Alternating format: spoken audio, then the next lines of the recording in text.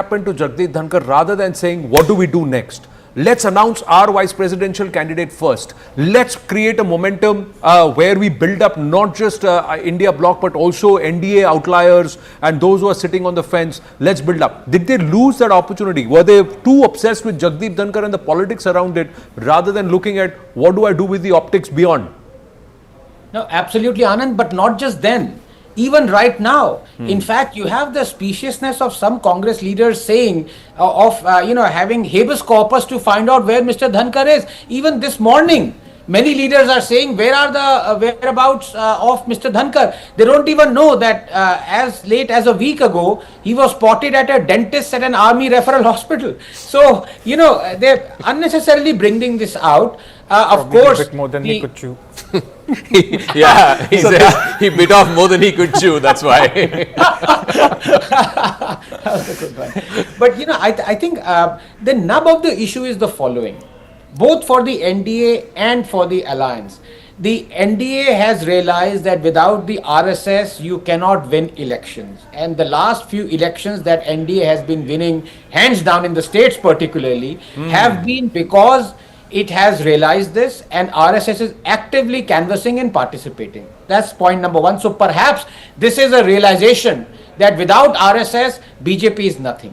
As far as the opposition is concerned, they turned the tables. They are saying, we hate this candidate because the candidate has a RSS background. You need to save the constitution. I challenge them to tell me one thing where the constitution has been put in peril by the NDA. Just one instance. No, not just that. We don't even need to get into that argument. If they knew that the numbers were against them, they could have picked a candidate who has an erstwhile RSS background, but has had Congress or India Alliance leanings, and then try to split the ranks, and then to create confusion among the ranks. That's what you would want to do in politics. Pallavi has caught up with Akhilesh Yadav, so another silent person. And they are also quietly doing their work in Uttar Pradesh, and somewhere many believe that he was far more articulate than some of the other leaders, including the LOP, in the Operation Sindoor debate. Let's see what Akhilesh Yadav had to say.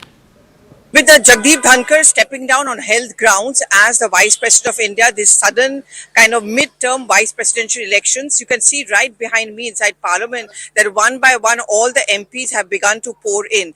The voting, as we know, begins sharp at 10 p.m. and it's going to carry on till evening, and 6 p.m. is when the counting will actually begin. The numbers are not too much of an issue. You can see all the MPs right just coming behind me. The numbers are not really an issue. But look at the kind of pitch. If there is going to be any amount of cross voting, whether there's going to be a dilemma as far as the opposition parties are concerned, and whether it's going to be seen as a vote on ideology. That is exactly how the India bloc is now trying to project the entire, that we may not have the numbers, but क्या ये ideology की लड़ाई है? क्योंकि आपके पास तो numbers है नहीं. आपको कैसे पता? अब अगर आप आंकड़े देखें, आपको कैसे पता? अगर आप आंकड़े देखें ना, नहीं आंकड़े तो ठीक है, लेकिन ये वोट तो अंतर आत्मा के उस पे पड़ता है, और दूसरा पूरा देश ही जानता है कि भारतीय जनता पार्टी इस्तेमाली पार्टी है। पहले इस्तेमाल करो फिर बर्बाद करो, पहले इस्तेमाल करो फिर बर्बाद करो। भाई हमारे वाइस प्रेसिडेंट जो खोए हुए हैं उनके साथ भी यही हुआ। So this is the inner voice. This is the Atma ki Awaaz. That is how the opposition parties are pitching. As I said, they are going to call it about a fight for the constitutional principles. They're going to call it as a fight for the democratic norms. But clearly, there is no second guess over here. The numbers are clearly stacked heavily in favor of the NDA. Hand it to Akhilesh Yadav. Look at the spin that he gives on it. No, आपको कैसे पता हमारे पास ना? That's what. No, and he's called it Antaratma ki ladai. And if it is about Antaratma ki ladai, then many opposition MPs will have to look into their Antaratma and see if the person of their calling is Justice Reddy. Justice Reddy spoke just a moments ago. Let's play out that interview and then we'll go back to our guests. आपके उम्मीदवार कह रहे विपक्ष में जो वो कह रहे हैं कि उनकी जीत होगी, राधाकृष्णन जी की। चलो justice Sudarshan is going to win. Justice Sudarshan जीत। चलो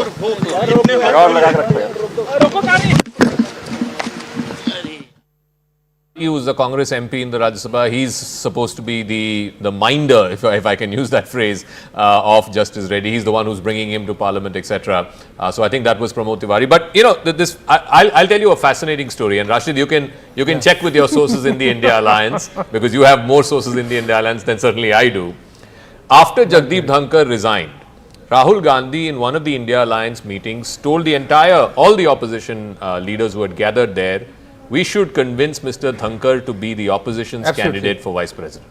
And I think Mr. Kapil Sibal was deployed also for that purpose, and that's why Kapil Sibal later on said that, you know, Dhankhar is not traceable, etc. Once again, so there was no problem about his outspokenness, him being a BJP agent, RSS agent. They even brought a vote against him in the Rajya Sabha to remove him from office. All of that is gone. If the leader of the opposition is willing to make a person as much hated in the opposition ranks as the former vice president was, as the opposition candidate, then what are you saying? Ideological fight, antaratma ki ladai hai? No, Zaka, we must understand, this is, you know, this is politics. Raj Narayan had defeated Indira Gandhi, the only Prime Minister who lost as Prime Minister.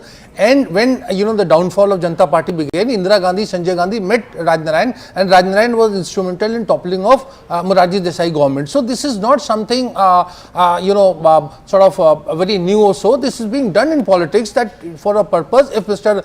You know, Dhankhar had, you know, had a sort of, no, but this is the vice president. So this is the vice president against whom Mr. Khadge stood there and said, I have no confidence in him. You had no confidence. I can go on. Kalyan Banerjee was nobody decried Kalyan Banerjee. So many people have spoken against Mr. Mody. No, speaking against Mody is different. Here you moved a new impeachment motion against the vice president, and then you say we'll go and back you because we want to spite spite Prime Minister Modi or the BJP. Politics is all about live and learn. No, sir. It is also about when you believe that you are taking an idealistic position. No, I'm not taking an idealistic position. I'm saying live and let the BJP learn.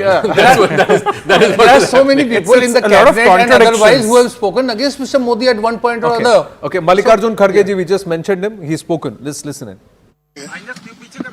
जो vice president candidate हैं वो जीतने की सभी संभावनाएं हैं, इसीलिए सारे पार्टियां कोशिश कर रहे हैं कि लोकतंत्र में हम सभी लोग एक होकर सुदर्शन रेड्डी जी को जिताना, यही एक अपना मकसद है.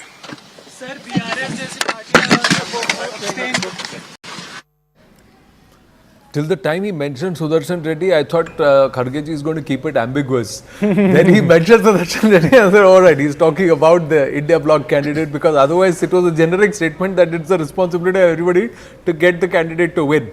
But Dr. Ranganathan, is it fair, unfair? Is the Congress party, should the Congress party and the Indie bloc be faulted for trying to say we will try and convince Jagdeep Dhankhar? And somewhere one also has to see that you may have had a fallout, you may not have had a fallout. But there is a certain discipline that you would follow as a candidate, as a cadre, and perhaps one has to credit Jagdeep Dhankhar ji that he's held his counsel, he's maintained his silence, he may speak whenever he chooses to, but he's not done anything out of spite if there was a certain fissure between him and the government of the day. No, Anand, that's PM Modi voting. Yeah, Ji, go ahead please. There's a new paraphrasing of the adage, an enemy of an enemy is a friend, the enemy of an enemy is a candidate. But not only a candidate, he is now the favorite panelist. If you look at Mr. Satpal Malik, he was the one who was criticized till the kingdom come. And the fact of the matter is, right now, he is the toast of the opposition in every panel just because he is virulently opposing Mr. Modi and all his policies and trying to divulge things that, I mean, the late Satyapal Malik, I'm just giving you an example. So, Mr. Rashid cannot be faulted for saying everything happens in politics.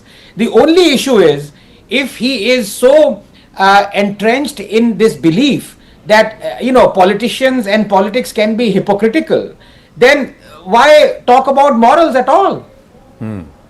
Yeah, we are on an election coverage, but just quick update on Nepal since everybody is keeping an eye on it, and just reading, the ME has issued a statement just now, viewers, just updating you on that.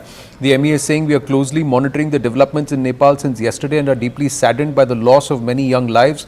Our thoughts and prayers are with families of the deceased. We also wish speedy recovery for those who are injured. As a close friend and neighbor, we hope that all concerned will exercise restraint and address any issues through peaceful means and dialogue. Lastly, most important, with the Indian nationals who are in Nepal, we've also taken note that authorities have imposed curfew in Kathmandu and several other cities in Nepal. Indian nationals in Nepal are advised to exercise caution and adhere to the steps and guidelines issued by the Nepali authorities. So let's hope for safety and perhaps return to normalcy in Nepal. But that also brings back to this question that under the perhaps the weakest when the BJP is Zaka, has Bharat emerged the most stable in the neighborhood also? And that is sort of the credit of the NDA and the Prime Minister. As somebody said, what couldn't happen in 303 has started happening in 240. 240. That's basically what has happened. So look, I come back to that point.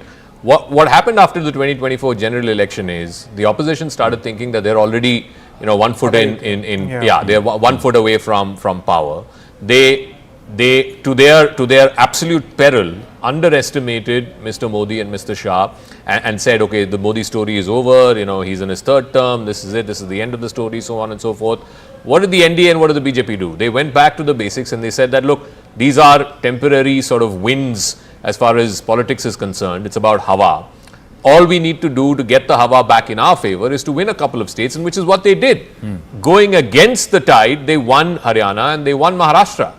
And then the opposition, did not know what hit them, have latched on to this whole vote chori business, which frankly the courts have heard the matter, the Bombay High Court has heard the matter and said there is no merit in the case. It's now pending before the Supreme Court. The issue simply is this. Is this the most resonant issue with the people of the country today? No, I frankly don't think vote chori is the number one issue that people are concerned about, even in Bihar, even where, SIR has become such a big talking point. It's gone all the way up to the court, and the court yesterday said, include Aadhaar as the 12th document. It's not proof of citizenship, but it's proof of identity. Fair enough. I mean, opposition scored a symbolic victory there. But ultimately, are you telling me, Rashid Kitwai, SIR is going to be the number one dominant issue for the average Bihari? No, I don't think so. No, but there are two things, Anand. One is, of course, about fact of the matter is that the process, that is the electoral process in parliamentary democracy, this must be above any suspicion. If people are having it, I think that's a serious issue that needs to be addressed. It's not about opposition, it's not about Rahul Gandhi. Second thing, on more practical ground, what you were saying, of course, it's been put to test on Bihar. And as I said, the outcome will determine whether the issue has some potency or not. So therefore, it will be going to be a kind of referendum. Now, what opposition is doing, it's trying to put, all eggs in one basket. That is a questionable strategy. I agree with you. But it is outcome in India that determines everything. See, this vice presidential election is 4 din ki chandni. You see, this is we are talking so much about number, and the Congress could have done this, opposition could have done. It's inconsequential in so to say, in a week's time from now. Everything will settle down. And it will be back to square one. Like that, then every but state Bihar election is not every state election. Then is it inconsequential? No. It's not right. The point is, in the run up to the election, when you are creating so much of Mumbai on ground, don't you want to create a certain amount of momentum? Then why disrupt Parliament? Why disrup Parliament? Why stop business? Got wiped out over why wipe out the entire session? That if it will be forgotten, ये session खत्म हो गया, सब भूल जाएंगे. Then why disrupt Parliament, Rashid? These are not 4 din ki chandni, as Rashid ji describes it. These are opportunities to build something block by block. If you are actually thinking of, your supporters call you the shadow PM and you have aspirations for 2029, every election matters. That is how the BJP functions. One second. And I don't think we need to wait for the Bihar results to see if the vote chori narrative is actually a referendum. You just look at the number of seats RJD would be willing to give to the Congress. If that number crosses 60, of the 240 odd seats, 60, 1/4, that means Congress is a serious player in Bihar. And I'll tell you something, Anand, Haryana was something where the Congress actually went into the election thinking they are winning the state. What happened on that morning on 8th October was absolutely unprecedented. Correct. That flip that happened around 9:30 AM. But after Haryana, Congress never even tried to recover. I'll tell you something very interesting. You know what happened after the 2024 elections when Congress got 99 seats? All over Delhi, posters started coming up, hoardings started coming up of aspirant MLAs for the Delhi elections, which were in February. They were confident that this is the comeback the Congress needed. From 99 seats, we'll go strength to strength. We'll go with Haryana. In Maharashtra, we'll get our alliance together, even though we're a second fiddle to the NCP and the Shiv Sena. But we'll come back to power in Delhi. Nothing of it happened. They missed out on Haryana and they just fell like a house of cards. Sometimes you misread the winds, but in this case, look at Bihar. Bihar, the poll dates have not yet been announced, and the heat of, or the perhaps the crescendo of the campaign and the effort that they wanted to put in Bihar, khap gaye sir already. That is why I'm saying the number of seats will matter. No, not just the number. All of them together in Bihar, जो माहौल बनाया उसके बाद छुट्टी मना के भी आ गए sir. No, my point is that does that mean your campaign is over even before the campaign has already that begun? has been a problem with Congress. I'm just saying. Is Rahul Gandhi 24/7 politician? No, I'm just saying. He's the leader of the opposition. He's characterized as a shadow prime minister. I mean, he's not a 24/7 Please understand, sir. If he had It's not like done understand, this sir. yatra, Please understand, sir. Go back to sir. I go back to my mass communication and advertising lessons, and one of the biggest brands was Avis. Okay, and Hertz. What did Avis say? We are number 2, so we work harder. We need to, because we are the challenger. We have to work double. The point is that you can't take a break and take a chutti. You cannot. Especially if you want to topple and if you want to set a narrative, you got to work double hard. This is it's good that both me and Zakar are being confused even with our voices and speaking. That means we are seamless. That's good. That's we'll take it as a compliment. But what I'm trying to has more hair than me. I tell you, Rahul Gandhi in the multiverse, Rahul Gandhi is a cricketing captain. He would get Shane want to bowl with the new ball. That is his problem. He peaks too early. He peaks too early. He always peaks too early. There are other connotations to that. I'm not going to get there. At 10:30 in the morning, the voting process is still going on. But Dr. Ranganathan, should there not be more intent if you really mean business that you are the alternative to the NDA and to Prime Minister Narendra Modi? On the other hand, Prime Minister Narendra Modi just days short of turning 75. September 17th, his 75th birthday, and look at the intent that he's showing. He's the first there. He's already made it clear. सबसे पहले vote मैं डालूंगा. Paper ballot is voting. हाँ, सो क्या वो तो VP poles ऐसे ही होता है सर. वीपी पोल 400 वोट डालने में भी आपको तकलीफ हो रही है. आपको तो you want 1.4 billion people to do paper ballot and then no vote chori will happen. Then again we need to get somebody with elephantine memory about how much vote chori happened when there were paper ballots and under whose ages it was done, especially in the Congress bastions. Let's not go there. Yes, Dr. Ranganathan. No, couple of points out here. Number one, what Rashid ji is saying that vote chori is an issue. It would have been 100 times more of an issue for me than for Rahul Gandhi or any of the opposition or any Indian, provided there was credence to the whole theory. Every allegation has been proven to be a lie or a gargantuan fake narrative. Each one of them. I mean, Rahul Gandhi saying that duplicate voters that were 20,000 helped BJP win Bangalore Central in Mahadevpura without realizing that there were 11,000 duplicate voters in Wayanad.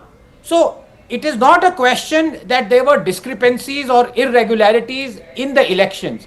The allegation were that EC is directly using those discrepancies and irregularities to help the BJP, which is bunkum. So the vote chori thing fell not because it wasn't happening, but because it wasn't happening to help a political party. Please realize the difference. And number two, I completely agree with Anand saying that the second party has to work harder, especially because, let's be honest, BJP, already called an election machine, has actually shifted gears in the last 1 year.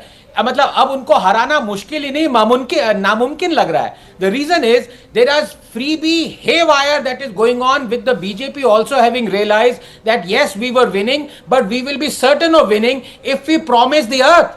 And they have not just promised the earth, they promised the moon. You look at in Haryana, where they were mocking Rahul Gandhi for saying that every agricultural produce should come under MSP. They promised the same thing. Look at Maharashtra, where they were mocking Rahul Gandhi, the Khatakat scheme, they promised the same thing. It doesn't matter to BJP right now that the states are under a cumulative debt of 90 lakh crores. It wants to win. Under those circumstances, I'm afraid vacations are out of order for Rahul Gandhi. No, not just. See, the point is also, if you're a smart politician, and as Rashid says, if you're a 24/7 politician, Rahul Gandhi, to be fair to him, for the last 7 years has been saying you need to rationalize GST, right? Rationalize the rates for the last 7 years. On the day that the government did and the days after that, Why is the Congress party not putting up posters all across the country saying, thank you, Rahul Gandhi, you got the government to rationalize rates, GST rates? This is how political credit taking happens. Yeah. This is politics. I mean, if you're in 24/7 politics, this is what Congress Karyakarta should have been doing. No, posters don't make you. I mean, you No, can't but whatever political credit for forcing the government to do this. Simple. He's a good yatri. He has done 1300 kilometers. Sir, You are saying he has gone too early. नहीं sir, आपने उसको Gabbar Singh tax कहा ना, तो उसके बाद आपने ये क्यों नहीं कहा कि कितने कैटेगरीज थे? सरकार 4, अब कितने कैटेगरीज हैं? सरकार 2, ये वो 2 थे. You know who goes on yatras? Pilgrims, not politicians. No. I think politicians are. But I'll tell you something very interesting, Zaka. No, the Congress actually tried to give the credit of the rationalization to Rahul Gandhi. Then they were reminded of their 2019 and 2024 manifestos, where they were actually advocating for a single rate in the GST structure. And that is where the entire credit-taking exercise fell apart.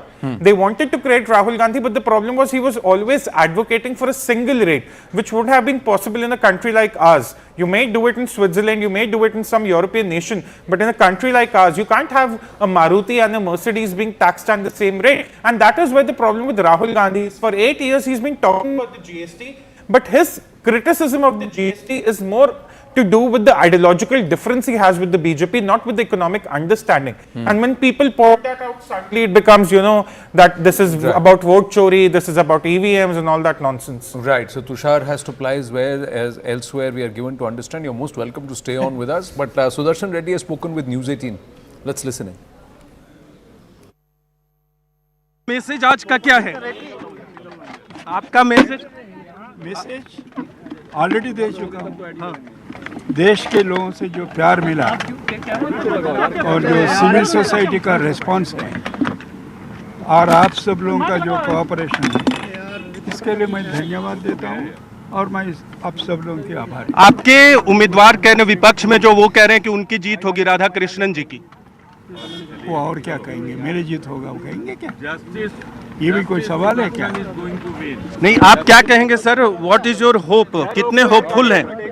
I am more than hopeful that I am going to win this election. आपने पिछली बार बातचीत में कहा था कि आपकी जीत होगी. अगली बार जब आप बात करेंगे तो उपराष्ट्रपति से बात करेंगे, हमसे बातचीत में बिल्कुल बात करेंगे. वो तो कल बात करेंगे ना.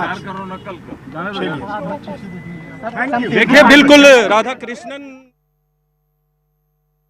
That conversation, Neeraj from News 18 India having that conversation and saying Sudarshan Reddy ji had said कि अगली बार बात करूँगा तो as vice president. So it's good to have that confidence. Will the numbers back? Now, what would you, let's ask our guests and of course Zaka, if the NDA manages 440 plus, would that be a serious victory despite them coming back, the BJP coming down more than 60 plus seats from their 303 tally? So because the last time around the numbers we put out, it was 522, before that it was 516. So this time if they get 440, will that be a significant gain despite their own numbers coming down? What it means is that there are parties in the opposition camp or there are MPs in the opposition camp who've cross-voted in favor of the NDA candidate. Vice versa also, if the opposition number, if Justice Sudarshan Reddy's number comes below 318, again it means the same thing. Certain opposition MPs have cross-voted. Now, I'm not a big fan of, things being secret, but for better or for worse, this is a secret ballot. Rashid Kidbhai, that's the process. That's how it has always been. Vice President election is a very curious mix of conscience vote and of course, the worldly wise sort party of functioning loyalties. of party loyalties. So therefore, I will not be Zaka, I will not be personally, I will not be surprised if the opposition numbers actually come down because worldly wise, gestures make a lot of difference. But ultimately, Zaka, I mean, this is more in TV studios with due respect that what is the numbers, it's the outcome that determines everything. As long as, the NDA candidate wins over 100 votes or so, I think things are going to be fine. You will say, can we just call up those numbers from 2022 and 2017? Jagdeep Dhankhar ji, when he won, viewers, the number was, if I remember, 522. Now, have a look at these numbers. So, it's about 528. That was the number for Jagdeep Dhankhar, and Margaret Alva ji had about 182. But this was a time when the NDA perhaps was at its strongest because of BJP at 303 and some of the others, and overall the tally was very, very strong. They also had had a lot of the allies who voted and they came in, and the opposition perhaps at its weakest. Now, if we go back a little to 2017, in 2017, the BJP was at that time at 282. So, we had Venkaiah Naiduji at 516 compared to 244 for the for Rajmohan Gandhi. Gopal Krishnan. Gopal Krishnan Gandhi. My bad. So, Gopal Krishnan Gandhi. But 516. Now, in this one, if we look at the current numbers, what are the projected numbers, and let's come to that. It's the BJP at 241, at its weakest between 2014 to now, Anand Ranganathan. And also the number of allies within the NDA, some of them stronger, some of them weaker, some of them abstaining, some of them moving over to the India bloc. So there is a reshuffle of the numbers, and perhaps this is the time when the INDI bloc looks the strongest at this point. Can we have the current projections, today's ones, if you can put those numbers? And that's the, now here if the projections are at this point, the numbers if we look at it, 437. So nearly 440 is what the NDA is projected to win. Close to 320 is where the India bloc is projected to win. So 437 and 318. If the NDA holds on to this 437, Anand Ranganathan, or inches closer, because there are 15 independents, etc., who are sitting on the fence. Undecided, yeah. Now, if they swing that and if they reach 450, would you believe that this is a stronger win than 2017 or 2022? It's a double-edged sword. I mean, it's a stronger win, and you can see over the last 1 year the kind of decisions that Mr. Mody has taken. Many are saying he appears to be stronger than what he was when he had majority, and that is a normal, I would say, human psychology, that when you have good, large, bulk support, you take decisions that you possibly wouldn't have if you did not have that support, even if you were in majority. So yes, I take your point, but the other fact also, please remember, is that despite unbelievable acrimony between Didi and Mr. Dhankhar when he was the governor of Bengal, it was the TMC that abstained, if I'm not mistaken. Correct. So, you know, that immediately removed almost about 80 to 90 or possibly more votes from the opposition last time round. So 430, 450, it doesn't really matter. I agree with Shiji. I think it's a decent number. And if at all there would be a cross voting, then Mr. Radhakrishnan would win by a bigger margin. No, it's the messaging. It's the messaging कि दो फाड़ कहाँ पे है, fissures कहाँ पे है? Is it within the India bloc or is it within the NDA? PM Mody has tweeted Zaka about the picture about him voting. He's casting his ballot and also signing with in front of the polling agents. But your thoughts on these numbers and how it plays out? Look, like I said, the conversation that Payal and I had, I will make it public after the results come. But I have a feeling there will be significant. Like the secret ballot, it's a secret chat. But the contents of it, I promise I shall divulge the moment the results are made official. What are the contours that you can divulge? Just repeat. So these are fruits of power, actually. I think that number for Mr. Radhakrishnan will be well above 450, simply because there will be significant cross-voting of opposition MPs in favor of the NDA candidate. Raka, these are fruits of power. So this is not surprising. Actually, any political party that is in power or an alliance government, they always have this, capability and capacity to increase numbers, particularly when there is secret ballot, when there is conscience vote, and when there is worldly wise, political parties. So it's a combination. I will not be surprised at all. But what I'm saying is, it is not going to make much difference. Of course, it will make difference if the opposition member gets more than what it is, it is expected to win. But government getting more, side getting more votes, I will not be surprised. So Rashid ji के लिए विपक्ष टूटे तो खबर नहीं है, लेकिन सरकार टूटते हैं, सरकार, if there is a fissure there, then it is a bigger story. Yes. I think Rashid ji, with due respect, is already trying to cushion the realization that if the cross voting happens, then no doubt it would be embarrassing for the India alliance. I mean, of course, if you have, let's say, 30 to 40 votes that have gone the other side, then people have to explain why even during secret ballot, when you were expecting things to go your way, अंतरात्मा की कमी होगी. Still have got to check if Rahul Gandhi and Mallikarjun Kharge have turned up for voting. We'll try and get an update, because they were supposed to come by 10:15. Soon after the Prime Minister leaves. Prime Minister has left about 20-25 minutes ago. Kharge ji was on his way. We have not got pictures of Rahul Gandhi leaving. but we do get to see some of the other MPs moving. There's an older picture. We got Kangana Ranaut walking past the frame. Some of the other leaders have also walked. So the word is that Rahul Gandhi came back from Malaysia last night. So he will show up in Parliament. He will vote. When, we don't know. I mean, Congress reporters also don't know. But he will show up and he will vote because he's come back from his holiday. Rashid Kidwai. Yeah. So it's time till 5 p.m.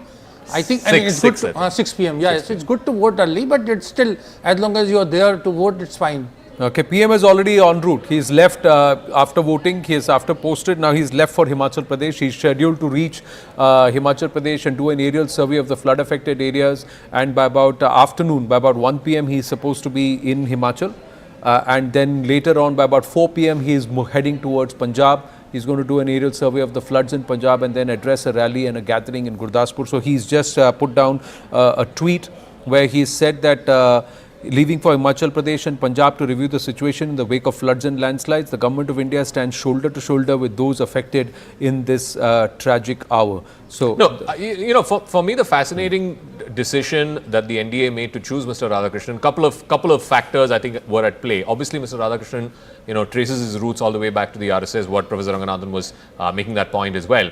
And I think the signaling also to the Sangh was that, look, there were issues in the 2024 election, we were not necessarily on the same page. Now we are picking your guy so that, we're back on the same page after Haryana, after Maharashtra. So I think it was a signaling there, number one. Number two, for me, what was absolutely fascinating was, before you get to the Tamil Nadu election, which is middle of next year, you still have the Bihar election where, one of the allies who's holding up the NDA 3.0, this is like a do or die battle for Nitish Kumar. I mean, I frankly think, this is going to be the hardest fought election for him in the last 10, 15 years that he's been in power. But the NDA has chosen to sort of, it's like Super Mario, right? You jump over the hedge, you go to the next election because either you're confident that you've got this ally locked in and you've got this election locked in. And the opposition, where again, to be fair to Rahul Gandhi, he was there in Bihar for 15 days, right? He was in Lankavi for 4. So Arunima has an interesting update. I'm just seeing it. She says that Swati Maliwal could be an extra vote in the NDA kitty. Possibly. She's an MP, so she may just Antaratma ki awaaz. She may just vote. No, so the point I was making was the NDA went with a candidate from a state where, frankly, as of today's situation, the BJP is probably not even the top 3, top 5 parties in that state. But they're making a statement. They're making a political statement. When the Prime Minister goes to campaign next year in Tamil Nadu, he will say that, look, we have sent a son of the soil from this state to the second highest constitutional position in this country. Like he keeps saying about the Sengol, right? But Zaka, your formulation is very high on optics, but very little on But politics is about optics. No, substance. No. Sir, I am saying if politics is not about optics, then what is politics about? We'll exchange notes when... In fact, if you were to do a word puzzle, Rashidji, optics, in the word politics, POLITICS, the word optics is contained in the word politics. I agree with you. But what I am saying is, for the BJP, it is more important to have some kind of alliance or have this thing understanding with captain or something like to be relevant in Tamil Nadu electorally. It's not that candidate or victory of vice president is going to make a material difference. That's my understanding. But I think it's very important how BJP fights Tamil Nadu election on the ground. Even if it is symbolic, and I agree with you, it might be optics, but optics counts for a hell of a lot. I mean, why are people ranting about Rahul Gandhi going off on a holiday to Lankavi? It's about optics. Nobody is saying it doesn't deserve a holiday. It's about if you're leader of the opposition, the optics of you, in the middle of a fight, going off to holiday for 3 days looks bad. Not really. It's a matter of perception. Actually, I mean, no. What material difference does it make? Please tell me in the vote in Bihar, or in the vote that is happening today. Whatever Rahul Gandhi does, because he's a public figure, he's a polarizing person also. There is no way that he can satisfy a lot of people. So whatever if he takes a 15-day yatra, we say he speak too early, electorally speaking, in election bound state, where the Congress is not a number 1 party. It is actually Tejaswi's election. We keep bringing Rahul Gandhi to the fore because Rahul Gandhi is the Congress party there since 1989 has not been in power. Professor Ranganathan, you can please weigh in on this. Look, I'm very clear in my head. In 2029, Rashid, are you telling me that the fight is not going to be between Mr. Mody and Mr. Gandhi? Probably the yes. two-faced. Yeah, So yeah, yeah. Then own up to it, na? If you're saying you're leader of the opposition, you're shadow prime minister, and leading a rally in Bihar for 16 days where you are numero uno, and then you're saying, no, it's not Rahul Gandhi's election, it is Tejasvi Yadav's election. Come on. No, what I'm saying is that Rahul Gandhi's perception in public life, it's there are people who like him, there are people who don't like him. There are. No, but that's the case with Mr. Precisely. Mody also. People like him and That people is what don't I'm like saying. him. So it's all about, so he cannot satisfy, he cannot cater to, he's entitled, I mean, to my mind, he's entitled for a 4-day holiday. Why not? I'm just asking a simple question. If he has a busy social life, it's good for him. Payal has just put this update. 22 trucks of relief material dispatched by the BJP Delhi government for flood impacted areas in Punjab that have already reached Jalandhar in Punjab. And Javeer Shergill, along with the district BJP president Sushil Sharma, General Secretary Ashok Sareen and others seen at the relief material control room, from where items like sandals, sanitary pads, medicines, mosquito nets, drinking water, folding beds, utensils will be dispatched to all districts impacted by floods. My question, Dr. Ranganathan, is Punjab Congress was always in power. They're also doing it. It was a strong thing. Should from Bihar Rahul Gandhi not have gone straight to Punjab before the Prime Minister goes there? Yeah.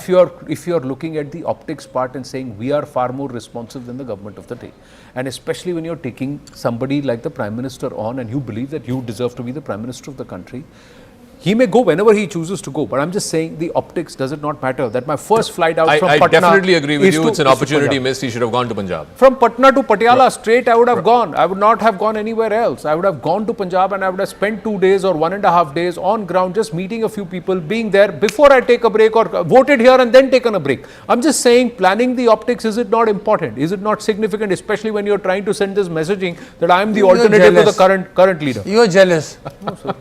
I'm not, sir. I'm looking at him. Yes, Dr. Ranganathan. No, a couple of points out here. I think it's a fantastic discussion and a sign of our times that we've become so cynical that we right now rightly believe, it is absolutely true, that optics plays a huge significant role in politics right now. And Zaka is absolutely right about the leapfrogging the Bihar elections and, choosing something in anticipation of the Tamil Nadu elections. Because let's remember, of course, I'm being very cynical out here, so I apologize if I'm, I hurt somebody's sentiments. But the fact of the matter is that Bhupen Hazarika ji was given Bharat Ratna just before the Assam elections. You had Pranab Mukherjee who was given Bharat Ratna just before the Bengal elections. So optics does matter. It matters to Narendra Modi, no doubt about it. So this is perplexing why he is leapfrog Bihar elections, as Zaka's question is very valid. But also let me now turn to Rahul Gandhi. I'll take 30 seconds. Rahul Gandhi also believes in optics. I mean, you've seen him plowing fields, you've seen him knee deep in water, you've seen him driving tractors. But here is the tragedy. We are collectively talking about and praising people who are doing flood relief, whereas we should have concentrated more on politicians who should have implemented policies that would have prevented floods. This flood in Punjab is because of mismanagement of both center and the state when it comes to taking care of embankments, when it comes to the doors of the dams being opened at the wrong time. All those things have been mismanaged by politicians, and now they are winning brownie points through optics by, knee deep in water and distributing relief. This is the tragedy of our times. No, that's true, but that's where Absolutely. again, I think Dr. Anand is optics. absolutely totally spot agree. on. That's Yeah. where again optics come into play. That what was not done is forgotten, what is being done is being seen. So it's again comes back to that. It's a tragic reality. The other part is those canals that have been built and canal systems that have been built for Punjab and Haryana could have been built for other states, and had the Indus Water Treaty been put in abeyance long time back, and the interlinking of rivers would happen. But we are digressing. Let's come back to what is linked to the polls today. The ballot boxes. The votes are being cast. A significant number of votes, we are given to understand, have been cast, Zaka, and by 6 p.m. till 6 p.m. this evening. There's voting till 6 p.m. and then they start counting. Because it's paper ballots and you have to count 700 plus, 750 plus, I think it'll take at least a couple of hours. So don't expect the results before 8 p.m., maybe even 9 p.m. Before the results are The finally possibility out. of confusion between the Reddy and Radhakrishnan. So can people stamp the wrong R and come back and say, oh no, I made this mistake? Let's ask they are in the studio. So there is no EVM there, so there is not going to be allegation. There are two Anands out here. No, there is also another R in Ranganathan there. So, oh yeah. So I think there is not going to be any confusion and all, and paper ballot is there, so there is not going to be any allegation of EVM being not functioning properly or anything like that. I think it's going to be very simple outcome. And Zaka, I don't think counting 700 votes would require 2 hours. I think it will come much. I think it takes a couple of hours. Anyway, we'll take a break, but our coverage continues on the other side. It's 1 hour into voting. There's another 6 plus 1, 7 more hours left of voting for the vice presidential election. Only MPs can vote, both from the Lok Sabha and the Rajya Sabha. There are 767 of them who will be taking part in the voting today. And there's no whip. There is no whip, so they can vote whichever way they want. Antaratma ki awaaz. So we'll take a short break, which is our Antaratma ki awaaz, but coverage continues on the other side.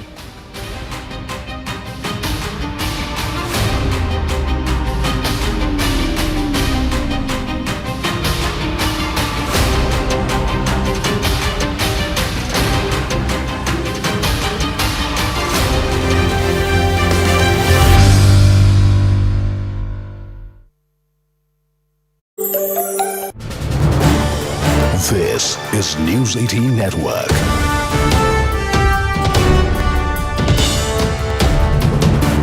India's largest news network. Informed the cabinet meeting held on Monday decided to open social media platforms in the country. He said that the social media has been operational since the cabinet made the decision. Now that is a big update that we are getting from Nepal, where the Nepalese government has lifted the ban on social media. As we know that massive protests were organized in Nepal under the Gen Z banner, and we are joined by Siddhant Mishra on this broadcast. Siddhant, now that the Nepal government has lifted the ban on social media, does this mean that the government is under immense pressure? Well, government was under the immense pressure, and in fact, the scenes yesterday in Kathmandu perhaps has put government in a lot of pressure. So initially, they said that there's going to be no revocation on the ban on the social media apps, but there was a cabinet meeting which was convened by Prime Minister Ooli. And in fact, in that meeting, this decision has been taken to lift the ban on the social media apps. So the decision was taken at around 9 p.m. In the cabinet meeting yesterday, and at around 11 p.m. The applications started working. So the main point of contention, the main issue has been resolved by the Nepalese government. But first, there are other issues also, which includes corruption, nepotism. Perhaps that was also those issues were also the reason why these youngsters came to the road to protest. So situation still remains tense. The area around Parliament and the main areas in Kathmandu have been cleared by the authorities, but in the streets and in by-lanes, the protest is still going on. So next 48 hours are going to be very, very crucial for Nepal, since a major decision has been made. The ban has been revoked on the social media applications. So whether the Gen Z group will end the protest or they will continue with the protest, taking forward their other demands. So that would really be interesting to see. But 19 people have lost their lives, harsh. More than 300 are injured. Yesterday, authorities had to resort to rubber bullets and tear gas on the protesters to disperse them. So situation remains tense, and as I said, the 19 people have died. The Home Minister has already submitted the resignation. So there is still a pressure on the government when it comes to the other demands. But so far, the main issue, the main point of contention has been resolved. Right, Siddhant. Thank you, Siddhant, for gathering all that. Now, my colleague Rahul Shiv Shankar spoke to ex-envoy to Nepal, Vijay Kant Karna. Listen in. This is News 18 Network.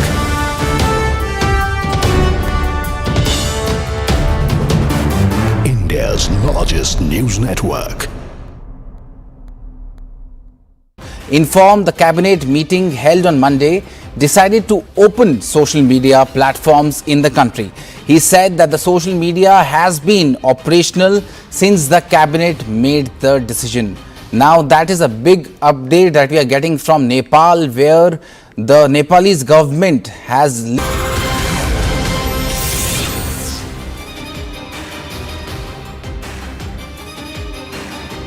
It's all about the ballot box and the numbers. They're stacked in favor of the NDA candidate, Mr. Radhakrishnan. But one would also want to see, as the voting process is underway, whether or not there are those within the India bloc who switch over. If the NDA candidate polls more than 450 votes, that means there has been some amount of cross-voting. If the reverse happens, if the India bloc candidate polls more than 320 votes, that means there are those within the NDA who have voted for the India bloc. If Rahul Gandhi, leader opposition, along with Sonia Gandhi and Mallikarjun Kharge, the Congress president, are present there, and they will be casting their ballot one by one. The voting process is underway. It's all MPs of the Rajya Sabha and the Lok Sabha who will come there and vote. It's only them. Comes to about a total of somewhere around 787, if my memory serves me right. We'll get to the numbers in a bit, viewers. But importantly, there is no whip. Hardeep Puri is present there. Nitin Gadkari is walking in. Anurag Thakur has come in already. So the NDA leaders showing a certain level of unity, because the polling agents are also from across the NDA parties, with the Shiv Sena, Chandrababu Naidu's TDP having representations, along with, of course, the BJP and the JDU. So there are multiple polling agents across the NDA to show the NDA unity. These are pictures of former Congress President Sonia Gandhi present there, along with Rahul Gandhi, the leader opposition, who's present there, and of course Mallikarjun Kharge, the Congress president. So they are confident that they will put up the right numbers, but will the India bloc be able to hold its flock together and have a significant number of votes to show a strength, despite the numbers being stacked in favor of the NDA currently? But can they bridge that gap? Can they narrow that gap? That's the big question. Even as some of the NDA stalwarts and tall leaders within the Mody Sarkar are also making their entry to cast their ballot. The procedure is very clear. Till 6 p.m. the voting is on, after which the counting of the ballots. It's all paper ballots, because you got to sign, mark it thing, and then also cast that ballot into that ballot box, which looks similar to what we've created for our viewers here to watch. Payal Mehta is with us. Payal, Pallavi Ghosh is with us. Pallavi, what's the update? How many votes have been cast? Is it a steady flow? Are all the MPs making good time across political parties? Well, something which we all have been waiting for, whether Rahul Gandhi is actually going to arrive to cast his vote. Well, he just has. And in fact, he just left the parliament premises as well without addressing the media. And you can see those pictures: Sonia Gandhi, Priyanka Gandhi Vadra, Rahul Gandhi, and of course Mr. Mallikarjun Kharge, and also a lot of Trinamool Congress MPs are there. So the India bloc is very much there. I haven't yet got hold of the official numbers of how many people have cast their vote across party lines. But going back, the kind of people coming in, the number of MPs coming in, it certainly has been a brisk voting. Early in the morning, the first one to do so was, of course, the Prime Minister of the country. And apart from that, you have all the plethora of the ministers, many BJP MPs. You can see, of course, people also from the other NDA MPs and ministers have cast their vote. So It seems that the first half is going to see a lot of brisk voting. And by 5 p.m., 5:30 is when there's going to be a close. And then by 6 p.m. is when the real picture begins, which is the counting of votes. Well, Pallavi, quickly, before we go across to Tom Vadakan, Sanjeev Srivastava and Anand Ranganathan, and also Rahul Shivshankar will be joining us in the studio. Pallavi, quickly, possibilities of cross-voting. NDA seems to be confident that they will have more than the numbers that are currently projected. So if the NDA gets beyond 440, if they get up to 450, will that mean it's a bigger win, because they would have then shown that the India bloc is fractured? Well, apart from those who are not technically a part of the opposition, the NDA, like the BRS who are abstaining, I think what is going to be very important to see whether there really is going to be a kind of a conscience vote. It could be difficult for some of the Trinamool, the Tamil Nadu MPs, whether they are going to indulge in cross-voting. I think we'll get a clear picture. But Payal has been giving us an assessment of the government's calculation. And if you go by what figure she's put out, it is very clear the possibility of a certain amount of cross-voting cannot be ruled out. So if that cross-voting happens, then the NDA will claim that the India bloc is fissured, there are divisions there, and it's real politics. It's also optics, viewers. And if we talk about the optics, then there is Mr. Radhakrishnan, there is Mr. Reddy, and then we have the third R in the studio now, that is Rahul.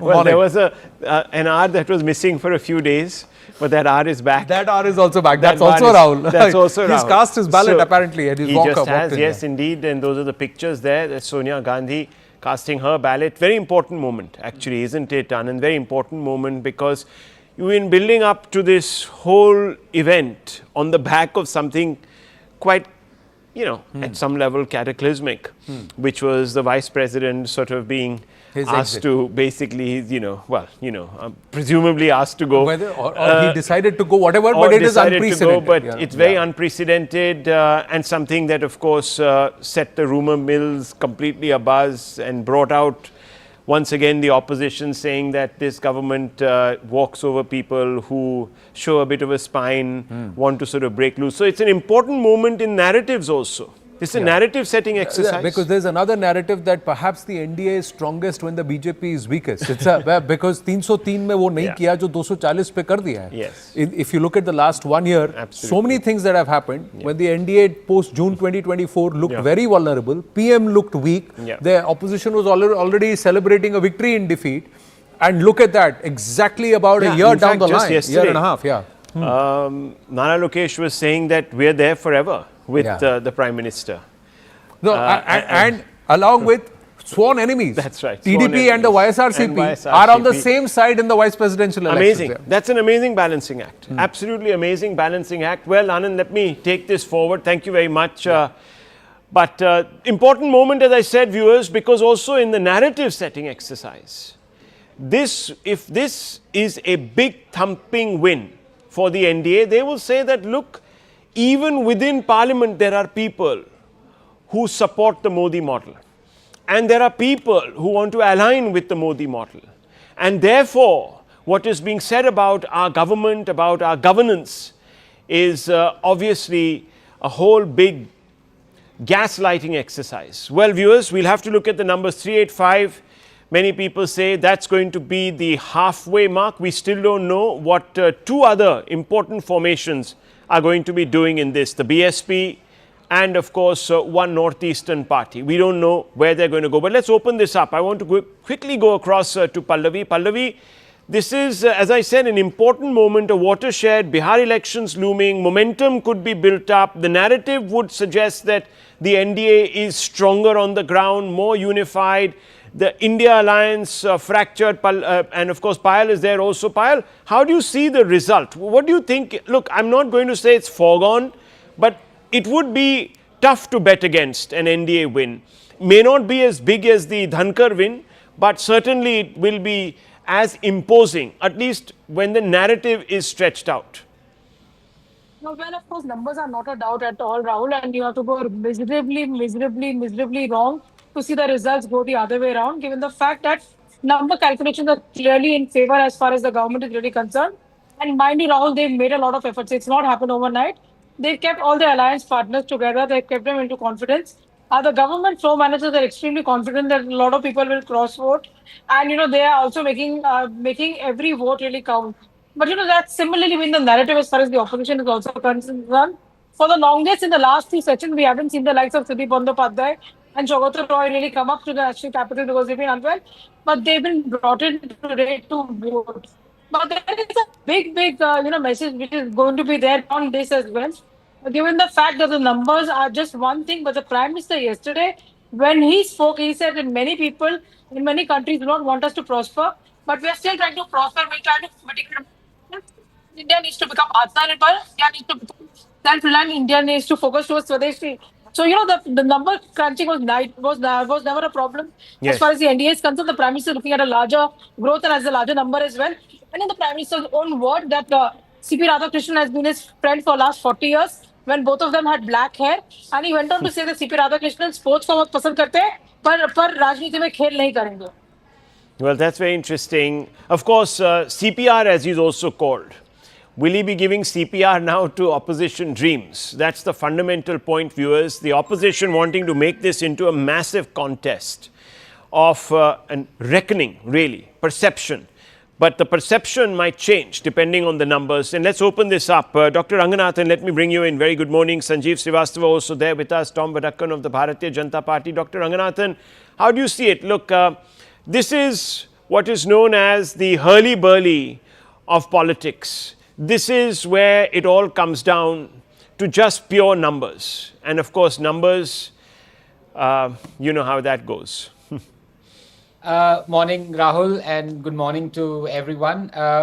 Yes, you're right in one sense, and also true that the VP election results have always gone as expected. I mean, it's never sprung a surprise. So I don't think this time round it's going to be any different. The only surprise could be a little bit of embarrassment for the opposition if there is cross voting, because of course, as you know, the secret ballot, and Mr. Radhakrishnan gets more votes than what he or the NDA anticipates. It might turn out to be true. But I think the opposition has missed a trick out here, especially Rahul Gandhi. I mean, in the last 2 years, all what we've heard from him, every time he takes the mic, is that Dalits, Adivasis, tribals, SC/STs or OBCs को उनका हक मिलना चाहिए. He has even gone to the extent of berating merit in favor of choosing Dalits and OBCs. So here I want to ask the Congress or its supporters, why is it that their candidate is not an OBC or a Dalit? That's a very valid point, Sanjeev Srivastava. Look, if it's all about optics, and politics has been defined by optics recently, optics are also called out when, for example, Rahul Gandhi decides to holiday in Langkawi and people say that that optically doesn't look good. Or when the Prime Minister goes out and doesn't visit, as many people have mentioned, Manipur. People say that, oh, that also means optically that the Prime Minister is not concerned about the situation in Manipur. So optics matter. Then I think Dr. Ranganathan's question is a very valid one. Oh yes, Rahul, I think he has made a valid point.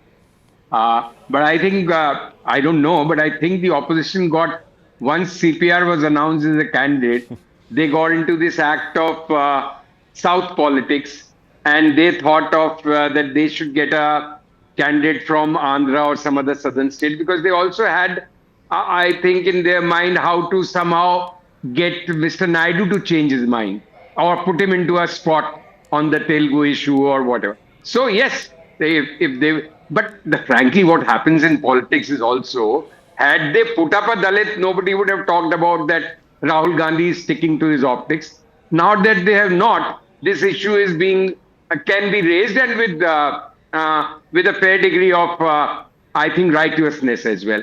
It makes sense. So optics have a role, but they have a role only up to a point. So by that logic, yes, they should have gone for it. I think the opposition has largely missed an opportunity on a different level. They should have somehow tried more to get parties like BJD, who have now no love lost with the BJP because of what has happened in Odisha. And remember, the last time the BJD voted for the NDA candidate, and this time they have chosen to abstain. If the opposition had managed to somehow persuade Mr. Naveen Patnaik and his party to come over to their side, that would have been a big moral victory for them. They would have still lost. I agree with you. You are wanting to say that their outcome is a foregone conclusion. But it is more or less, the writing is there on the wall, and it has to be, like Payal was earlier sending, that we have to go miserably wrong. I don't agree with the word miserably. We have to go dramatically wrong if some other result happens. So that's a likely. Cross-voting will definitely happen, and I already have a feeling that will be the talk of the town this evening once the result comes. But that is nothing very, I will not attach much significance if 10, 20 votes go here and there. That may be local compulsions, local issues. It won't really mean that NDA is much more mightier than the numbers show. And if the opposition gets for any reason, if they get more votes, it also doesn't mean that the NDA and Mr. Mody is weaker by that. This is a game, and the opposition has lost the plot before the game has started to play out in the voting. Interesting. The only thing which we have to remember, last point, is that Of course, everything has changed since the last VP election happened. The numbers were different. But definitely opposition will get more numbers this time than their last VP election. Well, 384 is the required number. That's what it is. Dr. Ranganathan, you were raising your hand. You wanted to make a point. Now, I was just saying this. Look, I find nothing wrong in the opposition candidate. I mean, Mr. Reddy has been Supreme Court judge, and he's, as far as merit is concerned, I mean, good luck to him. I'm just saying, showing the mirror to Rahul Gandhi and the opposition, because they are the ones who say that, merit doesn't really matter. What matters is haq for OBCs and Dalits. So here was an opportunity. And if my good friend Sanjeev ji, who agrees with me, not for the first time, but he's saying that they got carried away by the South issue, then they could not choose a OBC and a Dalit who's a South Indian? Yeah. No, I concede that point. My limited point was that optics are only as important as they are. They are not important beyond a point as well. So it becomes a good talking point now. Had they chosen a Dalit, if we wouldn't have got a talking point. If everyone was as sane as you, Mr. Srivastava, we would have had a better politics. Unfortunately, it won't work that way. Even a 5 or 10 advantage of votes. And a less exciting debate. Yeah, less exactly. Well, and let me tell you, viewers, whichever way you cut this, if the opposition ends up with 10 more votes, they're going to make a mighty meal of it. Yeah. Let me tell you, they're going to say that this is a complete vote against the BJP, and we told you there are enough people there who are malcontents. Yes. And that the only reason they're not speaking up against RSS, and the only reason they're not speaking up is because they fear the ED, the repercussions, this, that, the other. And if on the other hand you have 12 or 15 votes going the other way, you're going to have a mighty proclamation from the NDA saying that, see, we told you these guys don't walk the talk, people are unhappy. They have seen through Rahul Gandhi's politics. He's a leader of opposition. He commands no respect. People don't regard him as anything much more. The Mody model wins, Mr. Mody. So let me tell you, this will be contested in the galleries. Forget about anything else. But as you can see, viewers, lots of people coming in to cast their votes. All members of parliament, of course. That's Priyanka Gandhi. The Gandhis have been coming in one by one. We've just spoken, and I'm just going to come out to you, Tom Vadakkan, because it's going to be an interesting conversation. YSRCP Rajya Sabha member Vasudha Reddy has spoken to us, CNN News 18, and said Jagan Reddy is not a spineless person, that he will get scared of CBI cases or ED foisted in Congress rule. We have voted in national interest, our 11 votes crucial. We decided for NDA even before India Alliance candidate was announced. National interest, because CPR, the candidate for the NDA, has said a nationalist candidate is who I am. I'm nobody else beyond that. I'm just a nationalist candidate. And if Jagan Reddy is saying this is interesting, let's go straight across to this interview. We are joined live by Mr. Vasudha Reddy of the YSRCP, a party which is very closely watched in the vice president elections because their 11 MPs are voting for the NDA. So a lot of questions being asked by the opposition why the YSRCP is siding with the NDA when it's not a part of the either blocks. In the interest of the country, this is a prestigious election, constitutional highest position. Our party president has taken a decision to support NDA black candidate C P Radhakrishnan much before announcing his name itself. Keeping the view, the tradition, president and vice president's positions, one should get elected unanimously. At the time, NDA Black has not announced their candidature.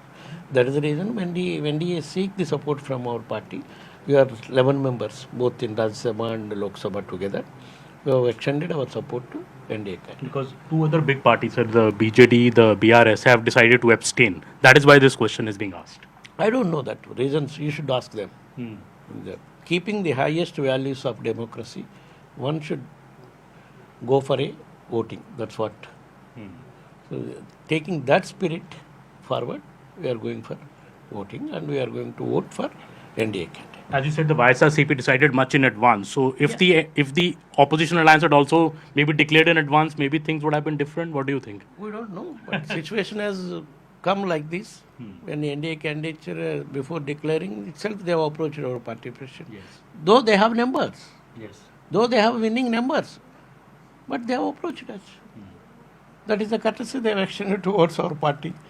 We should also acknowledge in the same manner that is the reason our party president has taken a decision. One comment, last one. Manikam Tagore from the Congress today commenting that Mr. Jagan Reddy is going with the NDA because he's fearing CBI cases against him. Arey Baba, Manikam Tagore, first let us know the facts that CBI cases were falsely implicated by your party. You have been facing that cases for last 14 years, not now. We are at opposition. Even in opposition, even in when we are in power also we are facing that cases. We never looked back. Jagan Mohan Reddy is not that much spineless person like your party people who have implicated by creating false cases. You have guts to face because we did nothing. All these cases are falsely implicated cases. Jagan Reddy has been facing falsely implicated cases foisted by the Congress party in their time. That is what the YSRCP is saying, and also saying they had decided much in advance, even before the India Alliance candidate came, that they will vote for the NDA. The 11 votes of the YSRCP are expected to even make the margin much bigger for Mr. Radhakrishnan in the vice president elections. Well, in fact, let's just go across to Aman for this. Aman, just paint a picture of what really are the stakes in this election. Well, see, Rahul, one thing is very clear. There are three key parties in this election. One is the YSRCP with 11 MPs. The other is the Biju Janata Dal with 7 MPs and the BRS with 4 MPs. The BRS and the BJD have decided to abstain. So 11 MPs of theirs are abstaining. But the YSRCP with 11 MPs is backing the NDA candidate. And this is raising a lot of question marks because Jagan Mohan Reddy has neither been in the NDA camp nor the INDI bloc. We just spoke to Mr. Subba Reddy, the conversation we played out, and Congress in the morning accusing the YSRCP of siding with the NDA because they say Jagan Mohan Reddy is fearing CBI action, CBI cases against him, to which now YSRCP is giving a very, very spirited counter-attack, saying that, these CBI cases against Jagan Reddy were actually foisted by the Congress party in their term. And Jagan Reddy has been fighting these cases for many, many years. Yeah, but YSRCP they remain, they a Damocles sword that hangs over Jagan Reddy's head. Just hold your thoughts for 30 seconds. I want to quickly bring in the BJP's response to this. Let me bring in Mr. Tom Vadakkan. Mr. Vadakkan, is that the reason why the YSRCP is suddenly in your camp? They could have abstained, but no, they seem to have made a complete shift. I think that was very clearly mentioned by the spokesman of the YRCP. He said that these allegations of ED and what have you, this has been going on from the Congress's time. And they are not people who are scared. And he has mentioned that this is national interest. And he had also said that their party had supported the candidature much before the announcement of the the reason I'm asking you is it's not as if the BJP has not been associated with nationalism or even the RSS, etc. So why is it suddenly dawned on the YSRCP that nationalism must be burnished, and the only way you can do so is by wholeheartedly supporting the NDA? Rahul, nationalism is the spirit across this country. The realization that what the Congress and the Alliance stands for is shocking. Take the case of Andaman Islands. Now, when there is development projected there, you have an article written by Sonia Gandhi and then tweeted by Rahul Gandhi. Wherever there is development, wherever India is doing well and India plans to do well, they have problems. So it is a chronic problem with the Congress party that they raise issues which are anti-India. So this realization has crystallized into huge nationalism across the board. Now let me also go a little further. You talked about optics. Now you had a Chief Justice, not Chief Justice, he was a Supreme Court judge. Yeah. And he's photographed with Lalu Prasad ji. What kind of a message is he sending? There were his brethren who supported him. And where are they? They have not said a word. And then remember what the Home Minister had pointed out on the Naxalite issue. What was his positions and what did he position he took against the Naxalites? So these are issues that people are thinking, and these are issues which will be discussed. And then Reddy Garu talks about the soul of democracy. I don't know what soul he is talking about, whether it's a shoe soul or a human soul. See, when you mix with people, and Okay. Lalu Prasad is not even a Look, voter. look, fine. Lalu Prasad obviously has been convicted, not a voter, not even in parliament, as you said. But Jagan Mohan Reddy has been called all sorts of things by the NDA. You just have to look at what Chandrababu Naidu has had to say about him over the last 2 years. And suddenly, being in your camp, he seems to have become a whitewashed leader. I mean, I do find this slightly jarring. But look, I'm going to take a very short break and I'm going to pick up this thread with you and the guests in just a few moments, because this thread of hypocrisy, viewers, runs across the board. Let me tell you that. We're right back.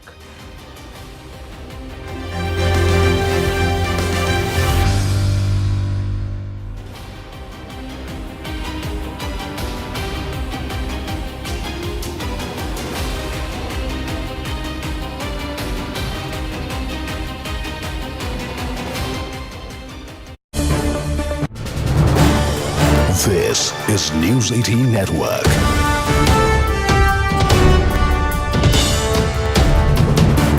India's largest news network. Informed the cabinet meeting held on Monday decided to open social media platforms in the country. He said that the social media has been operational since the cabinet made the decision. Now that is a big update that we are getting from Nepal, where the Nepalese government has lifted the ban on social media.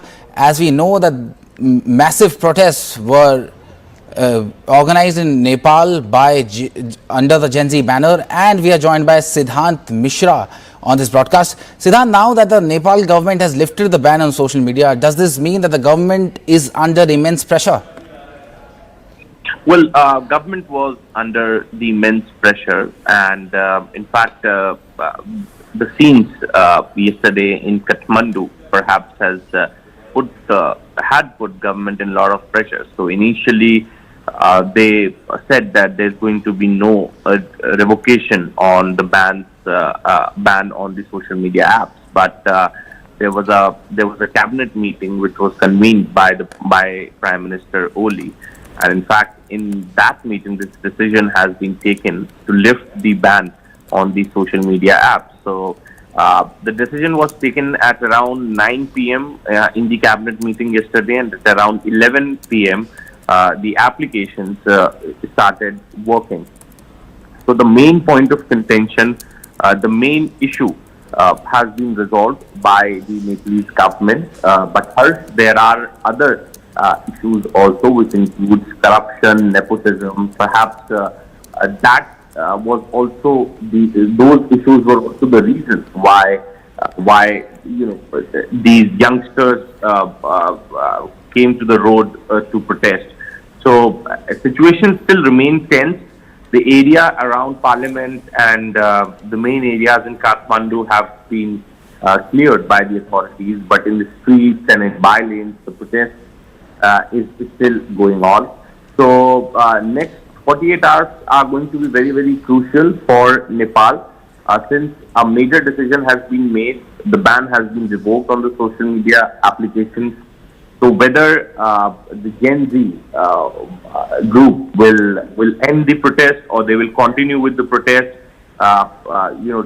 they are taking forward their other demands. So that would really be interesting to see. But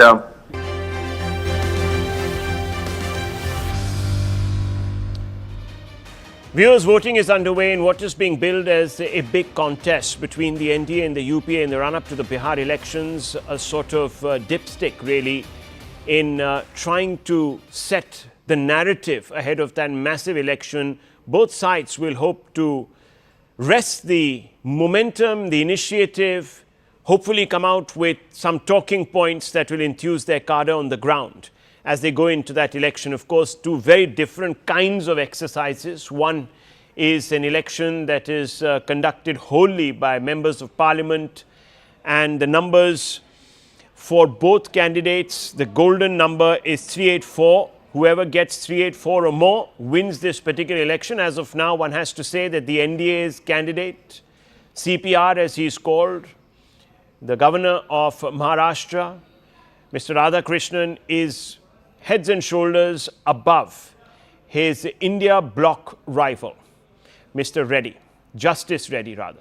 And viewers, as things stack, there is a lot of talk about cross voters and cross voting. Remember, this election is held without a whip being issued to anyone. So it's a conscience vote, and therefore MPs can legitimately cross vote. And that's what makes this contest interesting, because it tells you who really commands the attention of the House.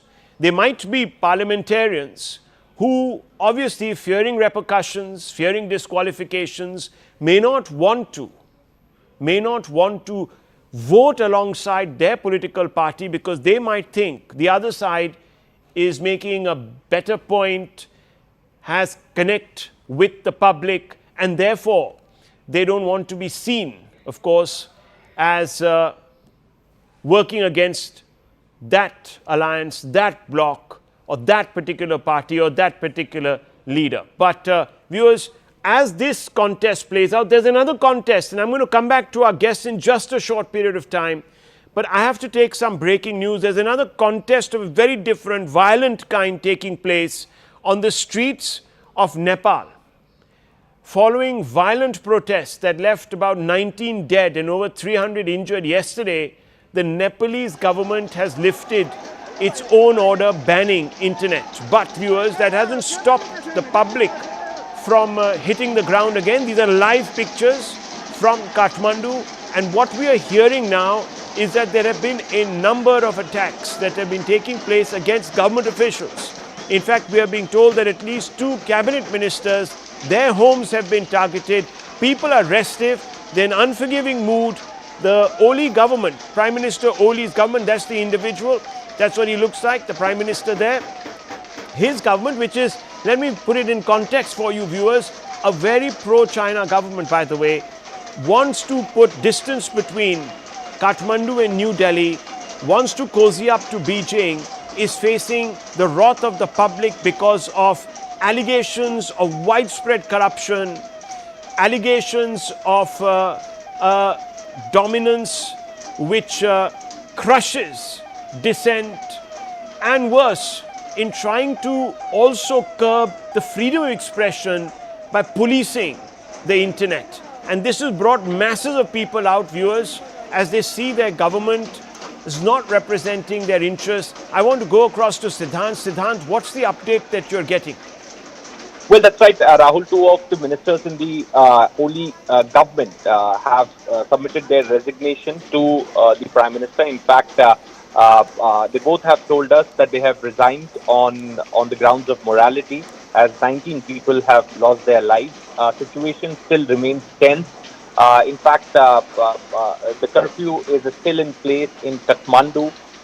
And in fact, as you rightly said, some of the senior ministers and former prime ministers' residences have also been targeted by the protesters. And what we could understand, Rahul, at this point in time is that protesters are on streets, and with each passing hour, there is a pressure increasing on Prime Minister Ooli to resign. But what we are picking from people close to Prime Minister Ooli is that he is not ready to resign, and perhaps he's going to continue as the Prime Minister. And till the time he will continue as the Prime Minister, this protest will continue. So yesterday, the ban on social media platforms was revoked, but that had very little impact on the ongoing protests, because protesters have to say that it was not only about the ban on the social media platform, but it also has to do with corruption, with nepotism in the government, rising unemployment cost of living, etc. So they say there are a lot of issues, and the Oli government has failed them miserably in last couple of years. So the protest is against the government. So right now, situation is tense as far as Kathmandu is concerned. In fact, Indian government has also come up with a statement, Rahul, and the Indian government has, Indian government says in the statement that we hope that all concerned will exercise restraint and address any issue through peaceful means and dialogue. Right. In fact, Indian government also advised Indian nationals in Nepal to exercise caution and adhere to the steps and guidelines issued by the Nepalese authority. So Indian government is monitoring the situation in Nepal very, very closely. And Rahul, this was in the making from a very long time. In fact, in February, we saw pro-monarchy campaign against the government. In fact, there was a demand for the return of monarchy in Nepal because people feel that democracy has failed them.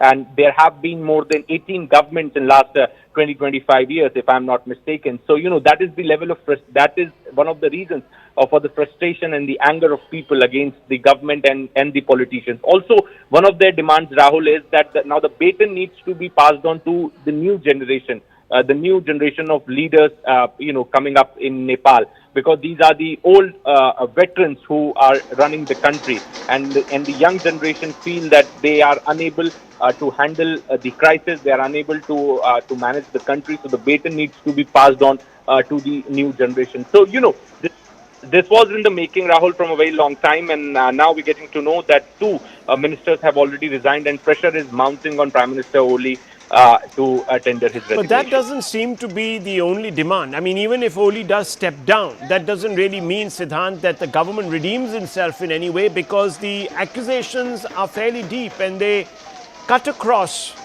many different cabinet members. There is talk that a large number of these individuals have been caught with their hand in the till or have their hand in the till, and worse, that they've all colluded to suppress the real aspirations of the people.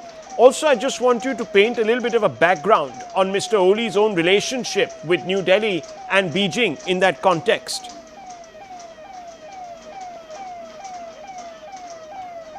Siddhant, are you there?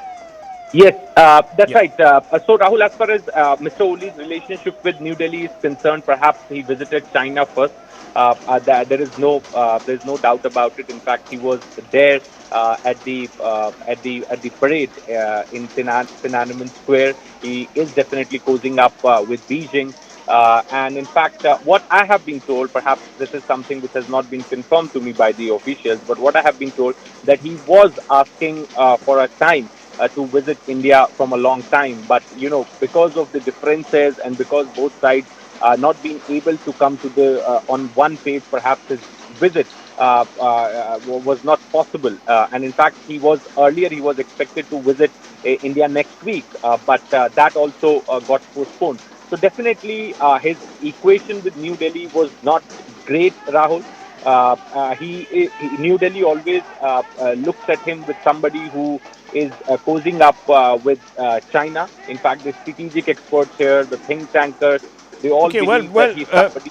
Siddhant, just hold your thoughts, because we're getting indications that Prime Minister Oli is likely to resign. They've already been buffeted by 3 resignations from among his cabinet. Home Minister Ramesh Lekhak, important member obviously, has quit. Agricultural Minister Ramnath Adhikari has also put in his papers. Pradeep Paudel, the Health Minister in the Oli government, has also put in. So these are weighty portfolio holders, and they've all thrown in the towel, saying that, look, we want to distance ourselves from this government that is made of kleptocrats, according to some individuals, nepotists and authoritarians. So you're seeing basically 3 ministers go. There might be others who want to quickly cauterize this and distance themselves from the crackdown. The crackdown yesterday that claimed almost, viewers, 24 lives, and that's a big number in a small country.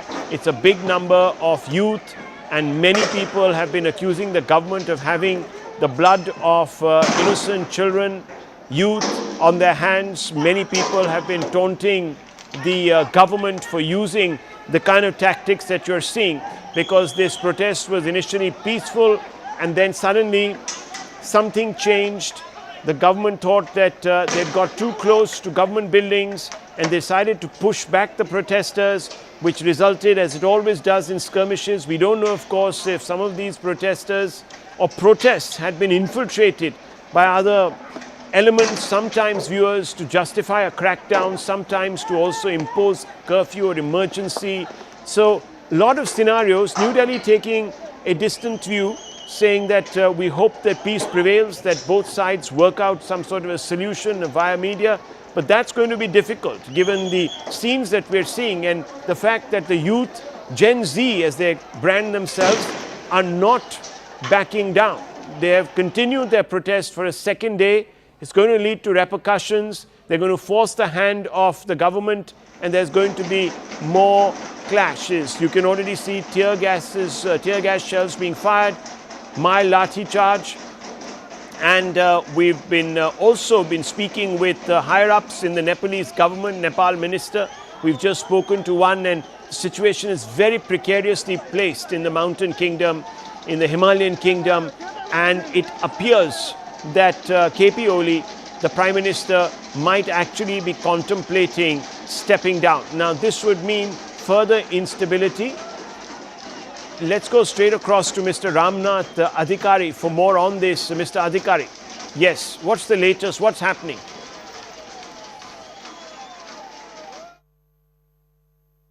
आपने resign कर दिया है sir? मैले राजीनामा दिएको छु। अच्छा, आपने राजीनामा दिया है? राजीनामा दिएको छु। मैले प्रधानमन्त्री कहाँ पुगेर राजीनामा दिन सकेको छैन। मैले सामाजिक सञ्जाल मार्फत राजीनामा दिएको घोषणा गरेको छु। ओके, तो आपकी पार्टी का अभी भी सपोर्ट है सरकार को या नहीं है? अरू सब कुरा मलाई जानकारी छैन। मैले नैतिकताका आधारमा राजीनामा दिएको छु सर। मैले यति मात्रै बोले। अच्छा, तो क्या अब आप चाहते हैं कि प्रधानमंत्री भी राजीनामा दें, इस्तीफा दें? थप कुरा म नगरौँ। हाँ जी, म थप कुरा नगरौँ। अच्छा, और आगे आपको क्या लगता है कि ये जो सरकार है ये बचेगी नेपाल में? धन्यवाद। म संघीय लोकतान्त्रिक गणतन्त्र प्रति विश्वास गर्ने एउटा कार्यकर्ता, नेपाली कांग्रेसको कार्यकर्ता भएका कारणले संघीय लोकतान्त्रिक गणतन्त्रको संस्थागत विकासका लागि लाग्छु। हालका लागि मैले राजीनामा दिएको छु। Well, let's go straight across to Anand. Anand, you're getting some updates. Siddhant has just spoken, and this is a CNN News 18 exclusive. Ramnath Adhikari, we just heard him. He has spoken in a mix of Nepali and Hindi, but he has said, I have given my Razinama. And this is soon after the Nepal Home Minister. So there is clear fissures within the Nepal government, and that means there is pressure on KP Sharma Ooli also to resign. And this is despite the social media ban being removed. But the protests are still on. It looks like matters have reached a tipping point, a boiling point, and things have spiraled beyond KP Sharma Oli's control. And we are seeing a Bangladesh redo, Rahul, in the region. So another region, another nation within the subcontinent that now sees perhaps an overturn of the elected government or the incumbent government because of protests spiraling onto the streets and led by youth. So there are a lot of boxes which are being ticked vis-a-vis what happened in Bangladesh, although the situation is different. And within Nepal, there has been pro-monarchy protests which have happened over the last month and a half or 2 months. Nepal has been constantly in protest mode for various reasons. Here it seems like Ami Nepal, which is a non-governmental, non-profit organization which was leading these protests and which was organizing these protests. It was supposed to be a peaceful gathering. The central government had given, Nepalese government had given permission for these protests, but things spiraled out of control because the authorities did not realize that there's going to be such a huge turnout. And the social media ban perhaps just was the final nail or the tipping point for the protests to burst onto the street. Now we are given to understand there are alternative candidates like Mr. Deuba, Sherbadur Deuba or Aruba Deuba, his wife, who could perhaps be the alternative candidate, and there could be a toppling of the government, the incumbent government, the current government in Nepal. Matters coming to a head in Nepal, and there are geopolitical signs. Many experts have pointed to a clear Western influence, given perhaps the growing Chinese influence in Nepal, and also a certain level of returning to roots within Nepal. There was a sentiment that they wanted to go back to its Hindu roots, its Hindu Rashtra, and also bring back the monarchy. So multiple narratives that are flowing, and there will be those who will dip in and try and profiteer from it. And these protests, which seemingly were inorganic or perhaps organic, now could be taken on, and there would be others who would then come in and appropriate these protests towards their political gain. So these are also developments that are happening, and where, of course, there is the other dynamic that have social media and big tech firms become so strong and so influential that they can topple governments. Those questions also being raised. But social media played a huge role in Nepal beyond just communication and dissemination of information. It was also a means of livelihood. Although it's just 1 or 2 days that these apps have been banned, so should the protests spill onto the streets because of that is another logical question that's being asked, Rahul. Multiple layers, but unprecedented situation here, and things are not in the control. It's very unusual for an army to shoot at people point blank on their foreheads. 13-year-olds, 16-year-olds, 18-year-olds, 20-year-olds have died because of shooting by the authorities, by the cops, by the security forces. Now, well, no doubt, Tiwari प्रदर्शन है, लोग सड़कों पे हैं। हाँ, यहाँ की senior journalist हैं जो कल पूरे प्रदर्शन में यहाँ पर जाबाजी से रिपोर्टिंग कर रही थी। एंजिला हमारे साथ यहाँ पर मौजूद है। आप कल के बारे में बताइए, कल की और आज की स्थिति में क्या फर्क मिल रहा है, थोड़ा चलते चलते हुए आइए। नहीं, वो क्या है कि कल का भी स्थिति तो यही था, लेकिन इतना नहीं था जो हमने सोचा है, जो अनुमान किया था। ऐसा हालत नहीं हो सकता है, लेकिन क्या है, यहाँ के सरकार फिर दमन कर रहे हैं, दमन कोशिश कर रहे हैं। यहाँ के प्रधानमंत्री वो इस्तीफा के खिलाफ में है। तो कल तो यहाँ के गृह मंत्री रमेश लेखक ने इस्तीफा दे दिया, लेकिन प्रधानमंत्री का इस्तीफा का इंतजार में अभी का जैन जी का आंदोलन है। वो इस्तीफा के लिए वो मन नहीं कर रहे, बिल्कुल इस्तीफा के वो इस्तीफा से गलत तरीका से चल रहे हैं, वो दमन कर रहे हैं। जब दमन करेगा तो विस्फोट। आप कल कहाँ फंस गए थे? आप कहाँ से रिपोर्टिंग कर रहे थे कल? मैं मेरे घर से निकल के मैं रिपोर्टिंग किया था। वो कोशिश है कि वहाँ से भी पुलिस ने फायर किया था। देख रहे हैं यहाँ पे एंजिला, यहाँ पे आग लगा रखी है। ये कौन सा इलाका है? ये किस तरफ रूट जाता है? वहाँ भी मेरे कैमरा से जरा दिखाएंगे, आप बोलते रहिए। ये तस्वीरें दिखाएंगे। ये बुढ़ा नीलकंठ एरिया है, जहाँ शेरबहादुर देवा अभी का जो कोलिशन गवर्नमेंट है, नेपाली कांग्रेस का सभापति शेरबहादुर देवा के इलाके मानते हैं ये एरिया, और अभी का परराष्ट्र मंत्री आरजू देवा का इलाका है। इसके लिए है वहाँ के घर, शेरबहादुर देवा और परराष्ट्र मंत्री के घर में भी आग लगा दिया है जैन जी ने। और आज का आंदोलन का नाराज अंदाज नहीं कर सकते हैं, लेखा जोखा नहीं है, क्या हो सकता है इसमें, क्या क्या है। अब फिर नेपाल की सरकार और नेपाल के गवर्नमेंट इसको सही तरीके से नहीं रहते हैं, एड्रेस नहीं करते हैं, तो इसके लेखा जोखा हिसाब किताब कोई देखा है। जो लेखक थे, जो यहाँ के गृह मंत्री हैं, कल उन्होंने नैतिक जिम्मेदारी ली, कांग्रेस के बड़े लीडर, और उन्होंने इस्तीफा दे दिया। फिर सूचना प्रसारण मंत्री को यह ऐलान करना पड़ा कि जो सोशल मीडिया पे बैन है उसे हटाया जा रहा है। कहीं ना कहीं सरकार को बैकफुट पे आना पड़ा, लेकिन बहुत देर से आया जब 20 लोगों की मौत हो गई, 18 से 20 लोगों की नहीं, ज्यादा है। यहाँ सिर्फ काठमांडू का 20 का आकलन है, और आंकड़ा है बाहर, काठमांडू के बाहर की सड़क में 20 से ज्यादा भी है। हो सकता है संख्या धीरे धीरे बढ़ रहा है। इसके लिए वो जोश में है, जो जांगर में है, वो आक्रोश में है। युवा लोग बहुत आक्रोश में थे, आज से बहुत आक्रोश में युवा लोग। आप देख सकते हैं रोड में टायर जलाकर आंदोलन को आगे बढ़ा रहे हैं। घर नेता के घर तोड़फोड़ कर दिया है। इसके लिए आज का आंदोलन का लेखा जोखा हिसाब किताब कोई नहीं है। ये बताइए, जेनजी ये रिवोल्यूशन जो है, इसको क्या कोई लीडर, कोई संगठन लीड कर रहा है कि ये आम लोगों का है, आम सिटीजन का है, युवाओं का है?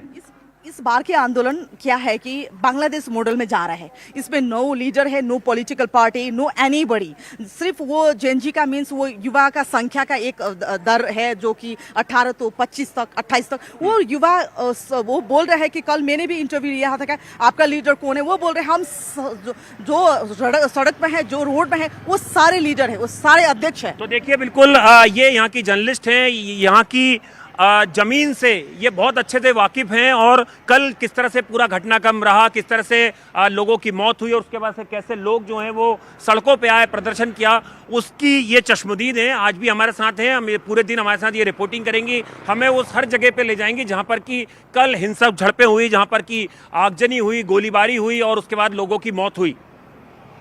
Well, let's very quickly, viewers, give you a bit of a backdrop of what really is transpiring. There has been a huge public backlash to the government of KP Ooli. KP Ooli, viewers, is a communist leader. He is part of the boss, really, of the Communist Party of Nepal.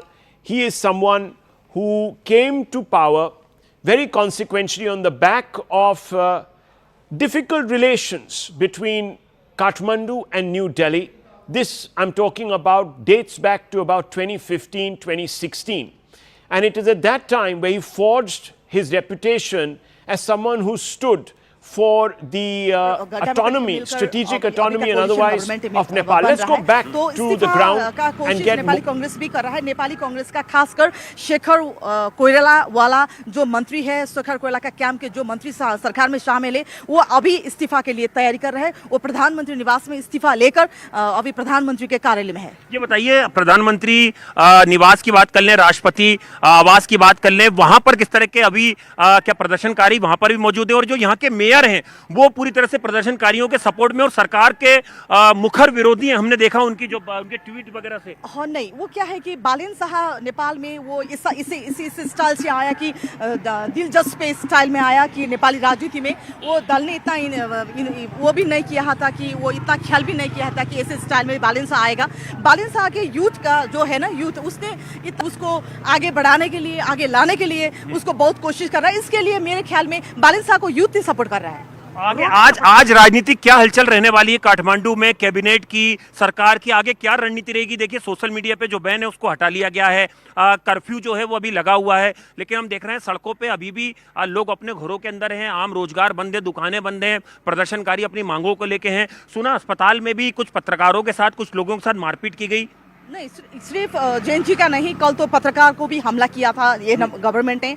तो आज से पत्रकार भी road में है. सिर्फ जैन जी का नहीं है, आज का आंदोलन का लेखा जोखा नहीं है, इसमें युवा बार नहीं है, इसमें कोई ही नहीं है.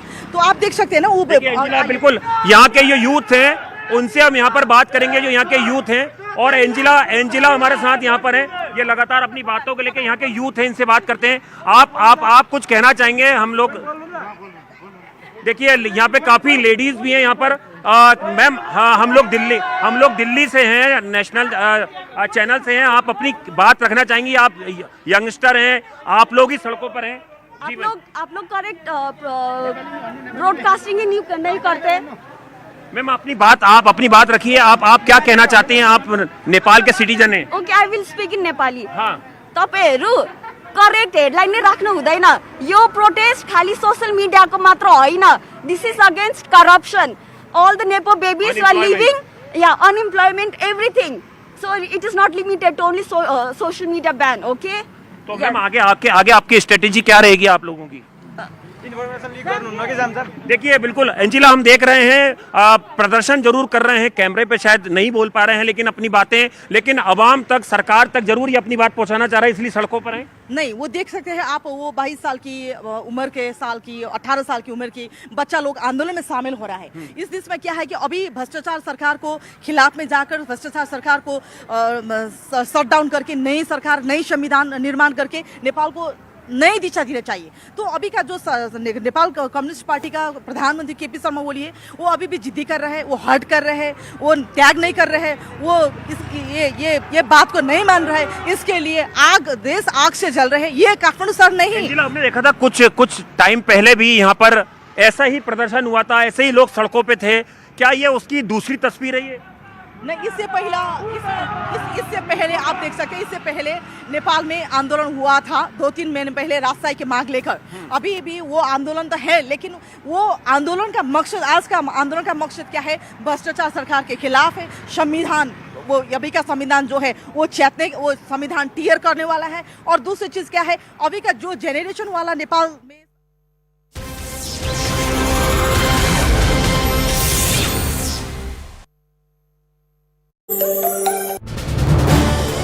This is News 18 Network.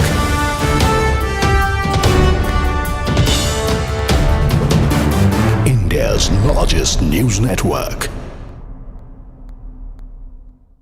informed the cabinet meeting held on Monday decided to open social media platforms in the country. He said that the social media has been operational since the cabinet made the decision. Now that is a big update that we are getting from Nepal, where the Nepalese government has lifted the ban on social media. As we know that massive protests were organized in Nepal by under the Gen Z banner, and we are joined by Siddhant Mishra on this broadcast. Siddhant, now that the Nepal government has lifted the ban on social media, does this mean that the government is under immense pressure?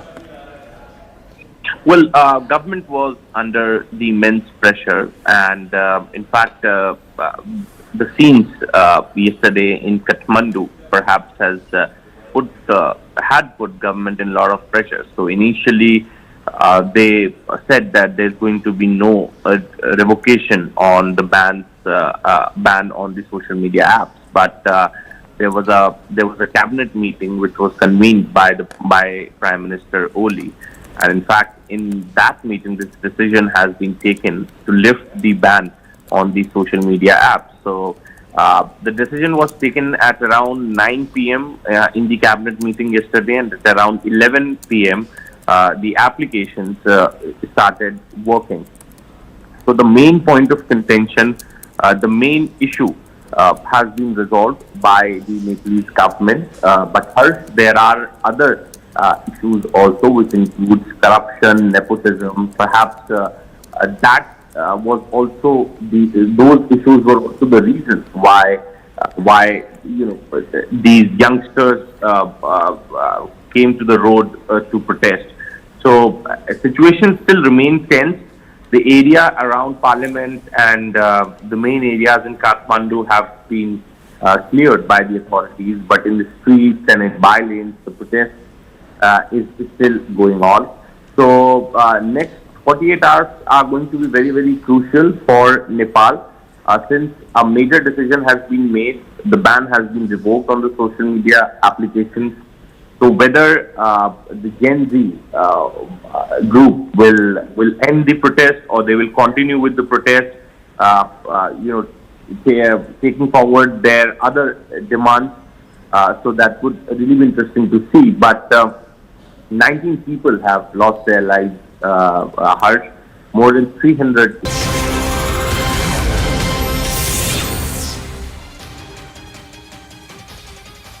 Thanks a lot for staying with CNN News 18. We're getting you the latest on the Nepal situation, which is spiraling out of control as it seems. Widespread protests continuing despite the fact that the government withdrew all of its notifications of regulations over social media and messaging apps, which means that the bans that came into effect have been lifted. But 3 senior ministers in the Nepalese cabinet have resigned. The unrest shows no signs of easing. Top government sources are blaming foreign NGOs for fueling the protests, which they say are driven by multiple factors. There are rumors of Prime Minister Oli's possible resignation, but sources close to him insist that he will stay, saying resignation is not the solution. They emphasize that past efforts have been made to manage the crisis, and Oli won't allow external forces to install a favourable government. Meanwhile, India has called for restraint and have issued advisory for Indian nationals in Nepal. Ritesh Tripathi is a senior journalist from Kathmandu joining us live. Ritesh, the situation politically seems to be spiraling out of control. Do you feel this government could be in danger? सरकार की सुरक्षा के बात तो बाद में है. अभी जो आक्रोश लोगों में दिख रहा है वो काफी ज्यादा है, क्योंकि कल का जो घटना हुआ है वो भयावह था, और लोगों के साथ जो ज्यादती हुआ है, खासकर जो बच्चे उसमें भाग ले रहे थे उनके साथ, वो लोग निहत्थे थे बच्चे, और शांतिपूर्ण ढंग से अपना बात रख रहे थे, प्रदर्शन कर रहे थे, उनको अंधाधुंध गोली मार दिया गया और 19 लोग उसमें जान चला गया. इसको लेकर अब जो है ये आंदोलन जेनजी का नहीं रहा, और एक तो विषय इसमें आ रहा है कि सोशल मीडिया को बैन कर लेके इसको ये प्रोटेस्ट शुरू, ऐसा नहीं है. नेपाल में जो है यहाँ के लोग रोजगारी नहीं होने की वजह से बाहर जाना पड़ता है काम करने के लिए, और युवा का पलायन का एक बहुत बड़ा सिलसिला है। वैसे ही यहाँ पे भ्रष्टाचार काफी ज्यादा है। इस तरह के मुद्दों को लेके जो है लोगों में आक्रोश है, उसका यह प्रस्फुटन है। सोशल मीडिया तो एक तो इमीडिएट कॉज रहा, उसका कोई खास महत्व नहीं रखता। मुख्य विषय है कि सरकार जो है भ्रष्टाचार को बढ़ावा दे रही है, ऐसा लोगों का मानना है। और मंत्री लोग जो है वो लोग अपने डिपार्टमेंटल जो उन लोग का सेक्टर है उसको हैंडल ठीक से नहीं कर पा रहे हैं, और उसमें करप्शन का मात्रा बढ़ गया है, यह लोगों का मानना है। तो अगर ये करप्शन और गवर्नेंस इश्यूज ही रीजन है, सोशल मीडिया बैन एक तरह से ट्रिगर रहा है इस प्रोटेस्ट के लिए, तो ये पूछना भी लाजमी है कि ये अभी क्यों हो रहा है प्रोटेस्ट? करप्शन और गवर्नेंस इश्यूज का जो गुस्सा है वो अभी क्यों निकल रहा है? ऐसा क्या हुआ पिछले दिनों में कि इतने मैसिव प्रोटेस्ट प्लान हो रहे हैं? नहीं, ऐसा ये जो असंतोष है ये लोग किसी न किसी बैनर को लोग खोज रहे हैं। जैसे कि इससे पहले राजावादी का जो आंदोलन हुआ था उसमें भी आम लोग जुड़ गए थे, जो इसको खास करके राजावादी दलों से कोई मतलब नहीं है, फिर भी लोग आ गए थे सड़क पे, क्योंकि लोगों के अंदर एक तो सस्टेनेबल रीजन है कि हाँ सरकार गलत कर रही है, सरकार हमारी सुनवाई नहीं कर रही है और देश को सही दिशा नहीं दे पा रही है। नेपाल जो है करीब करीब 2 दशक का सशस्त्र द्वंद्व से गुजरा हुआ है, और द्वंद्व के बाद जो है उसका बाद का जो लगभग 7-8 वर्ष का पीरियड रहा वो कॉन्स्टिट्यूशन मेकिंग का रहा। तो अब तो कॉन्स्टिट्यूशन बन चुका, कॉन्स्टिट्यूशन बना हुआ भी 10 साल हो गया, और 10 साल में जो स्टेबिलिटी आना चाहिए था, जो आर्थिक ग्रोथ होना चाहिए था, जो इम्प्लीमेंट बढ़ना चाहिए था, वो कुछ नहीं हो पाया है। सरकारें नहीं टिक पा रही है, सरकारें जो है आपका क्या कहते हैं संयुक्त सरकार बनता है और 1 साल भी पूरा नहीं कर पाता है, कभी यह अवस्था होता है। हालांकि पिछला सरकार तो 1 साल पूरा कर चुका है, इसका आयु है। और बहुत सारा अननेचुरल पॉलिटिकल प्रैक्टिसेस हो रहे हैं नेपाल में, जैसे कि नेपाल का पहला दल जो सबसे बड़ा सदन का दल है वह, और जो प्रमुख प्रतिपक्षी है, दोनों साथ में मिलकर गवर्नमेंट चला रहे हैं, ये कहीं नहीं होता है। तो इस तरह का जो अननेचुरल पॉलिटिकल प्रैक्टिसेस है उसके कारण लोगों में जो है गुस्सा है। ठीक है, आपने 2 बड़ा दल मिलकर भी बनाया हुआ है तो उसका नतीजा भी दिखना चाहिए, उसका नतीजा स्वरूप आपका आर्थिक ग्रोथ दिखना चाहिए, आपका यहाँ पे स्टेबिलिटी दिखना चाहिए, और थोड़ा सा फिजिकल कंस्ट्रक्शन का काम वगैरह दिखना चाहिए। कुछ नहीं हो पा रहा है, और टैक्सेशन इतना हाई है। आप मुझे लगता है साउथ एशिया में सबसे अधिक से टैक्स यहाँ पे नेपाल के लोग तीर रहे हैं, जबकि यहाँ का जीडीपी ग्रोथ कोई खास नहीं है, महंगाई बढ़ रही है, रोजमर्रा की चीजों के लिए लोग को ज्यादा पैसा तीरना पड़ रहा है। इन सब चीजों को लेकर काफी आक्रोश है। और लोग ये भी कह रहे हैं, रितेश जी, लोग ये भी कह रहे हैं कि आप देखें क्रोनोलॉजी तो पाकिस्तान में पहले इलेक्टेड गवर्नमेंट को गिराया गया, बांग्लादेश में हमने देखा है कि इलेक्टेड गवर्नमेंट के अगेंस्ट प्रोटेस्ट हुए, श्रीलंका में पहले उससे हुए हैं और अब नेपाल में हो रहे हैं। तो लोग कह रहे हैं कि ये एक ऑलमोस्ट पैटर्न बन रहा है इंडियन सब कॉन्टिनेंट में, तो उसको लेके भी क्या कोई कंसर्न्स है नेपाल में?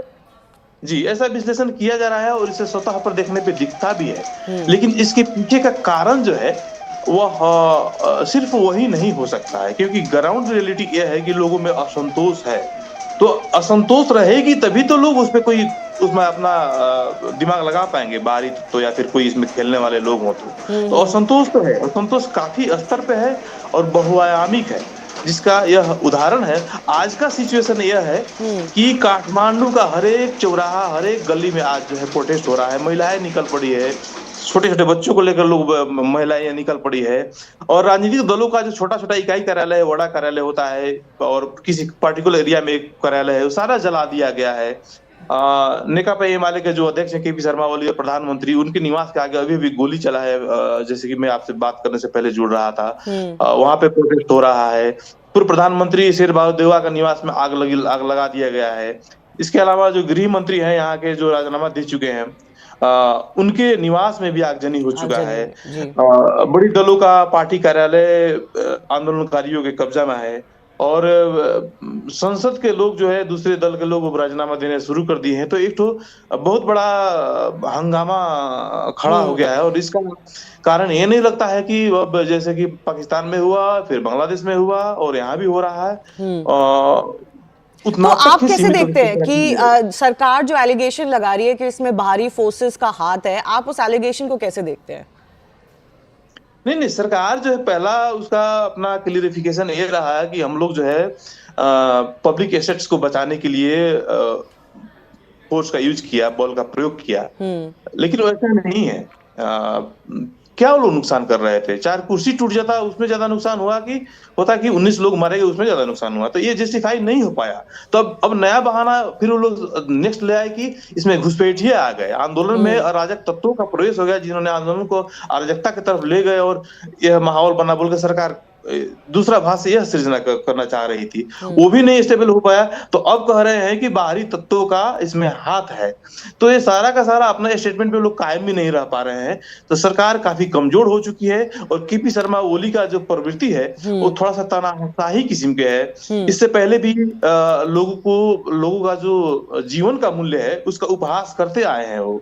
चाहे 72 आज से 10 साल पहले जब मधेश आंदोलन हुआ था तो उसमें लोग जब मारे जा रहे थे तो उन्होंने कहा था कि पेड़ से 2-4 आम गिरने से कोई फर्क नहीं पड़ता है। लोगों ने उसके बाद शांतिपूर्ण जो है एक चेन बना के सड़क पे प्रदर्शन किया, सैकड़ों किलोमीटर लंबा चेन बनाया, मानव श्रृंखला, उसको उन्होंने कहा कि ये मक्खियों का श्रृंखला है। तो ऐसे जो है आदमी का जो मानवीय मूल्य का जो अवमूल्यन करते आए हैं, इस बार भी किए हैं। जिन जिन लोगों ने जो अपना आंदोलन का घोषणा किया उसको लेकर उन्होंने कई उपहासपूर्ण स्टेटमेंट दिए। तो लोगों के प्रति है कि ये आदमी जो है जिम्मेवार नहीं है और ये आदमी जो है ठीक से भावनाओं को नहीं समझता है और यह असंवेदनशील व्यक्ति है, तो उसका गुस्सा भी है। There is though a very serious concern over the nature of these protests that we are witnessing in various countries in the Indian neighborhood, which is that a lot of them are violent. They're of course mass based, but a lot of them are turning violent against those who occupy seats of power. So we saw this in Pakistan, you know, people's houses, ministers' houses, others, ministers themselves, or those in party or of power, etc. were targeted. We've seen this in Sri Lanka when the economic crisis had worsened, and then of course in Bangladesh as well we had seen Sheikh Hasina's house being raided by so-called protesters. The nature and the manner of protests is coming under question. And Ritesh जी, आपको भी लगता है कि किसी भी protest को अपनी एक वैलिडिटी बनाए रखने के लिए और एक मॉरल हाई ग्राउंड बनाए रखने के लिए नॉन वायलेंट होना जरूरी है, और ये रास्ता बहुत जरूरी है यहाँ पे प्रोटेस्टर्स के लिए नेपाल में भी? जी बिल्कुल, इससे सहमत होना ही पड़ेगा, क्योंकि आप जब शांतिपूर्ण ढंग से अपने बातों को रखते हैं तो आपके पास एक तो नैतिक बल होता है, लेकिन जब आप वायलेंट हो जाते हैं तो वहां पे नैतिक बल समाप्त हो जाती है। लेकिन बात यह है कि इस बार जो लोग आंदोलन के लिए सड़क पे उतरे हैं वो लोग ट्रेंड राजनीतिक दल नहीं है। वे लोग किसी प्रशिक्षित कार्यकर्ता को सड़क पे नहीं उतारे हैं, न ही उनका संगठन है। बट उसका मतलब ये नहीं है कि आप वायलेंस कर सकते हैं ना, चाहे पार्टी के हैं या नहीं है। यही चीज तो मैं बोल रही हूँ, हर जगह जो सारे प्रोटेस्ट हुए हैं वहां पे सब कॉमन मासेस के ही प्रोटेस्ट कहे गए हैं, लेकिन उसका मतलब ये नहीं है कि आप वायलेंट हो जाएंगे या किसी को अटैक करेंगे, पब्लिक प्राइवेट प्रॉपर्टी। गुस्सा मैं मानती हूँ, but the legitimacy of the protest that you are talking about goes down if you see wide spread violence like this. नहीं तो एक क्या है कि जब आप जो आंदोलन का स्वरूप शुरू में रहा कल, तो शुरू में विद्यार्थियों ने क्या किया, इससे शुरू किया जाए तो बात समझ में आएगी। शुरू में उन्होंने नाच गान किया, गाना गा रहे थे, ताली बजा रहे थे और एक तो आंदोलन को शांतिपूर्ण ढंग से कैसे ले जा सकता सारा काम वो लोग कर रहे थे। उसके बाद पार्लियामेंट के आगे जाके उन्होंने प्रदर्शन शुरू किया और गेट के ऊपर 2-4 लोग चढ़े गए। उसके बाद सत्ता में रहे लोगों ने उसके बाद बल प्रयोग शुरू कर दिया। जैसे ही बल प्रयोग शुरू हुआ तो उसका रिएक्शन हुआ। तो आंदोलनकारियों का जो आपको दिख रहा है कि उन्होंने पब्लिक प्रॉपर्टी को क्षति किया या फिर कुछ दिख रहा होगा, तो वह जो है रिएक्शन में हुआ है। ये नहीं कि पहले उन्होंने शुरू किया है, यह राज्य की तरफ से हुआ है। और राज्य जो है ट्रेंड है, उसका लॉ है, उसका एक तो सिस्टम है और विधि से उसको चलना है। लेकिन क्राउड के पास तो कोई विधि नहीं है, विधान नहीं है, उसको तो आपको ही गाइड करना है। आपके देश की जनता है तो आंदोलनकारियों की सुरक्षा की जिम्मेदारी भी राज्य की ही बनती है। तो ये जो प्रोटेस्ट है इसको कहा जा रहा है कि ये जेनजी प्रोटेस्ट है, कि यूथ और युवा जो है वो इस प्रोटेस्ट में आगे बढ़कर आए हैं। क्या आपको क्या लगता है कि ये जेनजी प्रोटेस्ट है, यूथ लेड प्रोटेस्ट है, या ये अब कॉमन मासेस का प्रोटेस्ट हो गया है? कहाँ से शुरू हुआ, कहाँ पहुंच गया है? नहीं, हम यदि बात करें तो कल जिस तरह से आंदोलन शुरू हुआ विशुद्ध रूप से प्योरली जनजी प्रोटेस्ट था, उसमें नवयुवा लोग ही उसका नेतृत्व कर रहे थे, वही लोग डिजाइन कर रहे थे, वही लोग मास को हैंडल कर रहे थे, वही सहभागी थे, वही सब कुछ थे।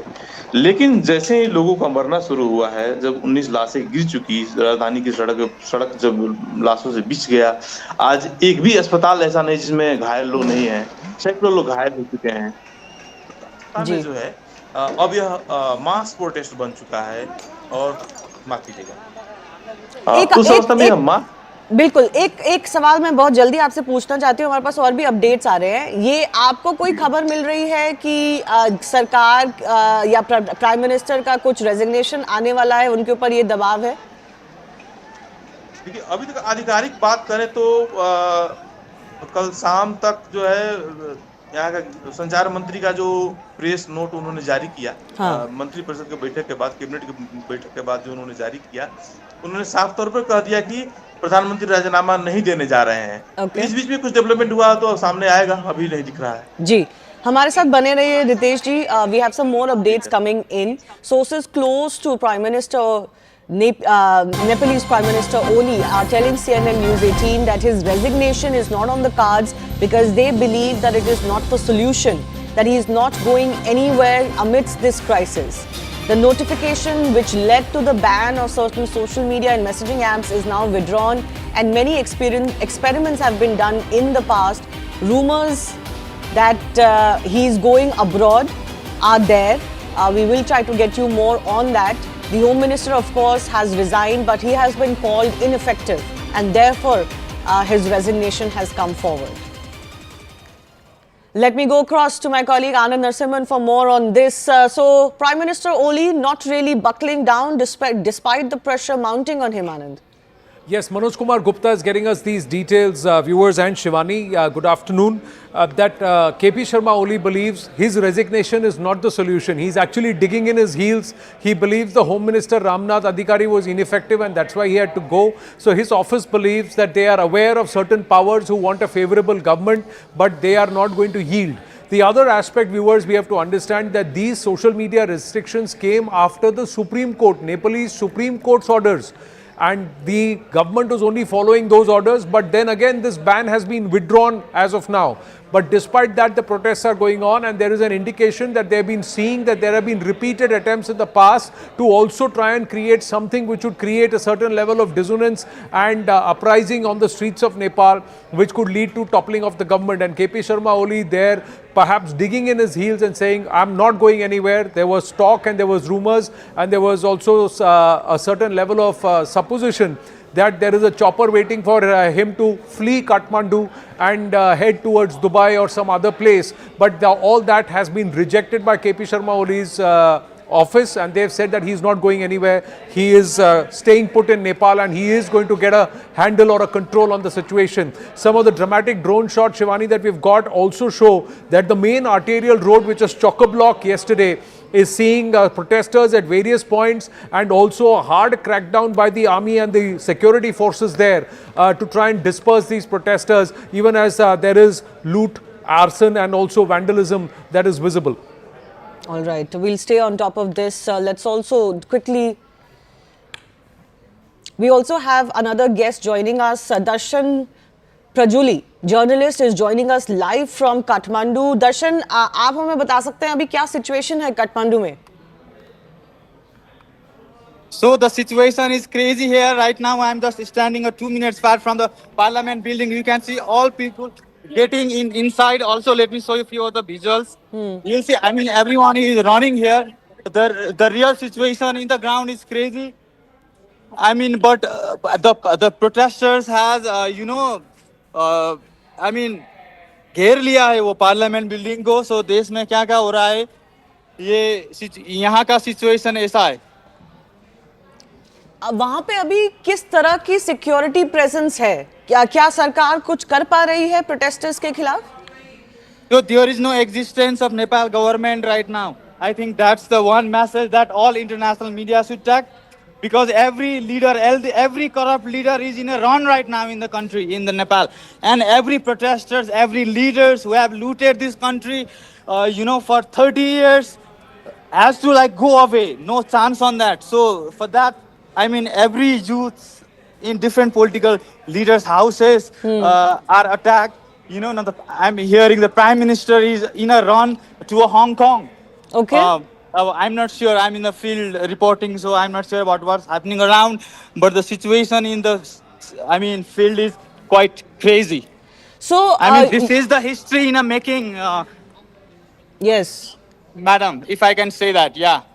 Yes, unprecedented sorts of protests in Kathmandu in Nepal. You're suggesting the Prime Minister could be leaving the country, quote unquote, fleeing the country in the middle of this crisis. What about his cabinet? Some of them have resigned. What about the other ministers? Yeah, I mean, few cabinets have already resigned. That we have heard from the news. Also, there are many protesters in all the ministers' houses present, like the Prachanda, Sher Bahadur Dewa, and the KP Sharma Ooli houses, right? So, I mean, there is, let's say, there is no government in Nepal right now. Government do not control the people of Nepal right now. That's what I'm witnessing. I think this is also a historical movement to witness this sort of situations. I mean, All being right. in the field. Darshan is reporting for us from Kathmandu, and there's a big update, which is he's suggesting that there is no government presence as far as the streets of Kathmandu is concerned. Former Home Minister of Nepal, Prem Bahadur, is joining us over the phone line. प्रेम बहादुर जी, हमसे बात करने के लिए बहुत बहुत धन्यवाद. आप क्या कहेंगे इस सिचुएशन के बारे में जो अभी काठमांडू में, नेपाल में चल रही है? मैं होम मिनिस्टर नहीं हूँ, former aviation minister. Yes, former aviation minister. Thank you. Sitting MP. जी, sitting MP. Yes, please go ahead Prem Bahadur जी.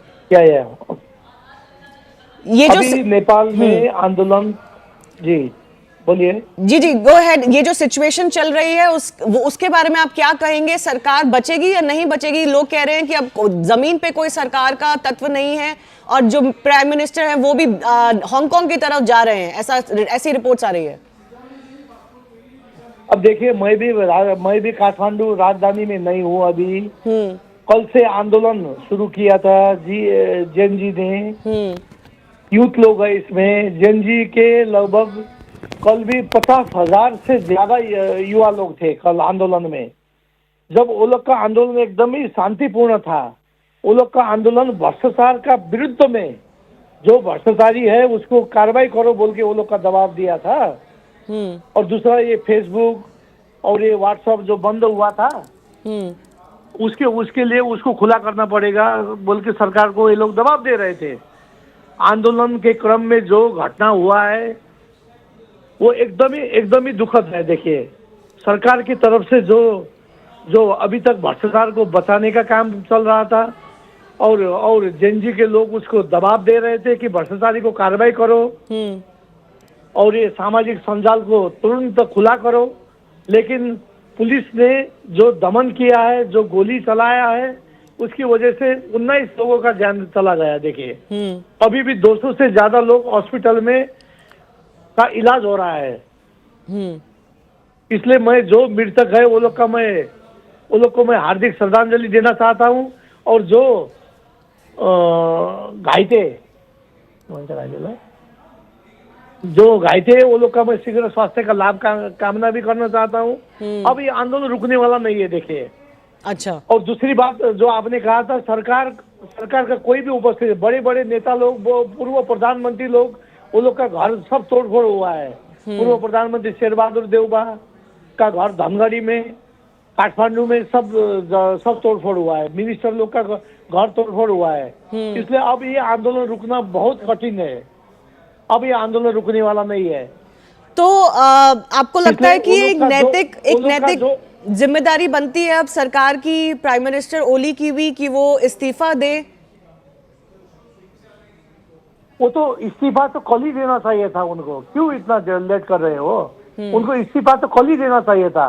क्योंकि यूथ लोग बेचारा 11-12 क्लास में पढ़ने वाले विद्यार्थी लोग, वो लोग अभी तक कभी भी आंदोलन वो लोग ने नहीं किया था. देखिए, ये पहली बार वो लोग भ्रष्टाचार के विरुद्ध में जो आंदोलन किया था, पहली बार में इतना सारे पुलिस ने कि पहला वार्निंग देना था.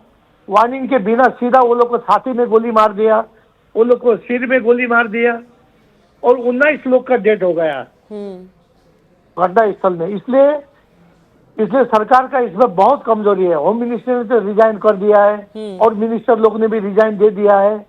अब मेरे ख्याल से अब प्राइम मिनिस्टर भी जल्दी रिजाइन कर देंगे आज शाम तक। आज शाम तक हमें कुछ ऐसी क्योंकि भी खबर सरकार किस लिए, सरकार जनता के लिए है। सरकार किस लिए बनता है? सरकार जनता के हित में काम करने के लिए बनता है ना। अब अभी भी मैं सिटिंग एमपी हूँ, मुझे जनता लोग ने चुन के भेजा है, मैं तो जनता के हित में काम करूंगा ना। अब जनता को गोली मारते रहेंगे तो कैसा सरकार होगा वो? तो सरकार कह रही है, खेदजनक है। देखिए, सरकार कह रही है कि इसमें कुछ बाहरी तत्वों का हाथ है और गवर्नमेंट को डिस्टेबलाइज करने का कुछ प्लान बनाया गया है फॉरेन एनजीओज वगैरह से। उसको आप कैसे देखते हैं? नहीं, उसको तो वो तो खाली वो गलत बात है, उसको तो मैं विश्वास नहीं करूंगा। आप भी मत करिए।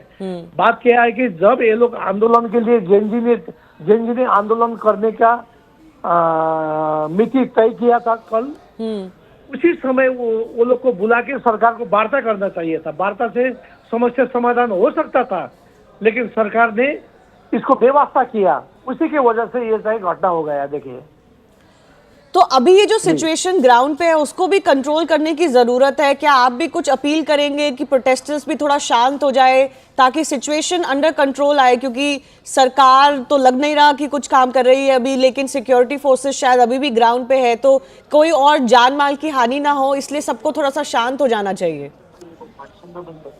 अब आंदोलन को शांत बनाने के लिए एक ही उपाय है। इनका जो मांग है जेनजी का, उसको सरकार तुरंत उसको चाहे पूरा करना पड़ेगा। अगर पूरा करेगा तो ये शांत हो जाएगा, नहीं तो ये आंदोलन कोई रोक नहीं पाएगा। ये बहुत बड़ा आंदोलन है। देखिए, क्या मांग है एग्जैक्टली मांग क्या है प्रोटेस्टर्स की? स्थिर सरकार के लिए ये लोग बोल रहे हैं। स्थिर सरकार, ये पहला का ये सरकार से नहीं होगा। अब नया सरकार के लिए ये लोग ने आह्वान किया है। Okay, all right. स्थिर सरकार और भ्रष्टाचार के विरुद्ध में सरकार बनना चाहिए बोल के ये लोग ने आह्वान किया है। तो ज्यादा करके बालन जी का नाम भी आ रहा है, मेयर का।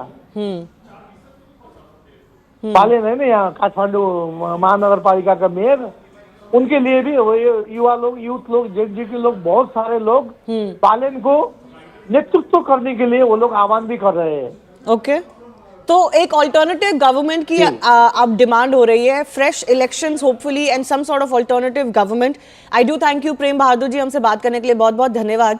आई want to go back across to Darshan Parajuli, who's a journalist joining us live from on ground in Kathmandu. He's bringing us scenes. He's reporting that there's virtually no government on ground right now. It's a lawless situation. Most of the ministers' houses have been attacked. They seem to be on the run to save their lives currently. And even the Prime Minister is rumored to be fleeing the country, although we are also getting updates from his close quarters that suggest that he is not going to resign. The atmosphere in Kathmandu or in Nepal certainly suggests that there might not be any other way currently to assuage the large mass protests without a resignation from the Prime Minister himself. Let me go across to Darshan. Darshan, if you can still hear me, tell us more of what's happening around you. Yeah, I mean, there is a lot of chant of, like KP Oli, Murdabad, and all those sorts of things are going on. So I think the one narrative, I think I should be very clear here to all the Indian watchers here. I mean, the media, what it's trying to present, I mean, the people you talk to here, it's not a ban, I mean, protesters, right? It's against the corruption. It's against the corruption among these 3-4 political parties who revolved around the chair for 20 years, right? So this is clearly a generation war to me. Right. Also, I mean, it's a movement. There is no leader. Also, yesterday, a few of, the youths have been calling for Balin to, support this movement, to lead it. So, I mean, every corruption, everything, right? So, I mean, we should be very clear on portraying that these young voices from Nepal has raised. And imagine 20 people are dead. Among them, few of them were in a school uniform where police shoot them in their head. Imagine, 14 years, right? So I mean, while in the field, I'm also getting very emotional because I mean, this whole thing, I've been in a field, you know, helping, trying to connect the dots. So it's crazy here, and it's Gen Z revolution, and I don't know what's gonna happen next. But I mean, it's not about now like getting eliminated by the KPOL government, and then another like puppet will come and, you know, same bullshit, right? It's a revolutionary war, and it's a history in a making, if I can say that. Yes, sometimes when you have protests like this that may not have one nodal, point of control, it can go out of hand, but it can also become a little bit difficult to control when things go out of hand. That seems to be playing out, but there has to be some solution that is met. What can that solution be? In the interim, is the solution only that this government resigns and makes way for a new government? What will happen in the interim? All of these are very volatile situations. I mean, the people are calling for every ministers to resign. You know, recently, like hours ago, Pradhan Nyayadhish, the former Chief Justice of the Supreme Court, has come in the street. I mean, everybody started fleeing. Every leader's house is caused by the fire, by these voices. You know, and still, if this government or if the people who are in a power try to control this narrative of, forming another government and, starting that bullshit again, Gen Z, I mean, are not going to accept it, in my opinion, and I also feel the same. All right. Darshan, I'm going to keep coming back to you. Let us also just quickly take a look at the report filed by News 18's Anand Tiwari from on ground in Nepal. कुछ और लोगों से बात करते हैं यहाँ पर। कुछ लोग हैं जो बहुत देर से टैक्सी का वेट कर रहे हैं यहाँ पे, तो आम लोगों को भी काफी दिक्कतों का यहाँ पे सामना करना पड़ रहा है। आप कहाँ के रहने वाले हैं? ये धुम्मा रही। अच्छा, आपको लगता है कि यहाँ की सरकार दमनकारी नीति अपना रही है, लोगों को उनके जो राइट्स हैं वो नहीं मिल रहे हैं? हाँ, दमन कर रहा है। एक तो भ्रष्टाचार बहुत है, करप्शन बहुत है, और दमन कर रहा है सरकार। यहाँ पर बहुत सारे युवा भी हैं, जो छात्र भी हैं, कुछ जो पढ़ाई कर रहे हैं। कोई ये हमारे साथ एक लग रहा है स्टूडेंट है। आप स्टूडेंट हैं? यस। क्या कहना चाहेंगे, जिस तरह से आपके जो साथी थे उनकी कल बहुत दुखद मौत हुई है इस प्रदर्शन में? ये बहुत स्टूडेंट के साथ बहुत गलत हुआ। और एक बात ये क्लेरिफाई करना चाहता हूँ, इंटरनेशनल मीडिया वगैरह वगैरह बोल रहे हैं कि ये सब हो रहा है सोशल मीडिया के बैन के अगेंस्ट हो रहा है, लेकिन ये नहीं, ये सिस्टम के खिलाफ है। आपके वहाँ आता है एक बाइक 1 लाख में, यहाँ के टैक्स हम तीर रहे, वो बाइक पड़ता है लगभग 4 लाख के आसपास आ जाता है। इतना सारा हम टैक्स पे कर रहे हैं, और उनके बच्चे वहाँ विदेश में घूम रहे हैं, मौज मस्ती कर रहे हैं। इस सिस्टम के खिलाफ ये आंदोलन हो रहा है। तो अभी आप लोगों का क्या है, मतलब आप इस आंदोलन को कोई नेता तो रिप्रेजेंट नहीं कर रहा है? नहीं, ये फ्रीडम फाइट है। फ्रीडम है, सब हर आदमी लीडर, हर आदमी लीडर है। यस। यहाँ पर बहुत सारे जो युवा हैं उनके अंदर आज भी गुस्सा है, उनके साथियों की मौत हुई है, और हमने जितने लोगों से बात की अभी कैमरे पे, उनका एक सुर में कहना है कि जो करप्शन है, भ्रष्टाचार है, अनएम्प्लॉयमेंट है, ये यहाँ के सबसे बड़े मुद्दे हैं, और इनको लेके सरकार ने कहीं ना कहीं चुप्पी साध रखी थी, आंखों पे पट्टी बांध रखी थी, और इसीलिए सोशल मीडिया को बैन करा गया, और जो अभिव्यक्ति की आज़ादी है कहीं ना कहीं उसका हनन किया गया है। और उसके बाद ये तस्वीर जो है नेपाल की, काठमांडू की, वो बदली हुई नजर आई।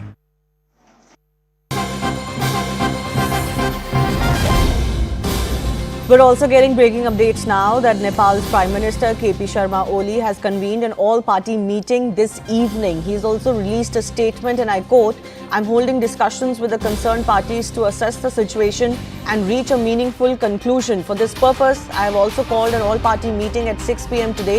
I sincerely request all brothers and sisters to remain patient in this difficult situation," unquote. So, a political situation being attempted here by KP Sharma Ooli, the Prime Minister, who's under a lot of duress right now to resign. He's been seen as someone who's now resisting that pressure to resign. But will that be enough as far as assuaging the protesters are concerned remains to be seen. Let me go across to Darshan, who is our senior journalist joining us from on ground in Kathmandu. He's reporting live from on the streets close to the Parliament complex. Darshan, the update we're getting is that there is an all-party meet that has been called for this evening. What do you think could be achieved as far as this meeting is concerned? So I'm now less concerned about this meeting. I just came like in a house nearby.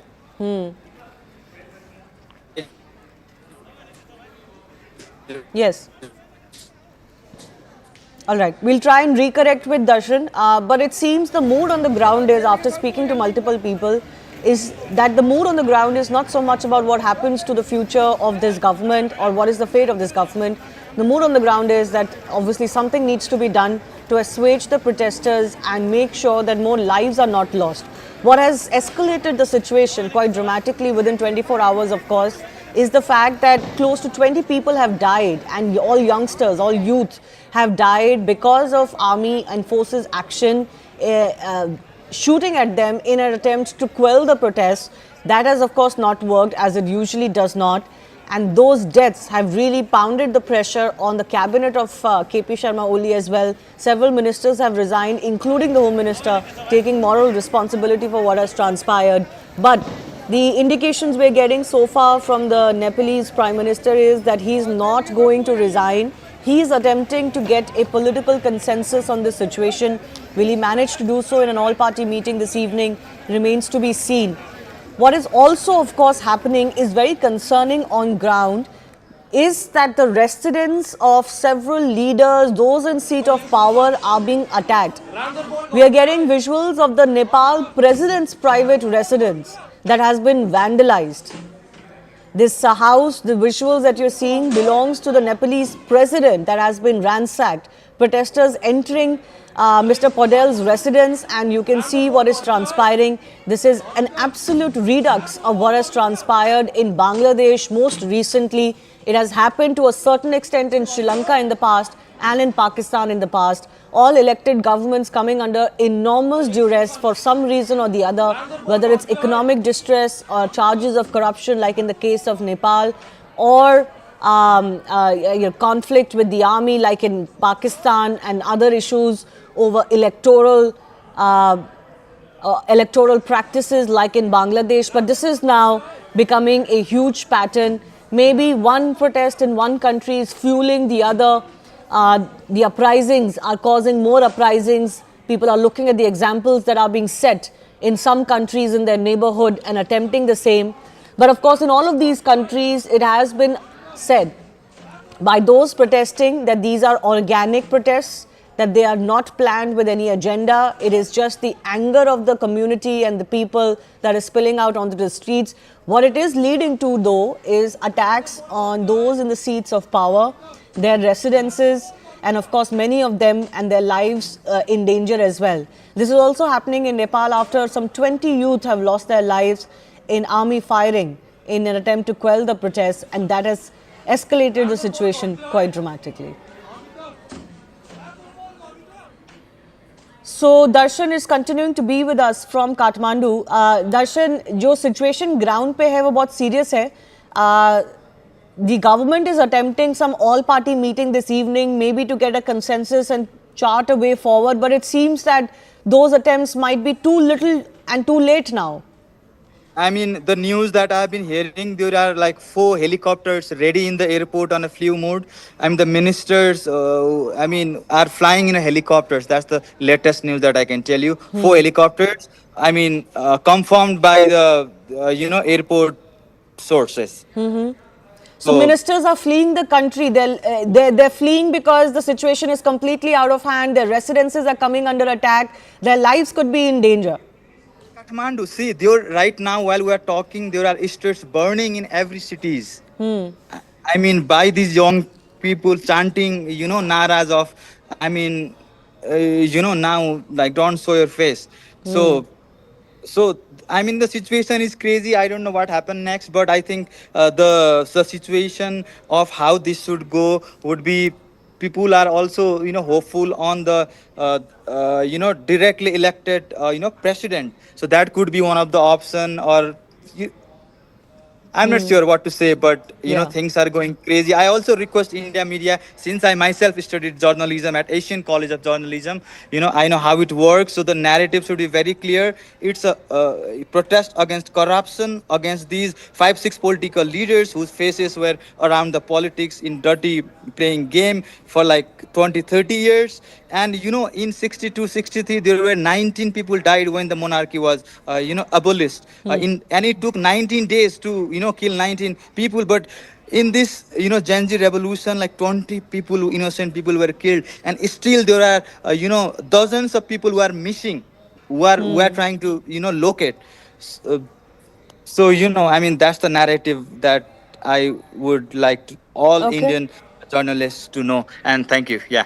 No, very quickly, Darshan, I want to understand from you, what happens in the long term is another question, but what happens immediately now to get the situation in control is the priority. Who could possibly appeal to these protesters to say, okay, let's stand down and let's, go into some sort of a dialogue or present our demands in a more structured manner? Who could be that person who could play that role? I mean, I see, and many youngsters in Nepal see Balin as someone that could be that figure. But I don't know, he has been only posting, Facebook status and all.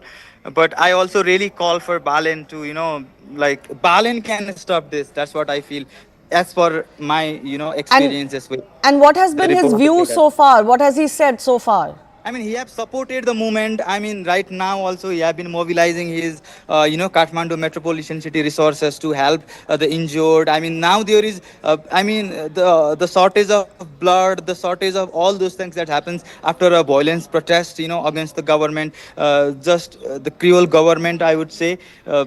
I mean, so he is helping in that sort of way, but I think he should really come forward, to control the crowd. And I think Balin could be that figure, Okay. but it's my personal opinion. So, yeah. Balin Shah, that Darshan is referring to, is a Nepalese artist, rapper and music composer, but also currently serving as the 15th mayor of Kathmandu. He's clearly a youth icon, and many people are suggesting that he could come forward to be the voice of the so-called Gen Z protest and maybe lead it to a more structured, in a more structured way, so that some sort of calm can first prevail and then discussions and negotiations can take place. But this is a very tricky situation that is on ground in Kathmandu and in all of Nepal. Since yesterday we are learning, Darshan, that it's not just about Kathmandu, the seat of power, but actually the protests, even the attack on public or private property, arson, etc. These updates and these news are coming from across Nepal, all the major cities. Right, and it's not only Gen Z revolution. So this, I mean, revolution against corruption, because it has, everybody का दिल में वो है, इसलिए ये अब इधर नहीं खत्म हो सकता है, मुझे ऐसा लगता है. G. Okay. Most voices suggesting there is no quelling this protest. It has completely gone out of hand, but also that the protesters are not going to stop now. They're going to ensure that there is some political change. So, Darshan, just for the benefit of our viewers, just first give me an idea of whether security forces, anti-riot police or army personnel are still on the ground, or what is happening on ground? Because government, of course, is not functioning very fully. When yesterday this government tried to violent and kill the protesters, they divided into different groups, I think, and they went to different, properties of different political parties, to attack them, right? So there is also some few barricades just inside the parliamentary house. Other than that, there is no police in the ground, right? Okay. So also we are getting news from the official sources that there are like helicopter standby, and also this government and few of them have built a private residence for ministers and all the province heads. So these properties have also been vandalized. That's what I'm hearing right now. Okay. And they flew like in a helicopters. That's what. Okay. Looks like the Nepalese cabinet is fleeing the country in the middle of this unrest, where a lot of their residences and properties and even government offices have come under attack. So my second question, Darshan, is about what is the ideal makeup of a solution? What would be a solution or an alternative that will be acceptable to the protesters? Because it cannot, of course, go in the air like this that they want a change. There has to be some concrete plan as to what happens next. What is the sense that you have? What is the public wanting? So yeah, I mean, I don't know. I'm also confused, right? While I was also reporting, I also had that Asur gas inside my eyes. So, I mean, also, like, it's very emotional moment right now. I mean, I can see in each and every one of them who are in the protest, whom I met. I mean, you know, like, looked at in their eyes. I mean, it's a sense of victory. Also the sadness, you know, this cruel government and the brutality that the Nepal police have done, you know, shooting a child in a head in a school uniform who have identity card of a school in his heart, shooting into the head. Can you imagine this? Also, we have been hearing, I mean, I have the footages of so many police personnel getting inside the houses, you know, beating these people, you know, just targeting them based on where they were in the field, in all across the country. So this brutality won't, you know, last long. Yes. And I'm not sure, actually. I don't know what to say, right? So I feel it's a history in the making. And I'm in the ground just reporting, trying to build an international narrative that has been, you know, overseen by international media. That's what these protesters, you know, have been complaining about. Okay. Nobody really knows what follows next, and that is the real worry. India and Indian Ministry of External Affairs has also issued a statement, of course, wanting calm and everybody to show restraint, plus an advisory for Indian nationals who may be in Nepal or planning to visit Nepal. Certainly, situation on ground is absolutely lawless. But let's also listen in to this conversation I had with the sitting MP and former minister in Nepal, Prem Bahadur, on what he had to say on the conduct of the current government. ये जो situation चल रही है उसके बारे में आप क्या कहेंगे? सरकार बचेगी या नहीं बचेगी? लोग कह रहे हैं कि अब जमीन पे कोई सरकार का तत्व नहीं है और जो प्राइम मिनिस्टर हैं वो भी हांगकांग की तरफ जा रहे हैं, ऐसी रिपोर्ट्स आ रही है। अब देखिए, मैं भी काठमांडू राजधानी में नहीं हूँ अभी। कल से आंदोलन शुरू किया था जेन जी ने, यूथ लोग है इसमें। जेन जी के लगभग कल भी 50,000 से ज्यादा युवा लोग थे कल आंदोलन में। जब वो लोग का आंदोलन एकदम ही शांतिपूर्ण था, वो लोग का आंदोलन भ्रष्टाचार का विरुद्ध में, जो भ्रष्टाचारी है उसको कार्रवाई करो बोल के वो लोग का दबाव दिया था। और दूसरा ये फेसबुक और ये व्हाट्सएप जो बंद हुआ था, उसके लिए उसको खुला करना पड़ेगा बोल के सरकार को ये लोग दबाव दे रहे थे। आंदोलन के क्रम में जो घटना हुआ है वो एकदम ही दुखद है। देखिए, सरकार की तरफ से जो अभी तक भ्रष्टाचार को बचाने का काम चल रहा था और जेनजी के लोग उसको दबाव दे रहे थे कि भ्रष्टाचारी को कार्रवाई करो और ये सामाजिक संजाल को तुरंत खुला करो। लेकिन पुलिस ने जो दमन किया है, जो गोली चलाया है, उसकी वजह से 19 लोगों का जान चला गया। देखिए, अभी भी 200 से ज्यादा लोग हॉस्पिटल में का इलाज हो रहा है। इसलिए मैं जो मृतक है वो लोग को मैं हार्दिक श्रद्धांजलि देना चाहता हूं। और जो घायते वो लोग का मैं शीघ्र स्वास्थ्य का लाभ कामना भी करना चाहता हूं। अब ये आंदोलन रुकने वाला नहीं है। देखिए, अच्छा, और दूसरी बात जो आपने कहा था, सरकार का कोई भी उपस्थित, बड़े बड़े नेता लोग, पूर्व प्रधानमंत्री लोग, वो लोग का घर सब तोड़फोड़ हुआ है। पूर्व प्रधानमंत्री शेरबहादुर देउबा का घर धनगढ़ी में, काठमांडू में सब तोड़फोड़ हुआ है। मिनिस्टर लोग का घर तोड़फोड़ हुआ है। इसलिए अब ये आंदोलन रुकना बहुत कठिन है। अब ये आंदोलन रुकने वाला नहीं है। हमें सुनने में आया कि आपने रिजाइन कर दिया है सर। मैले राजीनामा दिएको छु। अच्छा, आपने राजीनामा दिया है। राजीनामा दिएको छु। मैले प्रधानमन्त्री कहाँ पुगेर राजीनामा दिन सकेको छैन। मैले सामाजिक सञ्जाल मार्फत राजीनामा दिएको घोषणा गरेको छु। ओके, तो आपकी पार्टी का अभी भी सपोर्ट है सरकार को या नहीं है? अरू सब कुरा मलाई जानकारी छैन। मैले नैतिकताका आधारमा राजीनामा दिएको छु सर। मैले यति मात्रै बोले। अच्छा, तो क्या अब आप चाहते हैं कि प्रधानमंत्री भी राजीनामा दें, इस्तीफा दें?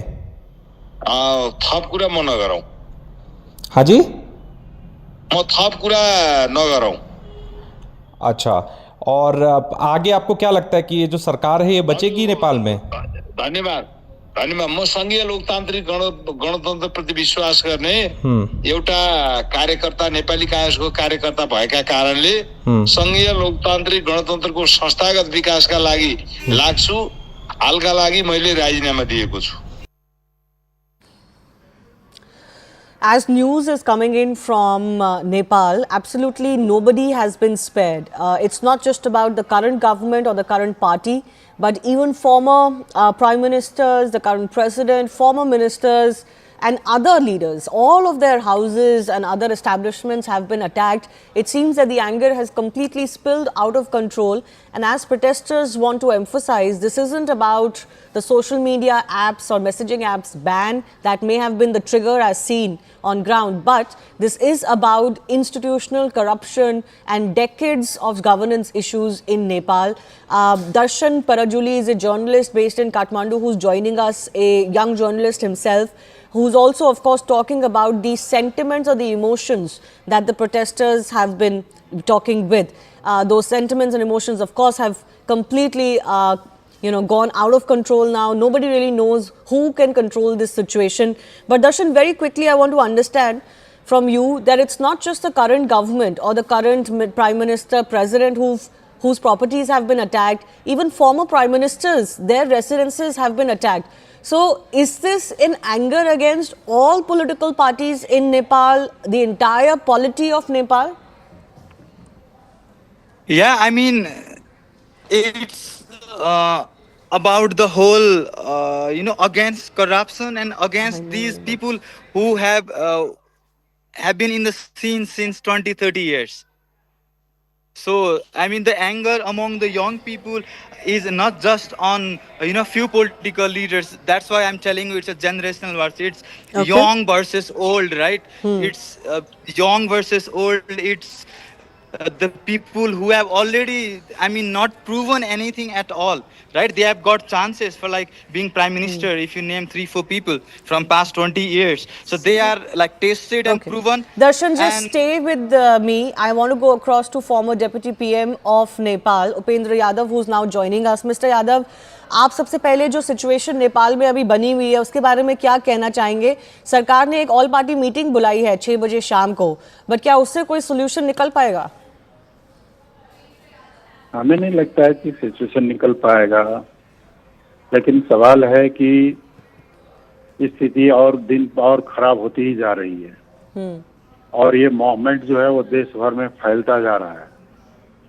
अब इसका एक ही रास्ता है कि तत्काल प्रधानमंत्री जी युवाओं को संबोधन करे और उनकी मांग को मान ले। यही एक रास्ता बचा है। तो आपको क्या लगता है कि इमीडिएटली क्या स्टेप्स लिए जा सकते हैं? क्या मांग है कि प्राइम मिनिस्टर इस्तीफा दे, ये सरकार बर्खास्त हो? युवाओं का मेजर थ्री डिमांड्स है। उसमें से एक तो जो सोशल मीडिया पे बैन किया था उसको हटा लेना, पार्शियली तो हटाया भी गया है। दूसरा है कि करप्शन को कंट्रोल करे। तीसरा है कि अभी का पीएम रिजाइन करे जी और नई गवर्नमेंट बने जी। तो ये नई गवर्नमेंट इंटरिम में आपको क्या लगता है क्या हो सकता है ताकि ऑन ग्राउंड सिचुएशन कंट्रोल में रहे? हमें ये भी सुनने में आ रहा है यादव जी कि जो सरकार के मंत्री हैं जिन्होंने इस्तीफा अभी तक नहीं दिया है या जिन्होंने दे भी दिया है वो नेपाल छोड़ के भाग रहे हैं क्योंकि उनके घर पे बड़े अटैक्स हो रहे हैं। हेलीकॉप्टर्स रेडी हो रहे हैं काठमांडू एयरपोर्ट पे। हेलीकॉप्टर रेडी बात तो नहीं दिखाई दी, लेकिन क्या है कि 4 मंत्रियों ने रिजाइन दे चुके हैं। और बाकी मिनिस्टर्स जा रहे हैं नेपाल छोड़ के एटलीस्ट थोड़े इंटरिम में, क्योंकि उनके ऊपर भी अटैक्स हो रहे हैं। प्राइम मिनिस्टर ओली का भी ऐसा लग रहा था कि वो शायद हांगकांग चले जाए, ऐसा रूमर है जी। ऐसा रूमर ऐसा चल रहा है, रूमर है, ये भी एक तरह का फैला हुआ।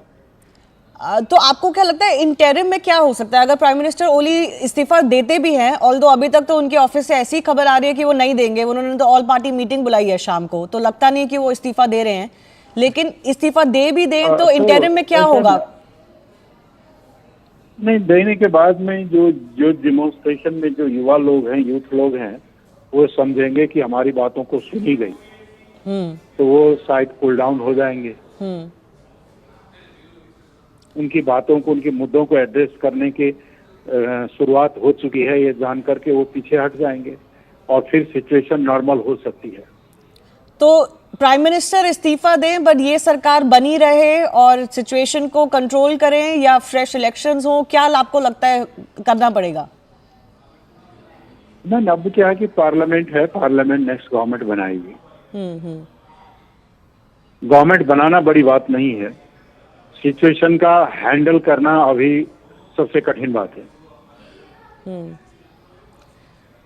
यादव जी, एक सवाल ये भी है कि आपको क्या लगता है कि सरकार से बड़ी गलती कहाँ हुई, कब हुई? सरकार से सबसे बड़ी गलती हुई, उन्होंने यंग जनरेशन की बातों को नहीं सुनी, उसे शिक्षा को, एजुकेशन में कोई सुधार नहीं किया, एम्प्लॉयमेंट जनरेट करने की बातें नहीं की, और सबसे इन गलतियों से सबसे बड़ी गलती है कि उन्होंने सोशल मीडिया को बैन कर दिया, जिससे आज युवा लोग जुड़े हुए हैं, जिनका लाखों की रोजी रोटी चल रही थी। तो वो आपको लगता है वही ट्रिगर रहा है इस प्रोटेस्ट का कल से? कल से यह बढ़ रहा है, देख रहे हैं, कल से आज ज्यादा बढ़ा है। और पुलिस फोर्स जो है कई जगह लाचार हो चुका है। जी, all right. Upendra Yadav ji, former Nepal Deputy Prime Minister, joining us. I do thank you for being with us. I'm also going across to Manish Jha, who's spokesperson of Rashtriya Swatantra Party, joining us live from Kathmandu. Mr. Jha, your sense of what is prevailing? आपको क्या लगता है ये situation कब तक control में आ सकती है? Hi, thank you for having me here. So, am I audible? Yes, you're audible. Is it fine? Yes, please go ahead. Yeah. So, right now I'm in Kathmandu, and we are following all this development, political development from yesterday, and it shows all the angerness from youngster, and especially Gen Z, and this is started against government decision about banning some social media site, especially YouTube and Facebook, Twitter. These they were there. So after that, people started expressing their anger.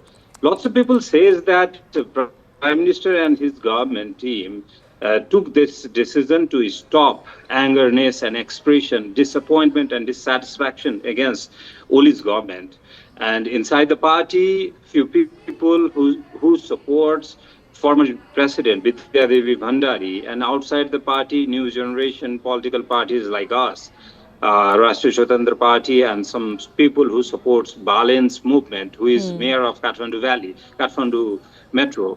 So government thought that if they will ban Facebook, Twitter, YouTube, Insta, all this, then they will be able to control all the expression of disappointment and dissatisfaction about current coalition governments.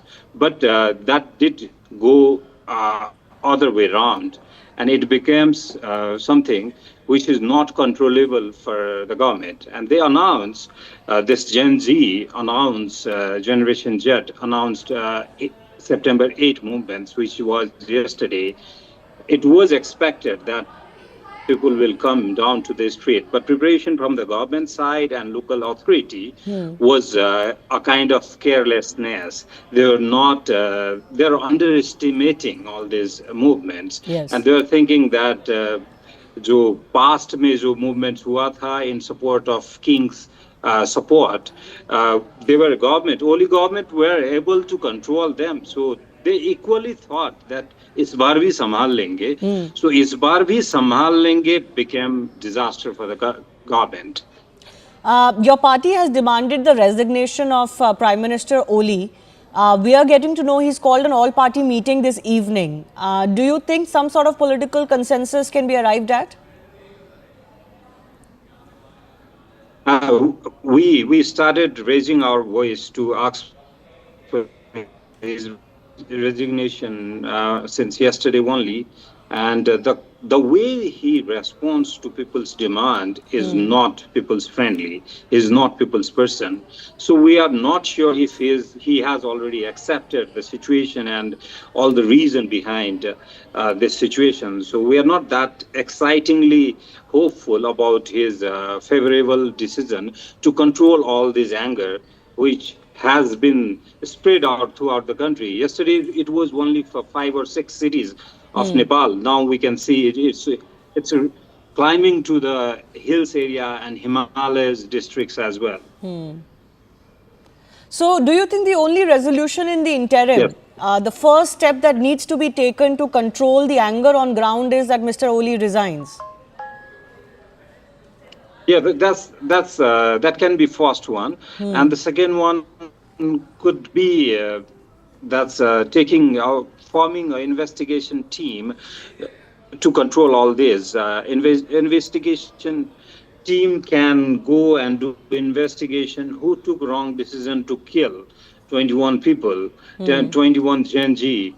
So that is second, and third, forming a new coalition, fresh government, and going for new election or new mandate from the public.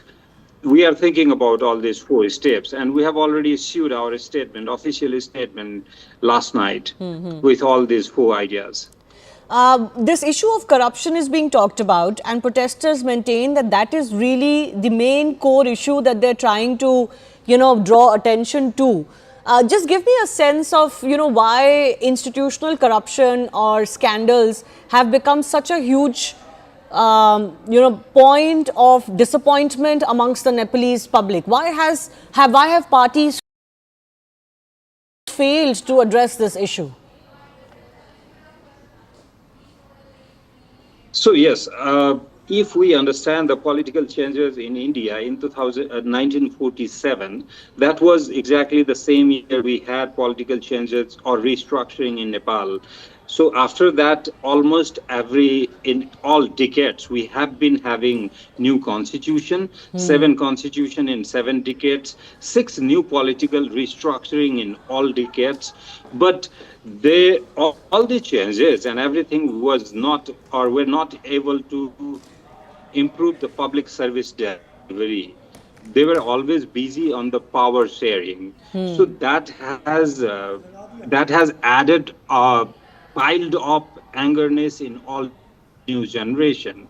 So they know now, they realize that every decade new constitution, every decade structure politics is not being able to deliver. Now we need to be more focused on the governance side or rule of law. So all these things. So like yesterday also, if you have been able to follow this statement by Prime Minister, he said that this all happens because of the banning social media banned.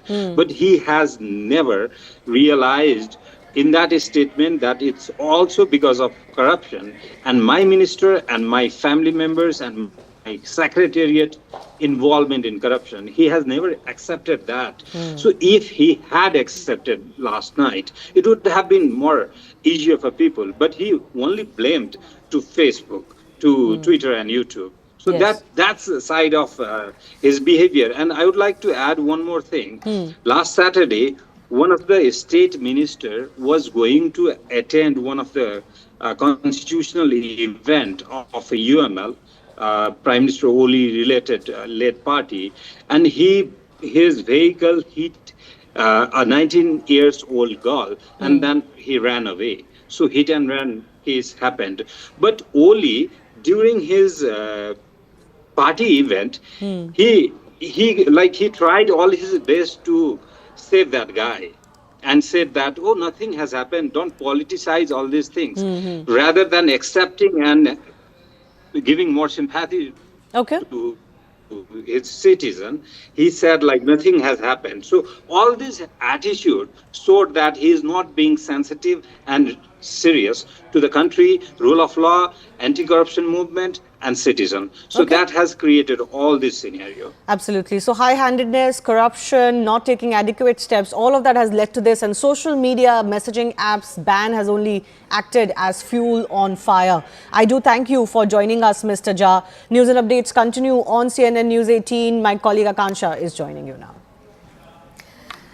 Many thanks to you, Shivani. The winds of change have gripped Nepal in what seems to have been triggered by a ban on social media platforms. This wider movement has a lot that lies beneath the surface. We will be probing the Nepal protests for you. But first up are the headlines. Despite rollback of ban on social media sites by Nepal's government, the showdown continues unabated on streets of Nepal.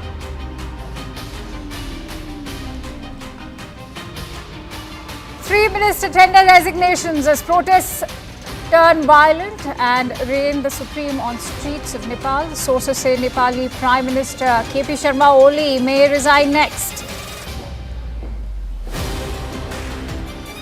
MEA issues a statement, condoles the loss of lives during Nepal's unrest, issues an advisory for Indian nationals, calls for restraint.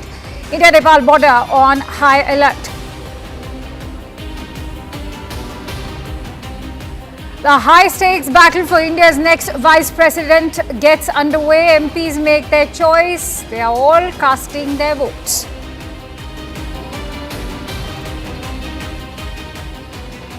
Decision on next vice president to be out soon. Counting of votes to begin at 6 p.m. onwards. Mega huddle scheduled at Union Minister Prahlad Joshi's residence. As heavy rains and flash floods wreak havoc across North India, Prime Minister to visit Himachal and Punjab today, set to meet the affected and announce relief packages. Donald Trump said Peter Navarro back at it again. Targets India, says the trade negotiations will not end well for India.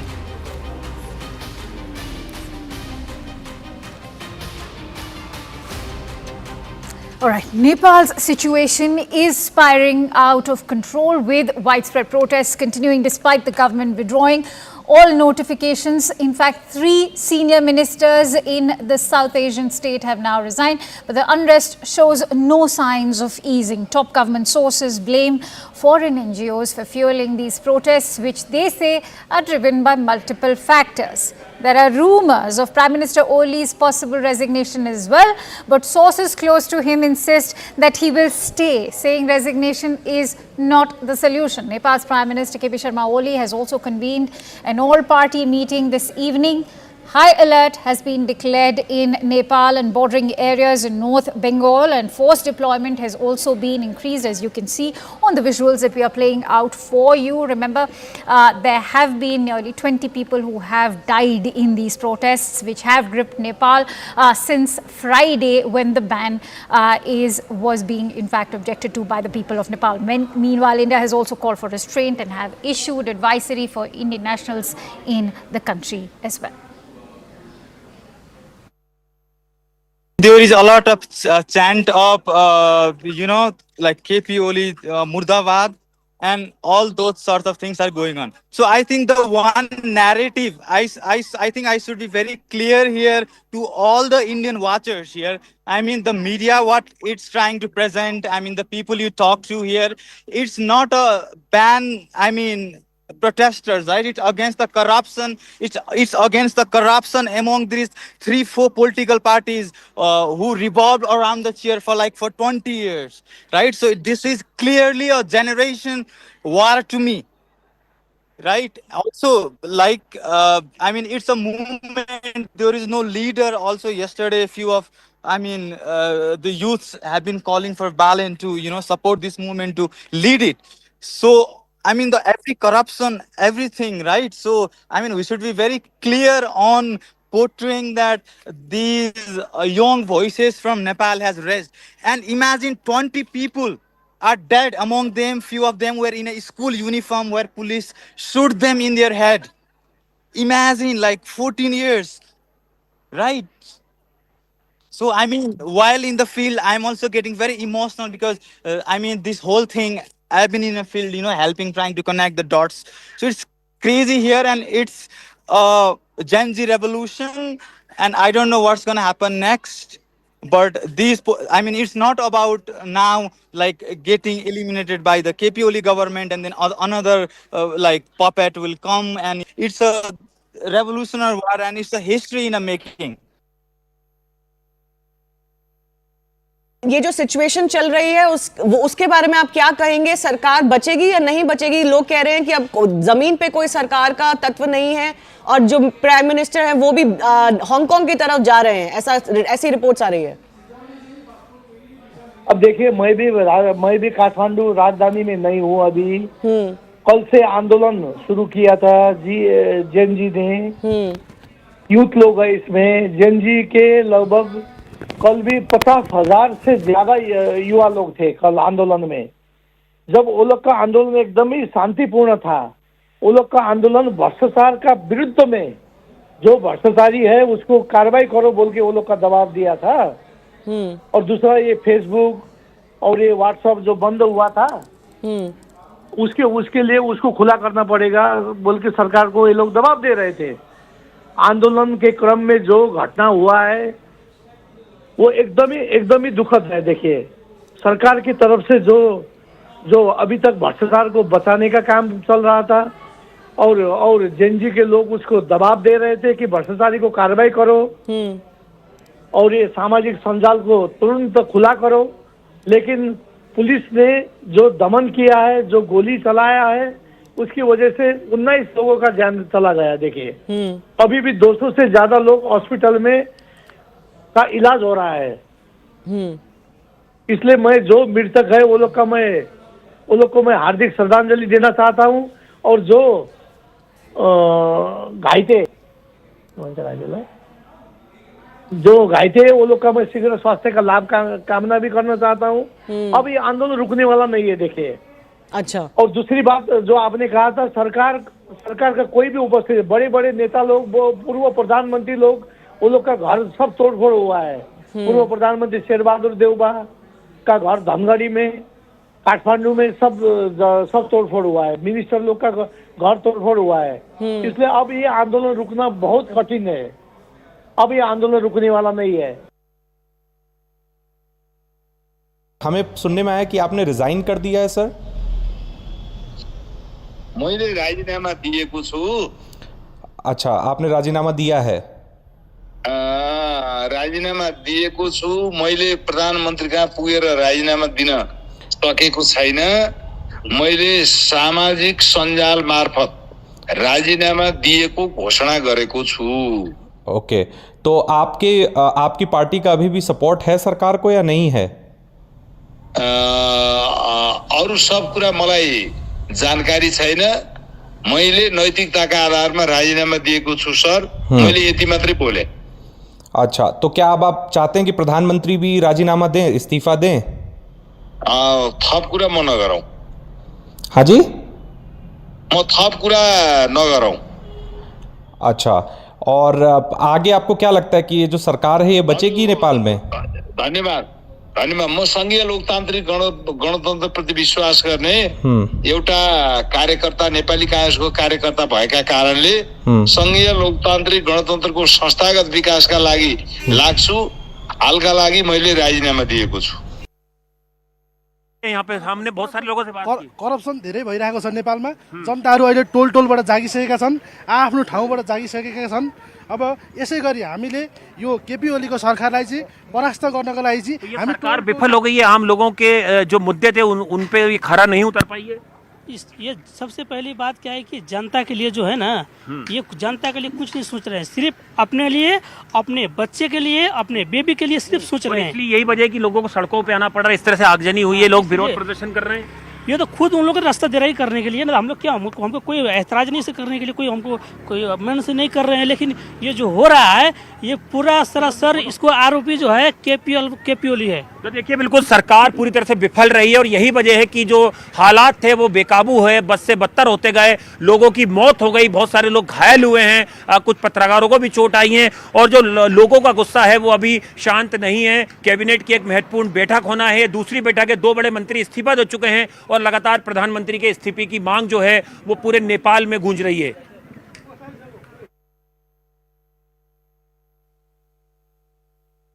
आप सबसे पहले जो situation Nepal में अभी बनी हुई है उसके बारे में क्या कहना चाहेंगे? सरकार ने एक ऑल पार्टी मीटिंग बुलाई है 6 बजे शाम को, बट क्या उससे कोई सोल्यूशन निकल पाएगा? हमें नहीं लगता है कि सिचुएशन निकल पाएगा, लेकिन सवाल है कि स्थिति और दिन और खराब होती ही जा रही है और ये मूवमेंट जो है वो देश भर में फैलता जा रहा है। अब इसका एक ही रास्ता है कि तत्काल प्रधानमंत्री जी युवाओं को संबोधन करे और उनकी मांग को मान ले, यही एक रास्ता बचा है। तो आपको क्या लगता है कि इमीडिएटली क्या स्टेप्स लिए जा सकते हैं? क्या मांग है कि प्राइम मिनिस्टर इस्तीफा दे, ये सरकार बर्खास्त हो? युवाओं का मेजर थ्री डिमांड्स है। उसमें से एक तो जो सोशल मीडिया पे बैन किया था उसको हटा लेना, पार्शियली तो हटाया भी गया है। दूसरा है कि करप्शन को कंट्रोल करे, तीसरा है कि अभी का पीएम रिजाइन करे जी और नई गवर्नमेंट बने जी। तो ये नई गवर्नमेंट इंटरिम में आपको क्या लगता है क्या हो सकता है ताकि ऑन ग्राउंड सिचुएशन कंट्रोल में रहे? हमें ये भी सुनने में आ रहा है यादव जी कि जो सरकार के मंत्री हैं जिन्होंने इस्तीफा अभी तक नहीं दिया है या जिन्होंने दे भी दिया है वो नेपाल छोड़ के भाग रहे हैं क्योंकि उनके घर पे बड़े अटैक्स हो रहे हैं। हेलीकॉप्टर्स रेडी हो रहे हैं काठमांडू एयरपोर्ट पे। हेलीकॉप्टर की रेडी बात तो नहीं दिखाई दी, लेकिन क्या है कि 4 मंत्रियों ने रिजाइन दे चुके हैं और बाकी मिनिस्टर्स जा रहे हैं नेपाल छोड़ के एटलीस्ट थोड़े इंटरिम में, क्योंकि उनके ऊपर भी अटैक्स हो रहे हैं। प्राइम मिनिस्टर ओली का भी ऐसा लग रहा था कि वो शायद हांगकांग चले जाए, ऐसा रूमर है जी। ऐसा रूमर ऐसा चल रहा है, र्यूमर है, ये भी एक तरह का फैला हुआ। ये इस इलाके को क्या बोलते हैं, कौन सा इलाका है ये कपन है, कपन बोला जाता है इसको। ओके जी। आप क्या बोलना चाहेंगी? ये सरकार ने जिस तरह से कल गोलियां चलाई हैं बच्चों के ऊपर और लोगों की मौत हो गई है, ये बहुत अच्छा नहीं हो रहा है। ऐसे जनता को बहुत दुख देना चाह रहा है ये सरकार, अच्छा नहीं है। जनता को इतना दुख दिया है, हम तो यही बोलेंगे खून को बदला खून होना चाहिए। देखिए ये तस्वीर दिखा रहा हूँ, अभी हम जिस भी चौराहे से निकल रहे हैं, जिस गली से निकल रहे हैं, हम जिस हाईवे से निकल रहे हैं, हमें यही इस तरह सी तस्वीरें नजर आ रही है। अभी हमने आपको तस्वीर दिखाई दी कि कैसे हजारों की तादाद में जो भीड़ है वो आगे बढ़ रही थी, लाठी डंडे उनके हाथ में थे, वो नारे लगा रहे थे सरकार के खिलाफ और अपनी मांगों को लेकर जो है वो लगातार सड़कों पे हैं। इस तरह से जगह जगह आगजनी की गई है, लोग अपना गुस्सा जो है वो जाहिर कर रहे हैं। दुकानें जो हैं लगभग दुकानें बंद हैं, कुछ दुकानें छोटी मोटी दुकानें जो है वो खुली हुई हैं और जो आम जनजीवन है वो पूरी तरह से इस हिंसा के बाद, इस प्रदर्शन के बाद पूरी तरह से चरमरा गया है, ठप हो गया है और सरकार जो है वो आम लोगों की सुध नहीं ले रही है, यहाँ के लोग ऐसा आरोप लगा रहे हैं। So if one were to go by the visuals that you can see on this playing out on the streets of Nepal, especially in Kathmandu, it's amply evident that the death of those 20 protesters so far, the numbers could very much go up, is going to lead to further anger and of course resentment against what the people of Nepal are calling an authoritarian regime under KP Sharma Ooli. Let me quickly go across to Priyanka Rani, who is the former Miss Nepal, joining us on the phone line. Thank you, Priyanka. Our sympathies with all the protesters there and what Nepal is going through. How do you assess this big change that seems to be coming in the offing? What has been the trigger? Is the trigger actually the banning of these 26 social media platforms? Namaste. First of all, thank you for having our stories on board. Our narratives and our stories that Nepal has been facing needs to come online and needs to go all across the world. The main boiling point did not come across from social media ban. There were multiple reasons that came across that has pushed our Nepali youth to revolt against our government today. The first thing started with corruption. We, in our very own little big ways, pay for our taxes. Even India, even Nepal, like every country, like every citizen, we pay our taxes, but we've not been facilitated for a really long time. The minute of details of facilities haven't been provided to Nepalese citizens, and apparently, the corruption leads from their governmental families and troops down into their political children. So when it comes down to that hierarchy, that really boiled down the system of our Nepali youth, and now we're on the streets to protest, to speak up against corruption, not just because they're corrupting, because it's our money that they're using as well. Priyanka, there's growing concern that the Nepalese economy is sinking. There's a massive brain drain, especially the young talent is now fleeing the country. If you could give us an insight into what the youth or the sentiment within the youth of Nepal is at the moment.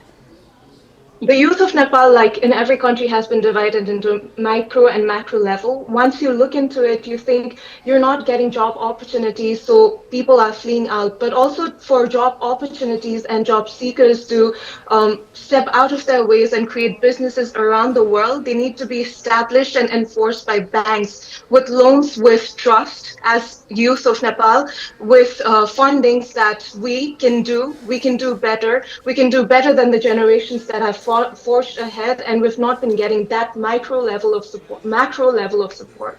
So in that macro and micro system, and in that level, we've been struggling. We've been losing all our talents to all across the world, and you've also seen all the Nepali youth going all across and doing really well for themselves. So massive talent drain has been coming from the system because we're not getting any platform to show our opportunities and our talents here. You know, critics of these protests are in fact very skeptical that this is not going to lead to any good. It's only going to lead to anarchy. How do you speak to those fears? Is this now going to find an alternate democratic government, or is this going to also spell a return to monarchy? Well, I probably wouldn't be the best person to answer that question because you never know what can happen next. I cannot foresee the future for us, but our fight is for any person to represent who's been representing us well, needs to do it well, needs to do it for the people and not just for themselves. Be it monarchy, being anarchy, looking back at the system and looking back at the cruel incident that happened with our young students yesterday at the battlefield, with what started as a peaceful protest and looked like a battlefield at the end. Seems like we've been leading a very autonomic government since we're supposed to be democratic. So anywhere this leads to forward should be in support of youth, should be in support of the courage that we have. What is the sentiment within the youth when it comes to democracy, given that in 16 years we've seen 14 government changes? This especially after King Gyanendra stepped down in the year 2008. Has the end to monarchy really done any good to Nepal and its economy? Democracy is always looked at as a very skillful and scalable government system for people to speak about, to represent us. And with that same belief, I believe that people had also forged onto the government that we have now today, back in 2008, when monarchy stepped down, when King Gyanendra stepped down from his position of power back in that year. I believe people came with false promises.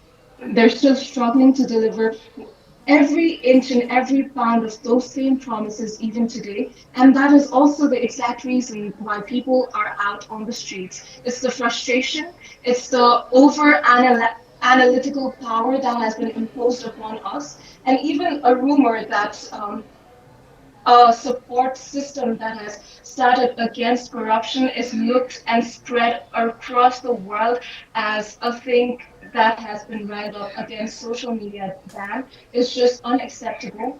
It's just unvariably unsupportable. Priyanka, Nepal is standing at the precipice of a massive change. This could, in fact, flip either way. We've seen what's happened to the economies of Sri Lanka, Bangladesh, when such regime changes have happened. There are similar fears now being predicted for Nepal. There have already been 20 deaths as far as these Gen Z protesters are concerned. Are they prepared to face more violence? We're not scared of violence, we're scared of people leading us in a wrong, darker way. So today we stand in the streets not because we're scared, because we're done. We've been ignored, and the way youth have been treated yesterday has not shown a better powerful move on the government's forefront as well. They look scared as well on that forefront. So when that comes about, it's not a violent attack that we came across at the protest. It was a peaceful protest. But if we're on the streets, no matter what the calling is for, I think the students, the children, the women, the men, everybody from Nepal are sticking onto this platform to bring about changes. All right. Thank you, Priyanka Reddy, for joining in on CNN News 18. Stay safe. Here's wishing that peace and prosperity return to Nepal. With that, we have some more breaking inputs. In fact, coming in, what we are learning is that 3 helicopters have been deployed to Vaishali minister quarters for the rescue of the ministers from the mob fury in Nepal. We've been already playing out those visuals for you, where you can see the forces have had to be increased only because of the number of protesters which are swarming in. There's no end to the anger as far as what is being called these Gen Z protesters. 20 of them have lost life. The numbers could very well go up. And amidst this mob fury, what we are being told is that 3 helicopters have been deployed to Vaishali minister quarters for the rescue of the ministers from the mob in Nepal. Remember, 3 ministers have already resigned in Nepal. This includes the resignation of the Home Minister in Nepal as well. Reports are also indicating that perhaps the resignation of Prime Minister KP Sharma Ooli could very well be next.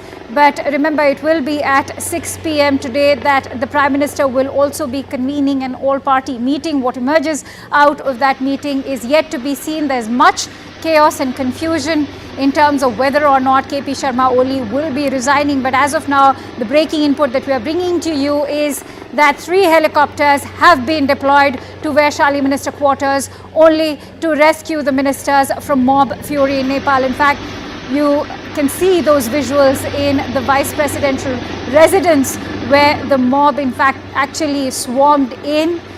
These are scenes which are reminiscent of what we've already witnessed in Bangladesh and Sri Lanka.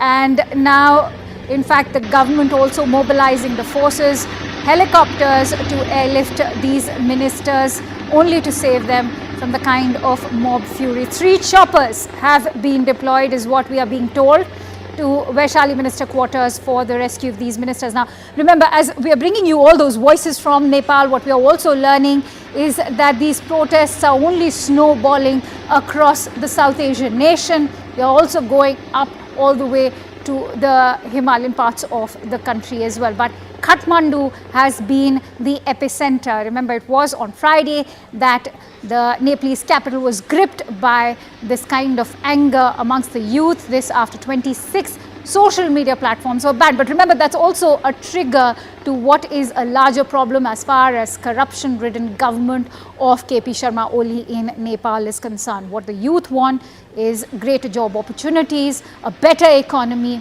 and more opportunities. Let me quickly go across to Akash, who will shed more light on that breaking input that's coming to us. Akash, share with us what is the situation on ground level, and who all can we be expected to now be rescued as far as these ministers are concerned? Are these helicopters deployed to rescue the ones who have resigned?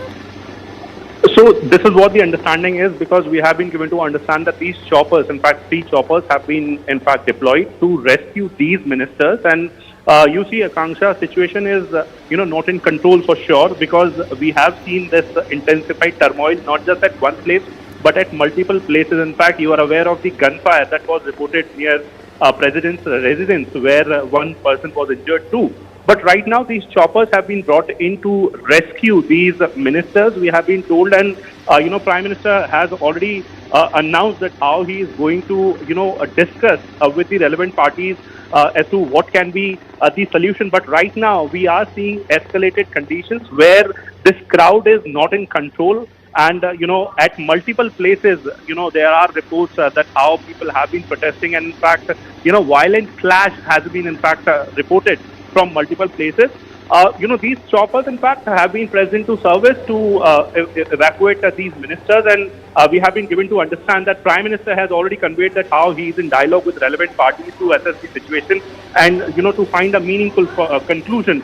In fact, we have been told that 6 p.m. is the time when, he has, in fact, conveyed that the parties can come and, in fact, discuss the situation and, it can be further decided as to what can be the next course of action. Akash, there's much anger on the ground level, as we can see, and it seems that the trigger is not just this ban on the social media platforms. In fact, stay with me, getting in more breaking inputs. What we are learning is that the Nepal domestic airport has been shut down for now. The latest input coming in this after, remember, the border areas are also on high alert as far as Nepal is concerned, especially even the India-Nepal border. Remember, there was earlier a statement also issued by India's Ministry of External Affairs that they have been very closely observing the situation in Nepal. They've also extended a warning for all of those Indian citizens in the country. But as of now, the big breaking input we are bringing to you is that the Nepal domestic airport has been shut down. I quickly go back to Akash, who continues to stay with us. Akash, so if you see, the situation is extremely alarming, very delicate at the moment. And given the situation, does it seem like KP Sharma Ooli will be able to pacify this kind of mob fury?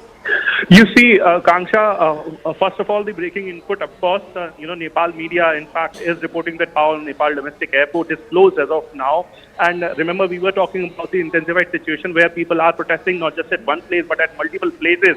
We know that how several people have lost their lives, in fact. But right now, we need to understand that this is not limited to just social media platforms issue. Yes. Because we have been told that corruption is also one problem because of which these, in fact, people are protesting. And in fact, they are raising slogans against, the Prime Minister. They say KP chose, they showed is what the slogan is. And they have been, raising these slogans because they say, that social media platforms is just one addition to what they have been facing for months. And right now, we are learning about this sort of development where they have, in fact, stopped the operations. And in fact, they have shut down the, the domestic airport because right now government will take steps to, in fact, just stop the sort of activities that are happening in the country. Law and order is one priority, that is there for the government, and right now steps are being taken for that. Right. Akansha. So Akash, as far as the ban on social media platforms is concerned, that's already been lifted. What are the current fresh demands of the youth?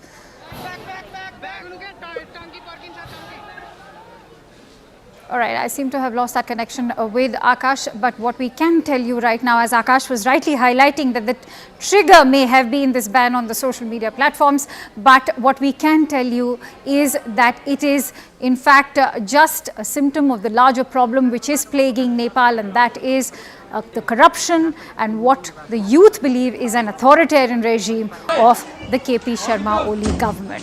But remember, it's not just the Ooli government which is now being put to question. It is also, you're looking at 14 government changes in 16 years. Many are saying that Nepal was perhaps better off during the times of monarchy, which was till 2008 when King Gyanendra stepped down.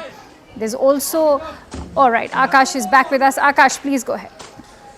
So, Kanksha, the primary demand is the resignation of Prime Minister because, as I mentioned earlier, corruption is one thing that the protesters think that is because of the current regime, and they want definitely the resignation of Prime Minister KP Ooli. And we have been told that this is possibly the reason why, even after the announcement that the ban has been lifted, they are continuing with the protest. And this is good. This is one momentum that we talk, in any revolution, because yesterday we saw that even after, it was earlier decided that a cabinet meeting will happen and, conditions will be discussed, because earlier the government came out in public with a fact that, there are several sort of rules and regulations that they want these social media giants or the platforms to follow in order to, in fact, operate in the country. And because it was not getting followed, the government said that we are going to ban the particular platforms. But yesterday it was announced that ban is lifted, and now we are learning that, along with several sort of, in fact, demands that were coming earlier, now the primary demand is the resignation of the Prime Minister, and because of that particular demand, now we are seeing some. All right, stay with me, Akash. In that build-up to that big demand, there are more developments happening thick and fast. What we are learning in more breaking inputs coming in from Nepal. 21 MPs from the Rashtriya Swatantra Party have resigned en masse. The party has supported the ongoing protest movement from the beginning and is now calling for the dissolution of the parliament and fresh elections. New demands now being put forward, that is the demand for a fresh election to take place in Nepal. Seems like the opposition, as far as the Rashtriya Swatantra Party, are now looking towards a complete regime change as far as KP Sharma Ooli is concerned. Akash continues to stay with us. So Akash, getting in more breaking inputs, 21 MPs from the Rashtriya Swatantra Party have resigned en masse. Yes, and in fact, NISP MPs had earlier, in fact, decided that how they are going to, resign. And MP Asim Shah, remember, has already announced his resignation, and now we are learning about these 21 MPs from NISP, who are all set to resign. And remember, this is in the backdrop of the sort of protests and the demands that are, in fact, coming from the youth here at multiple places. This is a violent clash at many places that is happening, and since yesterday we are seeing these developments, Akanksha, where we have seen the loss of life. In fact, more than 15 people, in fact, till yesterday, had lost their life. And right now I'm learning, in fact, we have been reporting this since morning, that how things are changing very rapidly. Domestic airport has been shut down, and now we are learning about these 21 MPs that they are all set to resign. One of those MPs has already announced his resignation, and now these 21 MPs are all set to resign. Efforts are being made to, get the situation in control, because right now the priority is to somewhere stop the sort of activities that are happening across the country where the youth is protesting. And, as I mentioned earlier, their primary agenda, which was earlier, understood as one demand that is coming because of the sort of ban that is there on social media platforms. But right now, in fact, on social media, they have been reiterating that they are somewhere protesting because of the sort of corruption and corrupt practices of the current regime. And that is the reason why their primary demand is somewhere the resignation of Prime Minister. Right. And when you're saying that the primary demand is for the resignation of the Prime Minister, many are of the opinion that they are not sure if an alternate democratic government will lead to the kind of prosperity that Nepal is desperately looking at, or is this also going to mean the return of monarchy?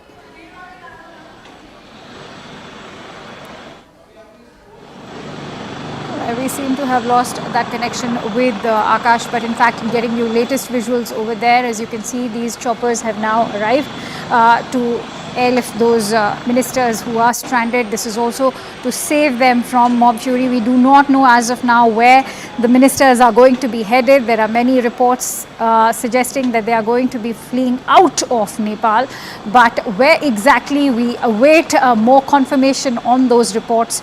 But these 3 choppers have been deployed. At the same time, there's mounting pressure, and it's not just the youth which are now protesting. They're also receiving support from the opposition parties, as we've just highlighted. MPs, large number of them, over a dozen in fact, from the Rashtriya Swatantra Party have resigned en masse. There seems to be one principal demand of the protesters, including the opposition parties, that there should be fresh elections and that there should be a regime change. They want KP Sharma Ooli out. Will KP Sharma Ooli resign is the moot question this hour as we speak, because remember, it will be at 6 p.m. today. There will be another all-party meeting. Will KP Sharma be able to sort of convince these protesters, the youth, which are extremely angry? In fact, the anger has only spiraled out in the last 24 hours, especially since yesterday when we saw that there were rubber bullets being fired at them, there were tear gas being fired at them. 20 of them have lost their life, and this is in fact only leading to greater mob fury. There seems to be no anger, so much so that the forces have been increased on ground level. And as of now, those visuals that we are bringing to you are the latest visuals of the choppers that have arrived. And in fact, what we are being told is that these choppers have been deployed to, in fact, rescue the ministers of the KP Sharma Ooli government. And what we also can tell you right now is that the Home Minister is also one of the resignations that have been tendered in among the 3 resignations that have come in. So that speaks that speaks volumes in terms of the security situation on ground level if the Home Minister of Nepal is tendering in his resignation. But we can also tell you right now that reports are indicating that perhaps KP Sharma Oli's resignation could be next, but there are conflicting reports saying that KP Sharma Oli would perhaps also want to reach out with a message to the youth. The youth, of course, is very angry because they say that the ban on social media platforms, 26 of them all, particularly Meta properties as far as X, Instagram, WhatsApp, YouTube, all of them were banned, and that also in fact impacted the communication lines between the Nepalese citizens and the Nepalese citizens who were also residing abroad. Of late, what we can tell you is that in 16 years there have been 14 government changes, there's been a massive brain drain, the Nepalese economy has been sinking in, particularly since the COVID times. At the same time, you have had issues with neighboring countries, particularly like that with India. Interestingly, it was during the SCO summit that the Nepalese Prime Minister also raised the issue of the Lippu Lake Pass to the Chinese President Xi Jinping. He reiterated that the Lippu Lake Pass is not Indian territory. In fact, it is Nepalese territory. So India has also had its own set of concerns, this despite the kind of aid and humanitarian assistance that it continues to provide to Nepal, which of course is an integral part of India's neighborhood first policy as well. Now, CNN News 18's Shivani Gupta spoke to Ritesh Tripathi, who is a journalist from Nepal, and he was talking about the ground situation there. Let's listen. Ritesh, the situation politically seems to be spiraling out of control. Do you feel this government could be in danger? सरकार की सुरक्षा के बात तो बाद में है। अभी जो आक्रोश लोगों में दिख रहा है वो काफी ज्यादा है, क्योंकि कल का जो घटना हुआ है वो भयावह था और लोगों के साथ जो ज्यादती हुआ है, खासकर जो बच्चे उसमें भाग ले रहे थे उनके साथ, वो लोग निहत्थे थे बच्चे और शांतिपूर्ण ढंग से अपना बात रख रहे थे, प्रदर्शन कर रहे थे, उनको अंधाधुंध गोली मार दिया गया और 19 लोग उसमें जान चला गया। इसको लेकर अब जो है ये आंदोलन जेनजी का नहीं रहा और एक तो विषय इसमें आ रहा है कि सोशल मीडिया को बैन कर लेके इसको एक प्रोटेस्ट शुरू, ऐसा नहीं है। नेपाल में जो है यहाँ के लोग रोजगारी नहीं होने की वजह से बाहर जाना पड़ता है काम करने के लिए और युवा का पलायन का एक बहुत बड़ा सिलसिला है। वैसे ही यहाँ पे भ्रष्टाचार काफी ज्यादा है। इस तरह के मुद्दों को लेके जो है लोगों में आक्रोश है, उसका यह प्रस्फुटन है। सोशल मीडिया तो एक तो इमीडिएट कॉज रहा, उसका कोई खास महत्व नहीं रखता। मुख्य विषय है कि सरकार जो है भ्रष्टाचार को बढ़ावा दे रही है, ऐसा लोगों का मानना है और मंत्री लोग जो है वो लोग अपने डिपार्टमेंटल जो उन लोग का सेक्टर है उसको हैंडल ठीक से नहीं कर पा रहे हैं और उसमें करप्शन का मात्रा बढ़ गया है, यह लोगों का मानना है। तो अगर ये करप्शन और गवर्नेंस इश्यूज ही रीजन है, सोशल मीडिया बैन एक तरह से ट्रिगर रहा है इस प्रोटेस्ट के लिए, तो ये पूछना भी लाजमी है कि ये अभी क्यों हो रहा है प्रोटेस्ट? करप्शन और गवर्नेंस इश्यूज का जो गुस्सा है वो अभी क्यों निकल रहा है? ऐसा क्या हुआ पिछले दिनों में कि इतने मैसिव प्रोटेस्ट प्लान हो रहे हैं? नहीं, ऐसा ये जो असंतोष है ये लोग किसी न किसी बैनर को लोग खोज रहे हैं। जैसे कि इससे पहले राजावादी का जो आंदोलन हुआ था उसमें भी आम लोग जुड़ गए थे, जो इसको खास करके राजावादी दलों से कोई मतलब नहीं है, फिर भी लोग आ गए थे सड़क पे, क्योंकि लोगों के अंदर एक तो सस्टेनेबल रीजन है कि हाँ सरकार गलत कर रही है, सरकार हमारी सुनवाई नहीं कर रही है और देश को सही दिशा नहीं दे पा रही है। नेपाल जो है करीब करीब 2 दशक का सशस्त्र द्वंद्व से गुजरा हुआ है और द्वंद्व के बाद जो है उसका बाद का जो लगभग 7-8 वर्ष का पीरियड रहा वो कॉन्स्टिट्यूशन मेकिंग का रहा। तो अब तो कॉन्स्टिट्यूशन बन चुका, कॉन्स्टिट्यूशन बना हुआ भी 10 साल हो गया, और 10 साल में जो स्टेबिलिटी आना चाहिए था, जो आर्थिक ग्रोथ होना चाहिए था, जो इम्प्लीमेंट बढ़ना चाहिए था, वो कुछ नहीं हो पाया है। सरकारें नहीं टिक पा रही है। सरकारें जो है आपका क्या कहते हैं, संयुक्त सरकार बनता है और एक साल भी पूरा नहीं कर पाता है, कभी यह अवस्था होता है। हालांकि पिछला सरकार तो 1 साल पूरा कर चुका है इसका आयु है। और बहुत सारा अननेचुरल पॉलिटिकल प्रैक्टिसेस हो रहे हैं नेपाल में, जैसे कि नेपाल का पहला दल, जो सबसे बड़ा सदन का दल है वह, और जो प्रमुख प्रतिपक्षी है, दोनों साथ में मिलकर गवर्नमेंट चला रहे हैं। ये कहीं नहीं होता है। तो इस तरह का जो अननेचुरल पॉलिटिकल प्रैक्टिसेस है, उसके कारण लोगों में जो है गुस्सा है। ठीक है, आपने 2 बड़ा दल मिलकर भी बनाया हुआ है, तो उसका नतीजा भी दिखना चाहिए।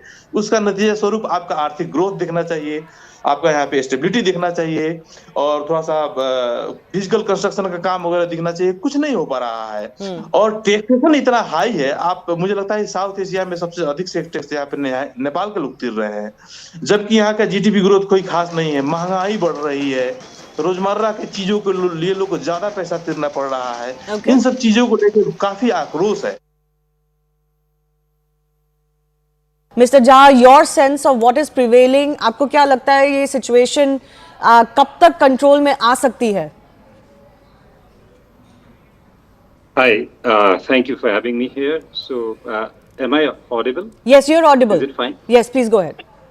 Yeah. So, right now I'm in Kathmandu, and we are following all this development, political development yesterday, and it shows all the angerness from youngster, and especially Gen Z, and this is started against government decision about banning some social media site, especially YouTube and Facebook, Twitter. These they were there. So after that, people started expressing their anger. Lots of people says that the Prime Minister and his government team took this decision to stop angerness and expression, disappointment and dissatisfaction against Oli's government. And inside the party, few people who supports former President Vidya Devi Bhandari, and outside the party, new generation political parties like us, Rashtriya Swatantra Party, and some people who supports Balen's movement, who is mayor of Kathmandu Valley, Kathmandu Metro.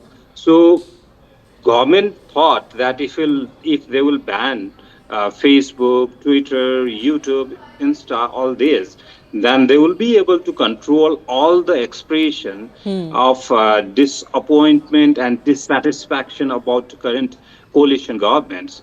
But that did go other way around, and it becomes something which is not controllable for the government. And they announced, this Gen Z announced, Generation Z announced September 8 movements, which was yesterday.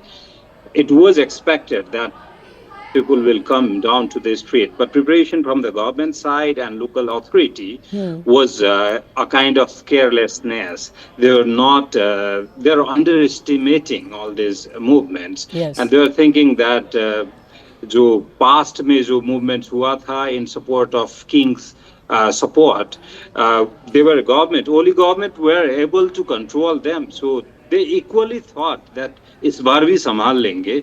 So इस बार भी संभाल लेंगे became disaster for the government. Your party has demanded the resignation of Prime Minister Oli. We are getting to know he's called an all-party meeting this evening. Do you think some sort of political consensus can be arrived at? We started raising our voice to ask for his resignation since yesterday only, and the way he responds to people's demand is not people's friendly, is not people's person. So we are not sure if he has already accepted the situation and all the reason behind this situation. So we are not that excitingly hopeful about his favorable decision to control all this anger, which has been spread out throughout the country. Yesterday, it was only for 5 or 6 cities of Nepal. Now we can see it's climbing to the hills area and Himalayas districts as well. All right, so as you can see, the protests in Nepal are only intensifying by the hour. Let's also play out some visuals for you that have come. As far as the streets of Kathmandu are concerned, you can see there is a heavy presence and deployment of the Nepal police over there, but equally in numbers, in fact surpassing them as well from the voices that we are getting in from Nepal, are the Nepalese protesters as well. There's been much vandalism and arson that's taken place on the streets over here.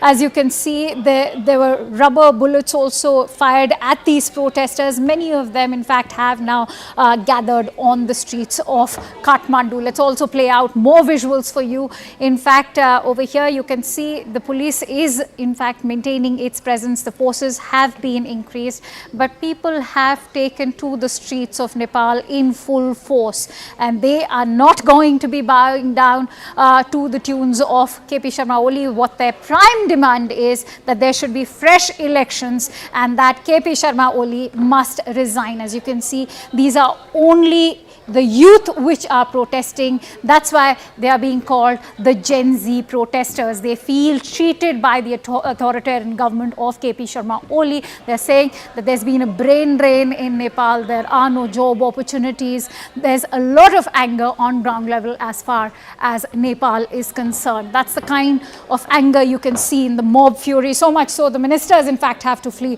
from Nepal. Let's also play out some more visuals coming to you. In fact, this is the private residence of the Nepalese president. And as you can see, the entire home is being vandalized over here. These, remember, eerily enough, are scenes which are reminiscent of the way we've seen similar kind of movements in Sri Lanka, in Bangladesh. In fact, in Sheikh Hasina's residence was also plundered and looted like this around the same time, August to be precise, in 2024.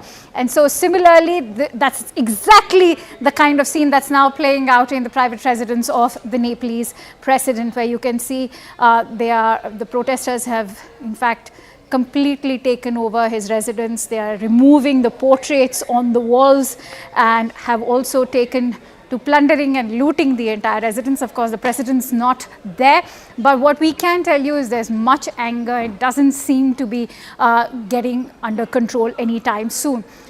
This is the ex-Prime Minister's residence which has been attacked over here in Nepal. So the movement is only snowballing. As you can see, it's not just the people currently in power, but also the former and ex-ministers and prime ministers as well.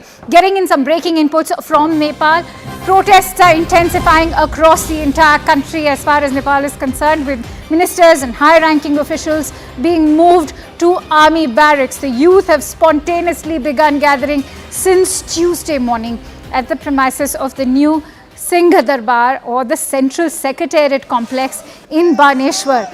Young people in other parts of the country have also started coming out in protest. So as you can see, this is one movement that's only ballooning, rather snowballing further as far as Nepal is concerned. The epicenter, of course, seemed to have been Kathmandu ever since Friday. But in fact, I also have a guest joining me in right now. I'm joined by Namrata Sharma, who's a senior journalist in Nepal. Thank you, Namrata, for joining in. I hope you are safe.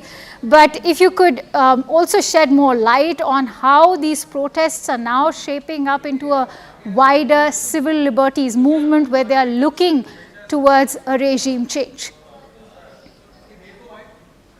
Thank you. Thank you for having me on this very sad second day of Nepal, where we've lost not only 19 youth of the country, but also, you know, the entire, not only their family, but the whole country is mourning for them and the state of the country that's happening now.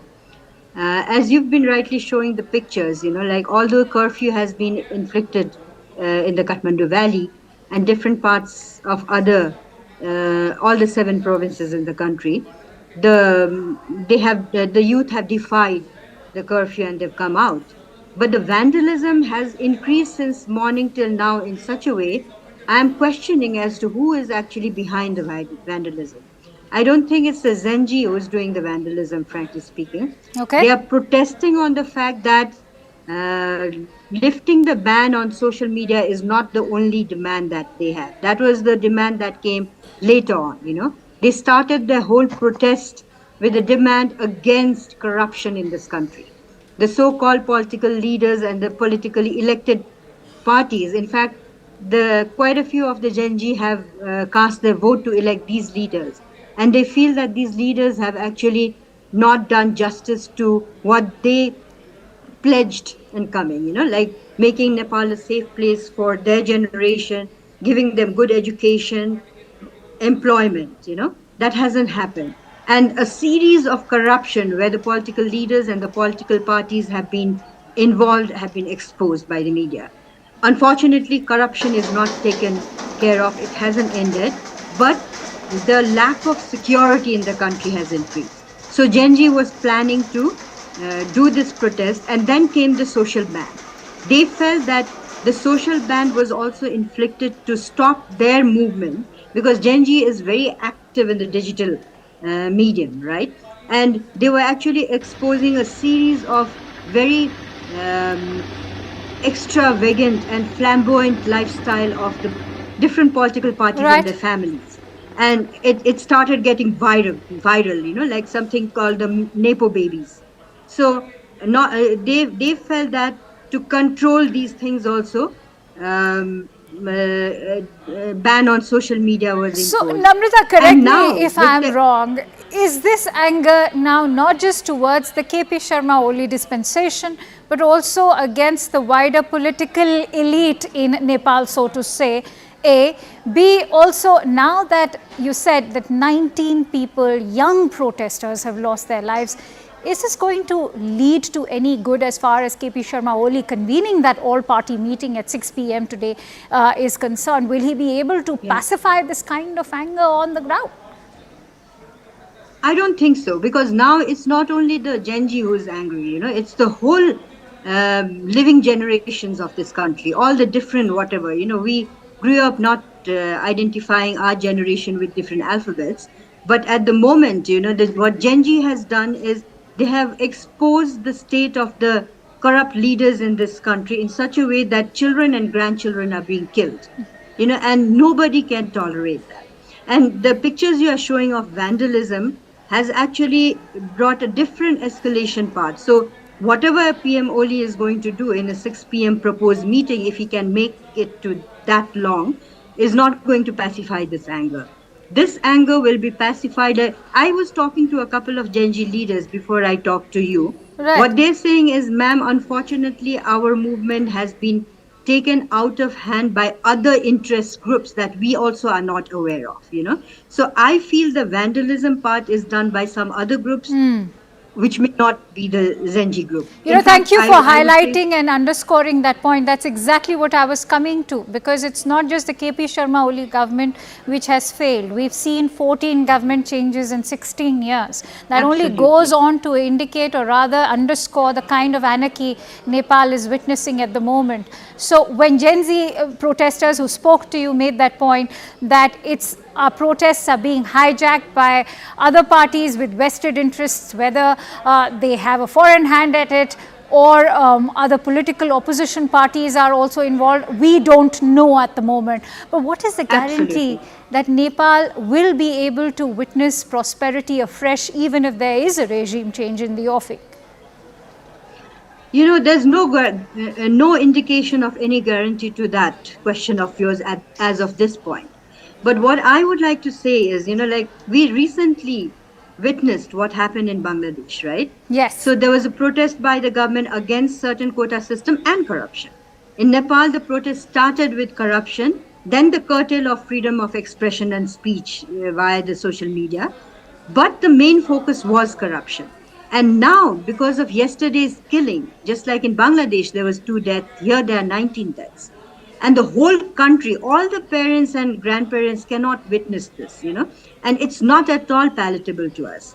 So it has gone to a situation where, Nepal used to be, quote unquote, always termed as a very safe place to raise human rights issues in South Asia. All right. You know, but look at the way things are happening now. So if I think the demand of Gen Z now, the bottom line demand is there should be a complete change of the government. Absolutely, and in fact, we not speak only at a the time. government ruling, but also government in the opposition. Namrata, 3 ministers, that includes the Home Minister of Nepal, have already tendered in their resignation. This amid reports that KP Sharma Ooli could also be resigning. What are you learning from your sources?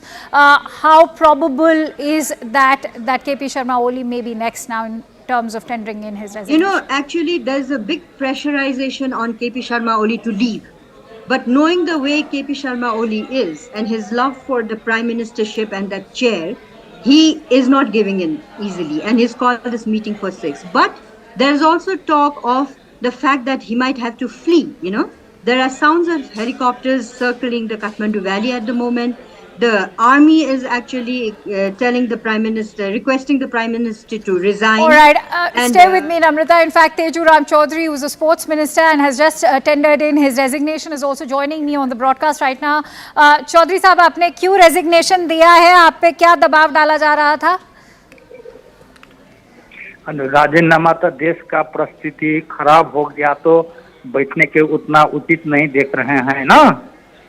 देश का जो कल घटना हुआ ना, कल घटना का लोकतांत्रिक पार्टी रहने के कारण नहीं है कि लोकतांत्रिक पार्टी में ऐसे घटना घटने पर भी राजीनामा दिए हैं हम, इसीलिए राजीनामा दिए।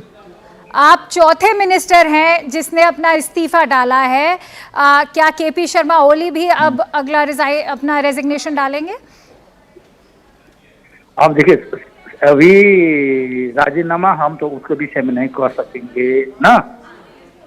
सामान्य प्रधानमंत्री के विषय में हम कुछ नहीं बोल सकते हैं, लेकिन देश के हाथ बहुत खराब हैं, देश की अवस्था खराब है ना। तेजू जी, आपकी इस्तीफा डालने के पहले केपी शर्मा ओली प्रधानमंत्री साहब से बात हुई थी? नहीं हुई थी। वैसे जाने के वातावरण कल कैबिनेट था, कैबिनेट में ऐसे वातावरण ब्रीफिंग शिफ्ट हुआ था ना। अब आज ही ऐसे अवस्था आ गया, तो कल ही हम लोग को पॉजिटिव मैसेज देने चाहिए था ना, लेकिन हम लोग अब दे चुके हैं। वही है सबसे लोकतंत्र में पार्टी का जो निर्देशन नहीं आवे तो पूरी प्रजातांत्रिक देश है, हम लोकतंत्र के आदमी हैं, इसीलिए हम राजीनामा दिए हैं। नहीं, आपने सही बात कही कि आप लोकतंत्र के आदमी हैं, इसलिए आपने इस्तीफा डाल दिया, लेकिन 6 बजे एक बैठक भी हो रही है प्रधानमंत्री की आप सबके साथ, तो उस बैठक में क्या एक्सपेक्ट किया जा सकता है? वो तो सर्वदलीय बैठक है, वो तो सर्वदलीय बैठक, सब पार्टी का बैठक होना है। हम लोग को नहीं बोला है मंत्री सब लोग का, हम राजीनामा दे चुके थे। अब तो आप सिर्फ कोई उसमें दो बात तो नहीं है। अब तेजू जी, अभी खबर आई, हमारे पास विजुअल्स भी आए हैं, 3 चॉपर डिप्लॉय किए गए हैं मिनिस्टर्स को एयरलिफ्ट करने के लिए। बता सकते हैं कि मिनिस्टर्स कहां ले जाए जा रहे हैं? नहीं, मिनिस्टर इस सब का तो अभी सिंपल बात है, जहाँ सुरक्षित हो है वहीं रखेंगे। तो सुरक्षित जहाँ होंगे कि आप लोग क्या नेपाल छोड़ के भी जा रहे हैं? ना, नेपाल हम छोड़ नहीं सकते हैं। आप क्लियर रहिए कि नेपाल, हम लोग नेपाल की धरती से भी एक चौधरी थारू है, नेपाल के धरती पुत्र है, नेपाल में लड़ेंगे, नेपाल में रहेंगे, नेपाल में खाएंगे पिएंगे, इसीलिए उसमें कोई टेंशन की बात नहीं है। जिस तरह का जन आक्रोश आज हम नेपाल की सड़कों पे देख रहे हैं, 19 यूथ की हत्या कर दी गई है बड़े निर्मम तरीके से। आपकी गवर्नमेंट पे ये भी सवाल उठाए जा रहे हैं कि आपको ये करने की क्या ज़रूरत थी? देखिए, अब जितना सरकार जितना ध्यान देना चाहिए सिक्योरिटी में, उतना इतना जो युवा सब के जो अवस्था आया इतना नहीं होना चाहिए था, इसीलिए सरकार भी इतना नहीं होना चाहिए, इसीलिए कुछ प्रॉब्लम आए हैं, इसीलिए। पर तेजूलाल चौधरी, आप ये मानते हैं कि जो अभी प्रोटेस्ट हो रही हैं ये सिर्फ सोशल मीडिया प्लेटफॉर्म्स पे बैन लगाने की वजह से नहीं हो रही हैं? काफी आक्रोश है युवा के अंदर, उन्हें नौकरियां नहीं मिल रही हैं, सब छोड़ के देश बाहर जा रहे हैं। मीडिया का सोशल मीडिया से उतना नहीं है, ये दूसरा चीज होगा उन लोगों सबका ना, उन लोगों सबका। लेकिन युवा सब काम कहते हैं कि धीरता रखे, कोई भी आई कल परसों इस देश में तो रहना ही होगा ना। तेजू जी, आप कह रहे हैं दूसरा लोगों का, आप किन दूसरे लोगों की बात कर रहे हैं? आपको लग रहा है कि ये प्रदर्शन कराए भी जा रहे हैं? देखिए, ये सिर्फ हमारा युवा सिर्फ इतना नहीं हो सकेगा, नेपाल का युवा इतना नहीं कर सकता है, लेकिन कुछ में होगा। इसमें घुसपैठ भी हो सकता है विभिन्न माध्यम से, अब संजाल के माध्यम से विभिन्न तरीका से हो सकता है। इसके अब अनुसंधान छानबीन समिति हुआ है, न्यायिक छानबीन समिति इसमें आएगा। तेजू चौधरी, ये भी कहा जा रहा है, बहुत से प्रोटेस्टर्स ने हमारे साथ जो जर्नलिस्ट जुड़ रहे हैं वो कह रहे हैं कि प्रोटेस्टर्स का ये भी मानना है कि पॉलिटिकल पार्टीज भी इन्वॉल्व हो सकती हैं। आपका क्या कहना है इस बारे में? क्या हो सकता है? आपको लगता है कि ऑपोजिशन की पार्टीज भी इन्वॉल्व हैं इन प्रोटेस्ट्स में? इसमें डायरेक्ट इनडायरेक्ट रूप में ऑपोजिशन पार्टी भी संलग्न है, देख रहे हैं हम लोग। 2-4 आदमी 10 आदमी वक्तव्य निकाल रहे हैं, इसीलिए हम लोग को ऑपोजिशन पार्टी में भी डायरेक्ट इनडायरेक्ट रूप में संलग्न है। अब ये जो आक्रोश हम देख रहे हैं युवा के बीच में, वो ये कह रहे हैं कि आपकी गवर्नमेंट जो है बहुत करप्ट हो चुकी है, मतलब सारा पैसा खुद खाया जा रहा है, लोगों के लिए, युवाओं के लिए कोई खर्चे नहीं किए जा रहे, उनके लिए जॉब अपॉर्चुनिटीज़ बनाने के लिए कोई खर्चा नहीं किया जा रहा है। उस करप्शन को लेके आपका क्या कहना है?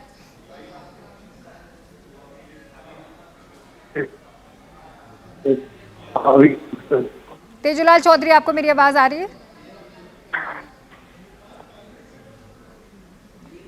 करप्शन को लेके क्या कहना है आपका? नेपाल में करप्शन ये सरकार के पास नहीं हुआ है ना, इस सरकार के सामने इतना है पुराना करप्शन सब आगे बढ़िए रहा फाइल बहुत बात सब बहुतों की मांग ये भी है कि राजा ज्ञानेंद्र को वापस आ जाना चाहिए। आपका क्या कहना है? यदि जो लोग, जो युवा है जो चाहती है कि राजा ज्ञानेंद्र वापस आ जाएं। तेजूलाल चौधरी, आपको मेरी आवाज़ आ रही है? All right, we seem to have lost that connection with Tejulal Chaudhary, who is the ex-sports minister, has just tendered in his resignation. He's the 4th minister to have resigned from his position of power. In fact, Namrata Sharma continues to stay with us. Namrata, I don't know whether it was poor network or was he trying to dodge the question, but he almost had nothing to say when he was questioned about corruption charges against the government. Perhaps you can enlighten our viewers a little bit more. On what question? With regards to corruption charges against the KP Sharma Ooli government, because that's also one of the reasons for anger on the streets today. The youth are saying that this government is not just authoritarian, it's also extremely corrupt. Absolutely. I mean, that was the major agenda of Gen Z right from the beginning. The corruption that most of the political parties and the political leaders are involved in. So KP Sharma Ooli is, they have been linked to various land grabbing scams. There's been a huge, like Bhutanese refugees, human trafficking scam. So lots of stories have broken. A couple of individuals have been arrested, but majority have not, you see.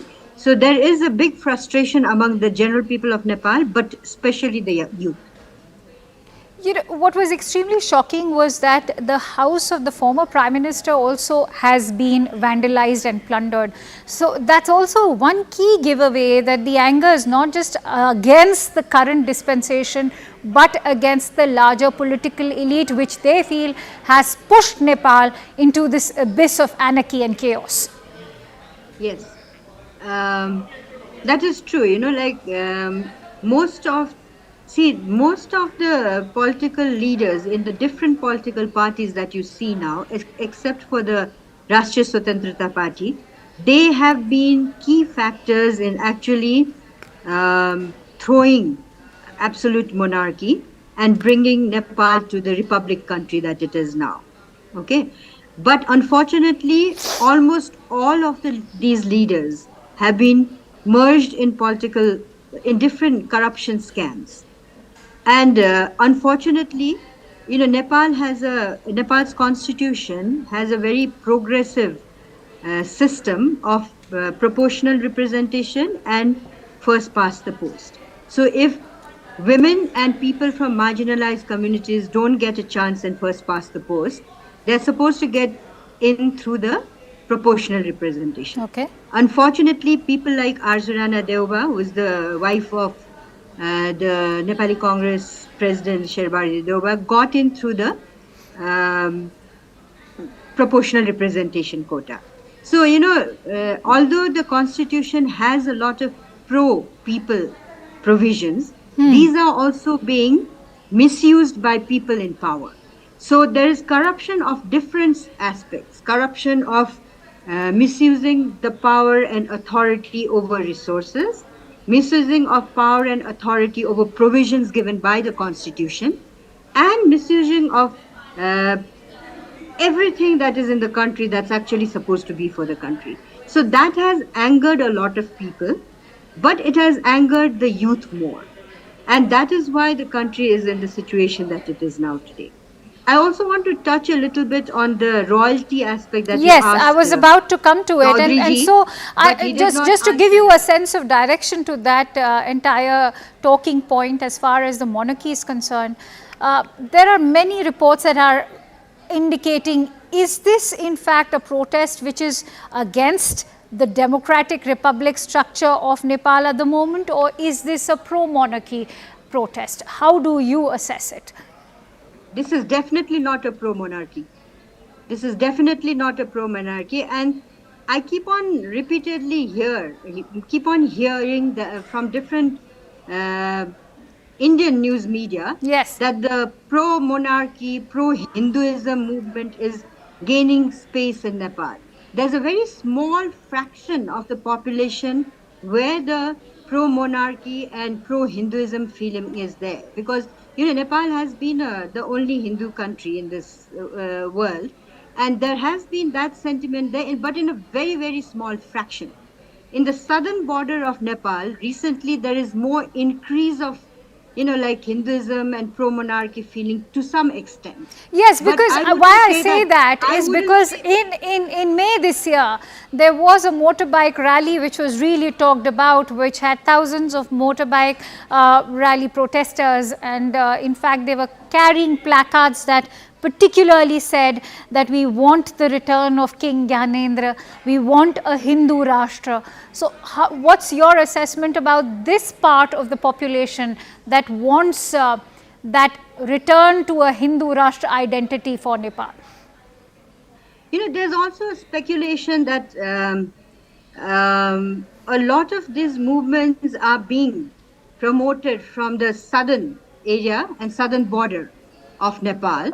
But on the other hand, again, what I am going to say just now is, I'm not worried about the fact that royalty or Hinduism is going to come back to Nepal. I'm worried on the fact that there is a danger to the democratic setup as a republic nation of this country, which the people fought for years and years, decades to break.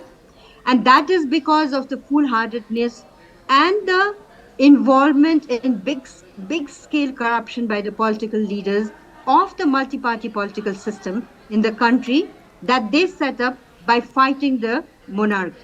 Okay, so people like K P Sharma Ooli, people like Sherbadur Deuba, these were key leaders who were really liked by the people for the anti monarchy movement, you see. And now, unfortunately, and also Prachanda, Babram Bhattrai as Maoist leaders. But now the youth are really disillusioned with them. And what they want is they want a system in the country. And I think what has actually encouraged them a bit more is the fact that there was a whole change of government in Bangladesh where the youth led the movement and Hasina had to leave. But So, why hasn't democracy been able to prevail over Nepal in its full force? It's I think interesting you Nepal highlighted has Prachanda's name, gained and a today lot there's been from an attack against Prachanda as well. See, I think Nepal has gained a lot from democracy. You know, there has been a system, the constitution of Nepal has provisions for the marginalized communities, for women, which many other countries all over the world don't have, you know. There was in the first local election that happened after several years, all of a sudden, all over Nepal, women were there in the top two position, either as deputy mayors or mayors in some cases, deputy chairperson or chairperson of the wards, mayors and deputy mayors of the different metropolitan. So this was a provision made by the Constitution of Nepal, and it has benefited them. And not only that, you know, there's Dalit representation now all over the country. And so there are some very good changes that the country has come. A very much pro-people policies have been formed. The property rights movement have been changed. All the children, girls and boys, daughters of and sons of Nepal have equal rights to their ancestral property. So these are phenomenal changes, you see. But unfortunately, what has happened is those key leaders who are involved in getting all these policies in place have resorted to corruption. And then the other factor is, you know, always the strategic geopolitical situation that Nepal is in. Yes. You see, being sandwiched between China and India, it's not an easy role for Nepal to play to please both the countries. Sometimes I even question, why do we have to please either? You see, we are a sovereign nation and we need to be developed equally. And in fact, if we develop equally economically, and there's a fertile ground for the youth of Nepal to grow inside this country, it will be good for the interest of both our big giant So, Namrita, leaders. a country where it's interesting you highlighted all of those pro-people policies that have been brought in by the governments, successive ones, the democratic ones in Nepal, but corruption being one key reason, and that's why I want to probe you on that aspect further. We've seen that particularly in the post-COVID era, a Nepalese economy which relied heavily on tourism was impacted deeply. Why hasn't the governance in Nepal been able to do much to revive that kind of tourism-heavy economy in Nepal? Sorry, I didn't catch you properly, but I think you're asking why aren't we coming back into our economic development projects, right? Yes. Yeah, that is exactly the question we keep on asking our government, you know. Why are they still, like, you know, after this coalition government was formed by breaking the former one and, you know, all the difficult dramas that happened, why didn't these two this coalition government headed by KP Sharma Ooli, and later on is supposed to hand it over to Nepali Congress, right? So why didn't they just focus on their agenda and develop the country? You know, since the day they've come to power, there's always been a power struggle and different scams of corruption being highlighted. You see, like, for example, the human trafficking related to the Bhutanese refugees, the land grabbing issues. So they have not focused in pro-people agendas to develop the nation economically and make a more fertile place for the youth. You know, so I think, unfortunately, what is being seen in the current leadership and the political parties, the other thing also you need to know is, you know, the political parties, while joining hands to form the government, cross ideological boundaries also, you know. So that was a question that we have been raising. How can you do this? You know, if you want to serve the country, at least have your own idea. But if they want to form the government, fine. But focus on the development of the nation so that there's rest, peace, and stability, right? I'm afraid I'll have to leave it at that. Very much power Since, Namrita, I'm running short of time, but can't thank you enough for that extensive discussion with us. Here's hoping you stay safe and peace and prosperity return to Nepal at the soonest. With that, getting in breaking inputs. In fact, in inputs shared by Securities Editor Mr. Manoj Gupta, CNN News 18 is bringing to you a mega exclusive as Nepal and Bangladesh are in fact playing out the same books. And as in Nepal as well, this is a very similar playbook that's now playing out on the streets of Nepal. You can see the digital frustration as far as, in fact, corruption is also concerned. Inflation and dynastic politics, it's all similar to how it played out in Bangladesh, and of course also that's exactly how it's playing out in Nepal. In fact, the Nepalese youth is now turning against the Congress and the UML, just like how it happened in Bangladesh, where the youth rejected the Awami League and BNP. Siddhant joins me with more details on that news story. So Siddhant, if you could shed more light on the parallels between that entire movement that shook the entire dispensation in Bangladesh, now playing out just exactly the same in Nepal.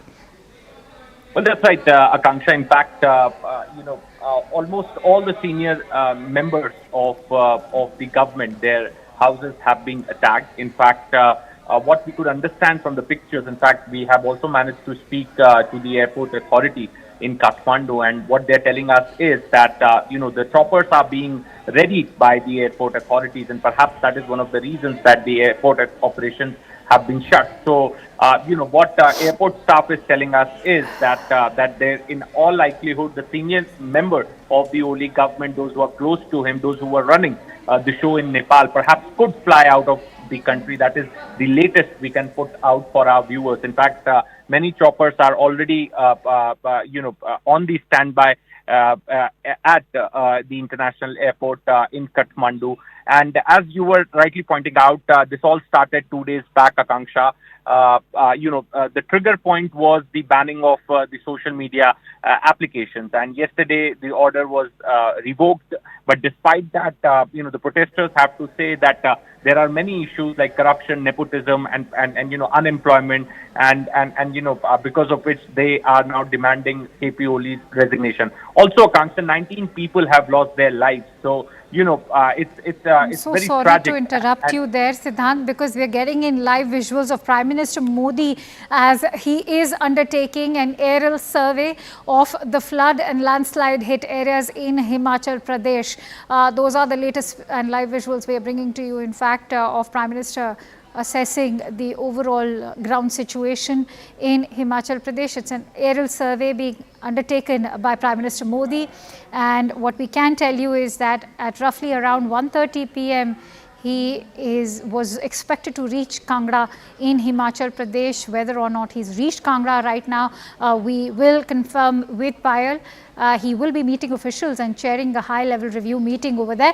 Payal sheds more light on these breaking inputs coming in. Payal, share the details behind Prime Minister's visit, or rather this aerial survey that's being undertaken. Well, Prime Minister has been extremely concerned about the flood situation, not just, in Himachal Pradesh, but also in Punjab. As well as the Prime Minister will be visiting in some time from now. He's going to take an entire detailed administration meeting to understand where the situation really stands and how it's going to be impacting, and what more can the central government really do. Now, Himachal Pradesh, which is reeling under flood, has recently also been granted 5 crore grant each by the BJP ruled states of Arunachal Pradesh, Assam, Haryana, Tripura and Uttar Pradesh, along with some truckfuls of food and relief materials. So obviously the Prime Minister, as the Prime Minister of the country,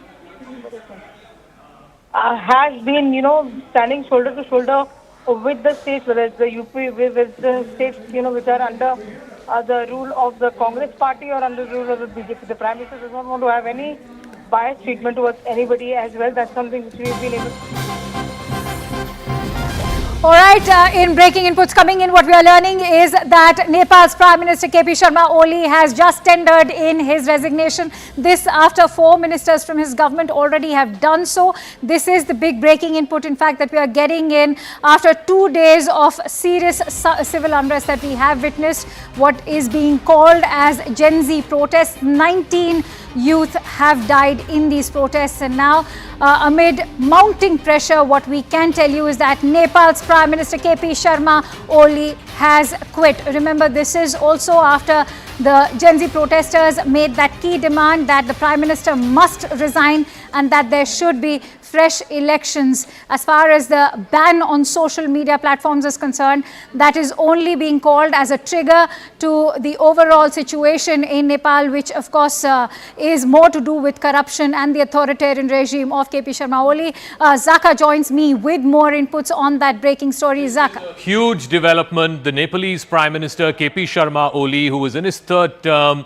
who's been Prime Minister over a little over a year now, has just put in his papers. That's the word that we're getting from Nepal media, that KP Sharma Ooli, who had become the sort of target of these young protesters. The protests, like my colleague was reporting a moment ago, was initially the trigger was around social media and the ban on social media, but now it's a huge development. The Nepalese Prime Minister has tendered his resignation. He has gone to the President's house and given his resignation to the President. He had called for an all-party meeting later this evening where we're given to understand that he will make this official. He will officially say this to all the parties concerned. And remember, our key coalition partner, the RSP party, which had 21 members of the National Assembly, they had tendered in their resignation. 4 ministers had put in their resignation papers as well.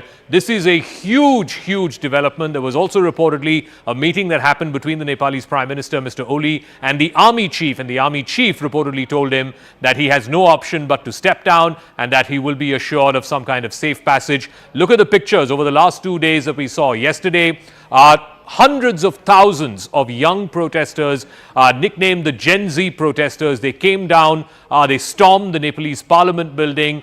Today, the houses of the Prime Minister, the former Prime Minister, Mr. Dioba, the former Prime Minister, Mr. Prachanda, all these being razed and set on fire by these young protesters because they were sick and tired of the status quo of politics in Nepal over the last 30 years, which was literally a revolving door of politics between Mr. Dioba, Mr. Prachanda and Mr. Ooli over the last many years.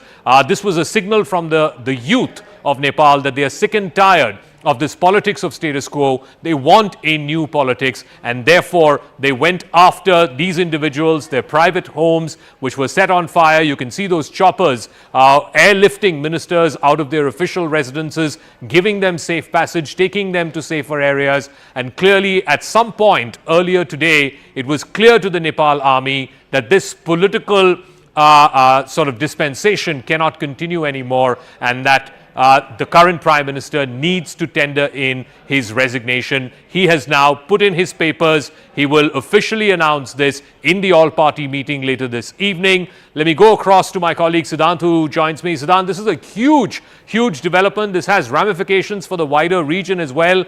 Any word you're picking up from the MEA? Is there any statement from the government of India? Even, I'm sure they will be closely watching developments in Nepal, but it's been pretty dramatic. Just in the last 48 hours, the series of protests that we've seen by these young people, Gen Z protesters who had wanted the ban on social media to be lifted, but it metamorphosized into something much, much bigger against corruption, against dynastic politics, against the status quo politics that we've seen in Nepal since the fall of the monarchy almost 30 years ago. Just walk us through what is the latest that you're picking up. Well, that's right, Zaka. This was in the making from a very long time. In fact, Zaka, I was in regular touch with the journalists in Nepal. Perhaps, there was a lot of anger, a lot of unrest as far as this particular government is concerned. And the Nepal has seen more than 18 governments in last 25 years, Zaka. And perhaps, the youth, unemployment, and the cost of living, corruption, nepotism, there were a lot of issues. And perhaps, the ban, the social media ban was a trigger point after the protest it started. As far as KP Oli's position is concerned, Zaka, he was never India's favorite, to be very honest and frank with you. In fact, he was always seen as somebody who has been cozying up with Beijing. In fact, he has been asking time from the Indian government since the last 6 months, to the best of my information, but he was not given time for a state visit to India. So he was never close to India, all because of his policies, his failed policies, and also Indian government is still monitoring the situation on ground. In fact, they are very cautious while issuing the official statement. They have asked the authorities to exercise restraint, and what we've been told that they are closely monitoring the situation on ground. But as you were highlighting, Zaka, that choppers are ready at the airport. Many of these ministers have been airlifted. In fact, I have also been told by authorities on ground at in fact, I did manage to speak to the airport staff. So the airport has been shut, Zaka, only so that these ministers can fly out of the country. So their choppers are ready, and one by one these ministers are reaching airport, and they are being airlifted, and they could fly to some other countries. So that's the plan. So I just want to bring our viewers up to speed. Let's play those pictures here on the big video wall. These are the last seen pictures of Prime Minister KP Sharma Ooli of Nepal. You can see him there along with a posse of other officials, ministers. There are some people dressed in army uniform as well. This is the last known set of pictures that we have of the Nepalese Prime Minister. You can see him flanked on either side by officials of the Nepal government. He's walking away. The word that we have got is a military chopper which will safely escort him and his family members has landed at the top of his private residence, which has landed in a place called Baluwatar, from where this chopper will take him to a safe passage. It will take him to a safe area. There you see the chopper that has landed there, which will take the Nepalese Prime Minister, who's now tendered in his resignation, Mr. KP Sharma Ooli. He's being given safe passage. Where he's going to be taken to, we don't know. Will he be in Nepal itself in some kind of a safe sanctuary? Will he be flown out of the country? Will he be given safe passage to another country? This is almost reminiscent of what we saw in Bangladesh just last year, in August of last year, when Sheikh Hasina was ousted from power after being in office for 16 long years. She was removed rather unceremoniously, again in very, very strikingly similar pictures, put on a helicopter and then brought to India. Mr. Ooli, of course, never had any great ties with India. He was seen much more closer to the Communist Party of China, much more seen as the Chinese man in Nepal. Whether he will be taken to China or will he be given safe sanctuary somewhere in Nepal itself, we don't know that yet. Rose Kandel is a protester who's now joining us live. What is the latest you're hearing, ma'am? We have word from Nepalese media that the Nepalese Prime Minister, Mr. KP Sharma Ooli, has tendered in his resignation. What are you hearing there?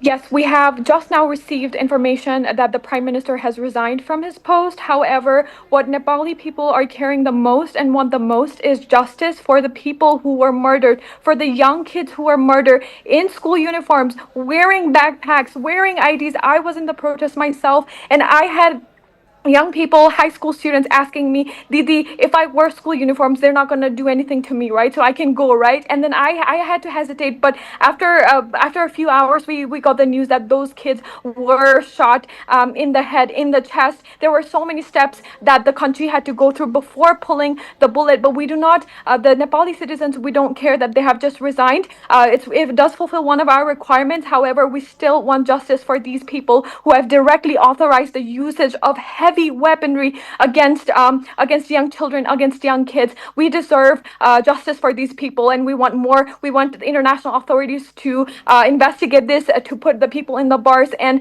resignation itself isn't enough. All right, Rose, just stay on with us. I want to go back to those pictures. So now we can confirm to you that the Nepalese Prime Minister, Mr. KP Sharma Ooli, has tendered in his resignation. These are images that you saw moments ago from outside his residence. A part of his residence was also set on fire. There are protesters who have set on fire the residence of former Prime Minister Mr. Dioba, former Prime Minister Mr. Prachanda, and of course the current Prime Minister who's just put in his papers.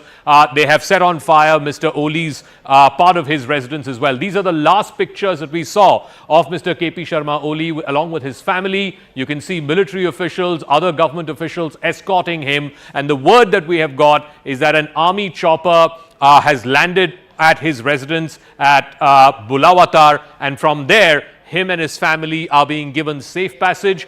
They are likely to be taken, we are told, to the army headquarters as a temporary measure, and then from there he will be given safe sanctuary. We don't know if it's going to be inside Nepal or whether he's going to be moved out of Nepal and taken to a different country, much like what happened with Sheikh Hasina exactly last year, in August of last year. So in exactly about a year, a little over a year, what we saw play out in Bangladesh. Again, it was young people who protested against the Hasina government. This is the resignation letter of Mr. KP Sharma Ooli. It's obviously written in Nepali language. It talks about how Mr. Prime Minister of Nepal, Mr. KP Sharma Ooli, because of the prevailing situation in Nepal, is putting up his resignation. He is officially resigning. You can see the word Rajinama, which of course is resignation, both in Hindi and in Nepali. He's now put in his papers. It's been signed, KP Sharma Ooli. It's dated today, which is the 9th of September 2025,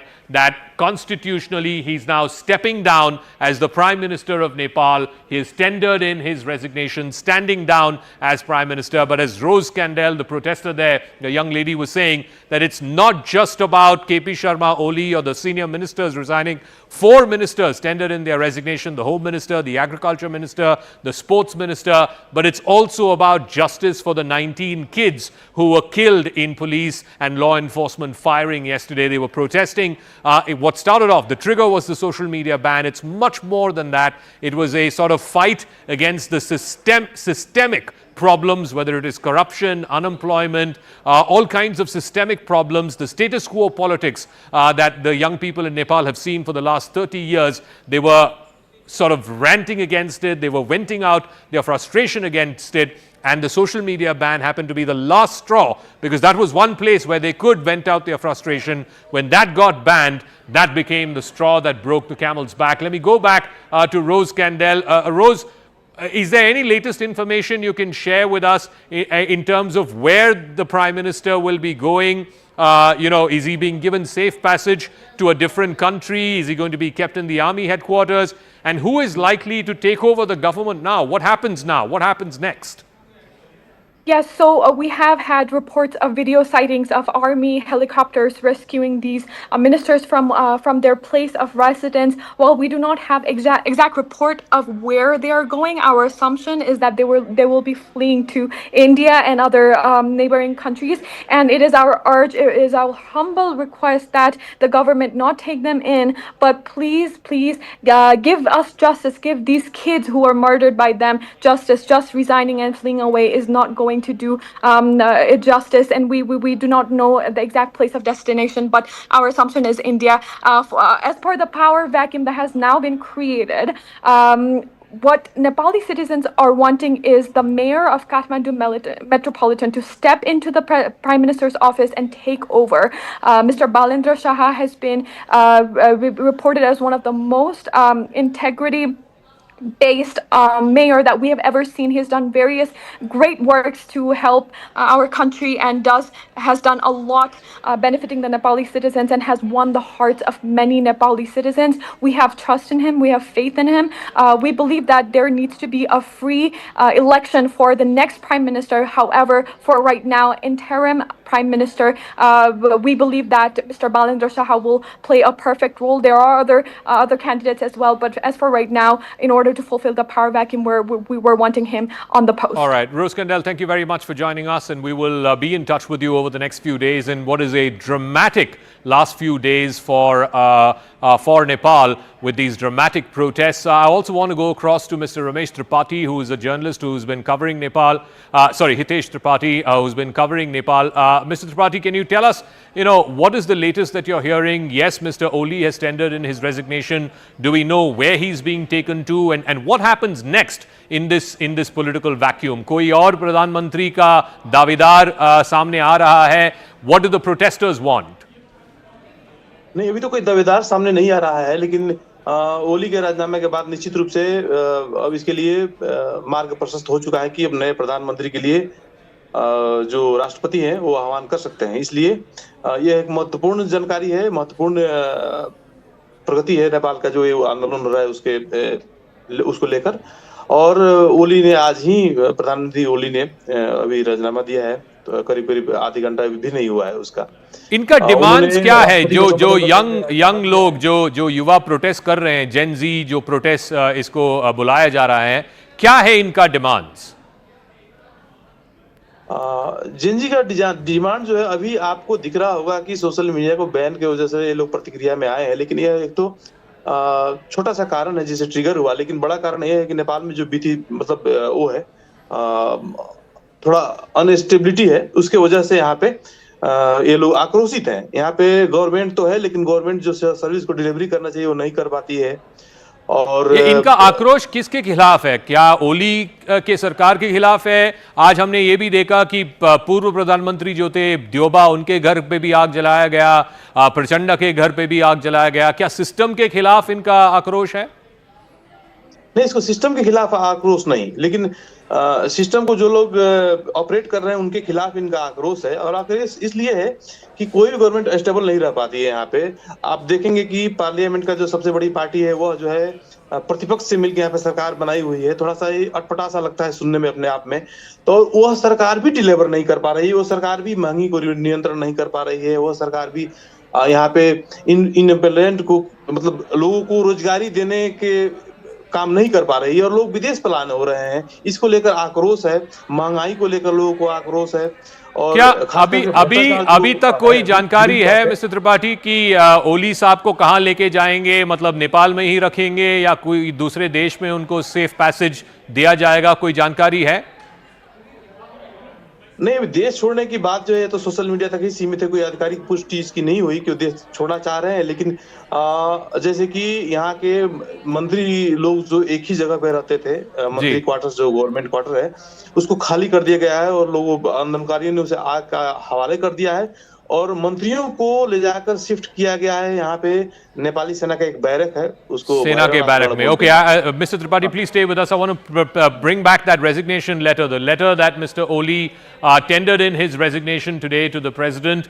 Remember, there was a meeting between him and the army chief as well, where the army chief literally told him that the writing on the wall is clear. The students, the Gen Z protesters want you to step down, and this is the resignation letter written by Mr. Ooli. You can see the undersigned there, KP Sharma Ooli, Pradhan Mantri, and he says he's giving in his resignation, Rajinama Deke Chu, which means he's giving his resignation letter sorry, to the president of Nepal. This is the latest. KP Sharma Ooli, who's been a long serving Prime Minister of Nepal. He's been in his office in the current term since 2024, since the middle of 2024, in what was a very uncertain, unstable arrangement where the two leading parties, the main ruling party and the main opposition party, together were in a coalition. It was a sort of an unprecedented situation, but the government had been in office for the last year or so. He's now put in his papers, he's resigned after these massive protests over the last 48 hours.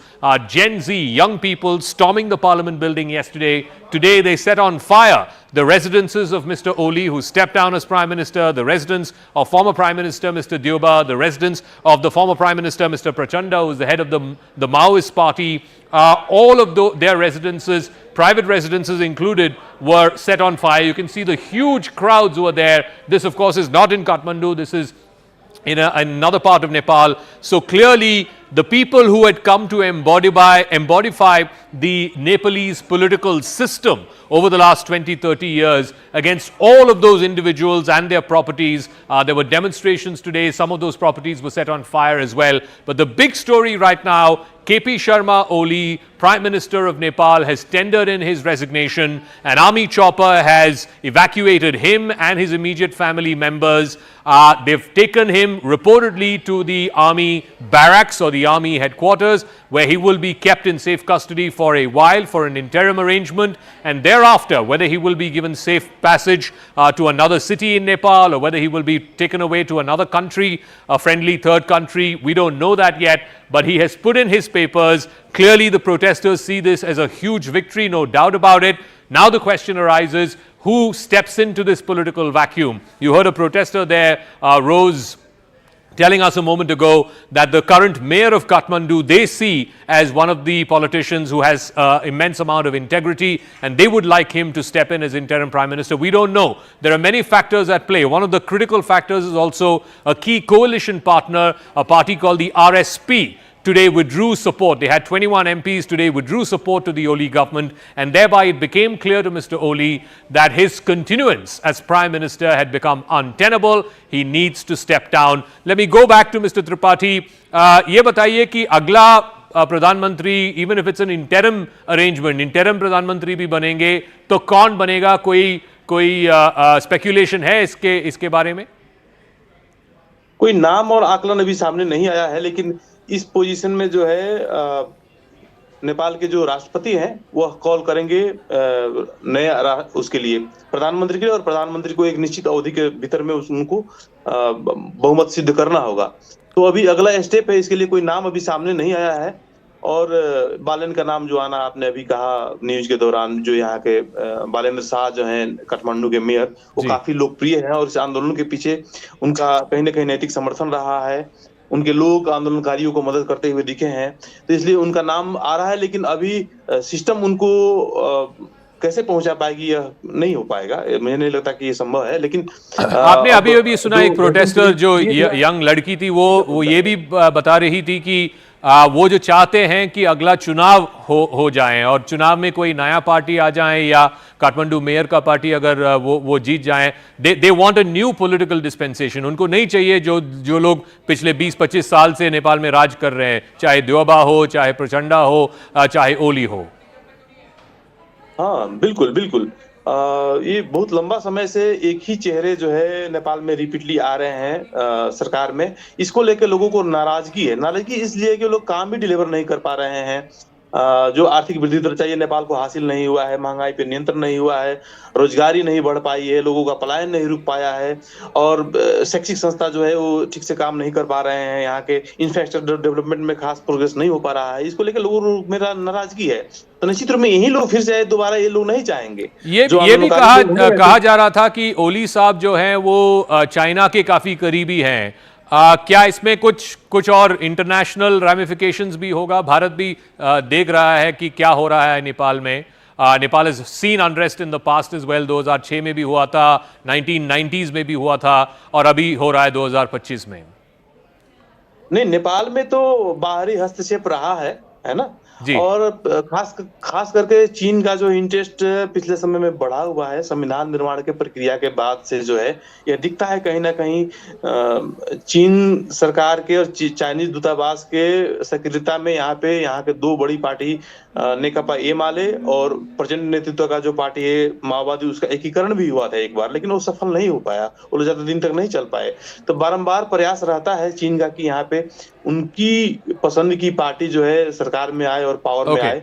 Ritesh Tripathi, बहुत बहुत धन्यवाद हमारे साथ जुड़ने के लिए। That's a Indian journalist who's tracking the developments in Nepal, bringing us the latest. So once again, if you're just joining us here on CNN News 18, huge story breaking in the neighborhood. The Nepalese Prime Minister KP Sharma Ooli, who's been a sort of a semi-permanent fixture in Nepali politics over the last 30 years, he has now tendered in his resignation. His current government, I think this is his third stint in power, his current government, which was an uneasy coalition between him, the Nepali Congress, and a section of the Maoist party. It was an uneasy coalition that had been in power for the last year or so now, and now given these massive scale protests that we've seen led by young people, the trigger being of course the social media ban, but it goes far beyond that. Issues of corruption, unemployment, privileges, dynastic politics, curbs on young people speaking their mind, all of this sort of came into a deadly cocktail. It came into a deadly combination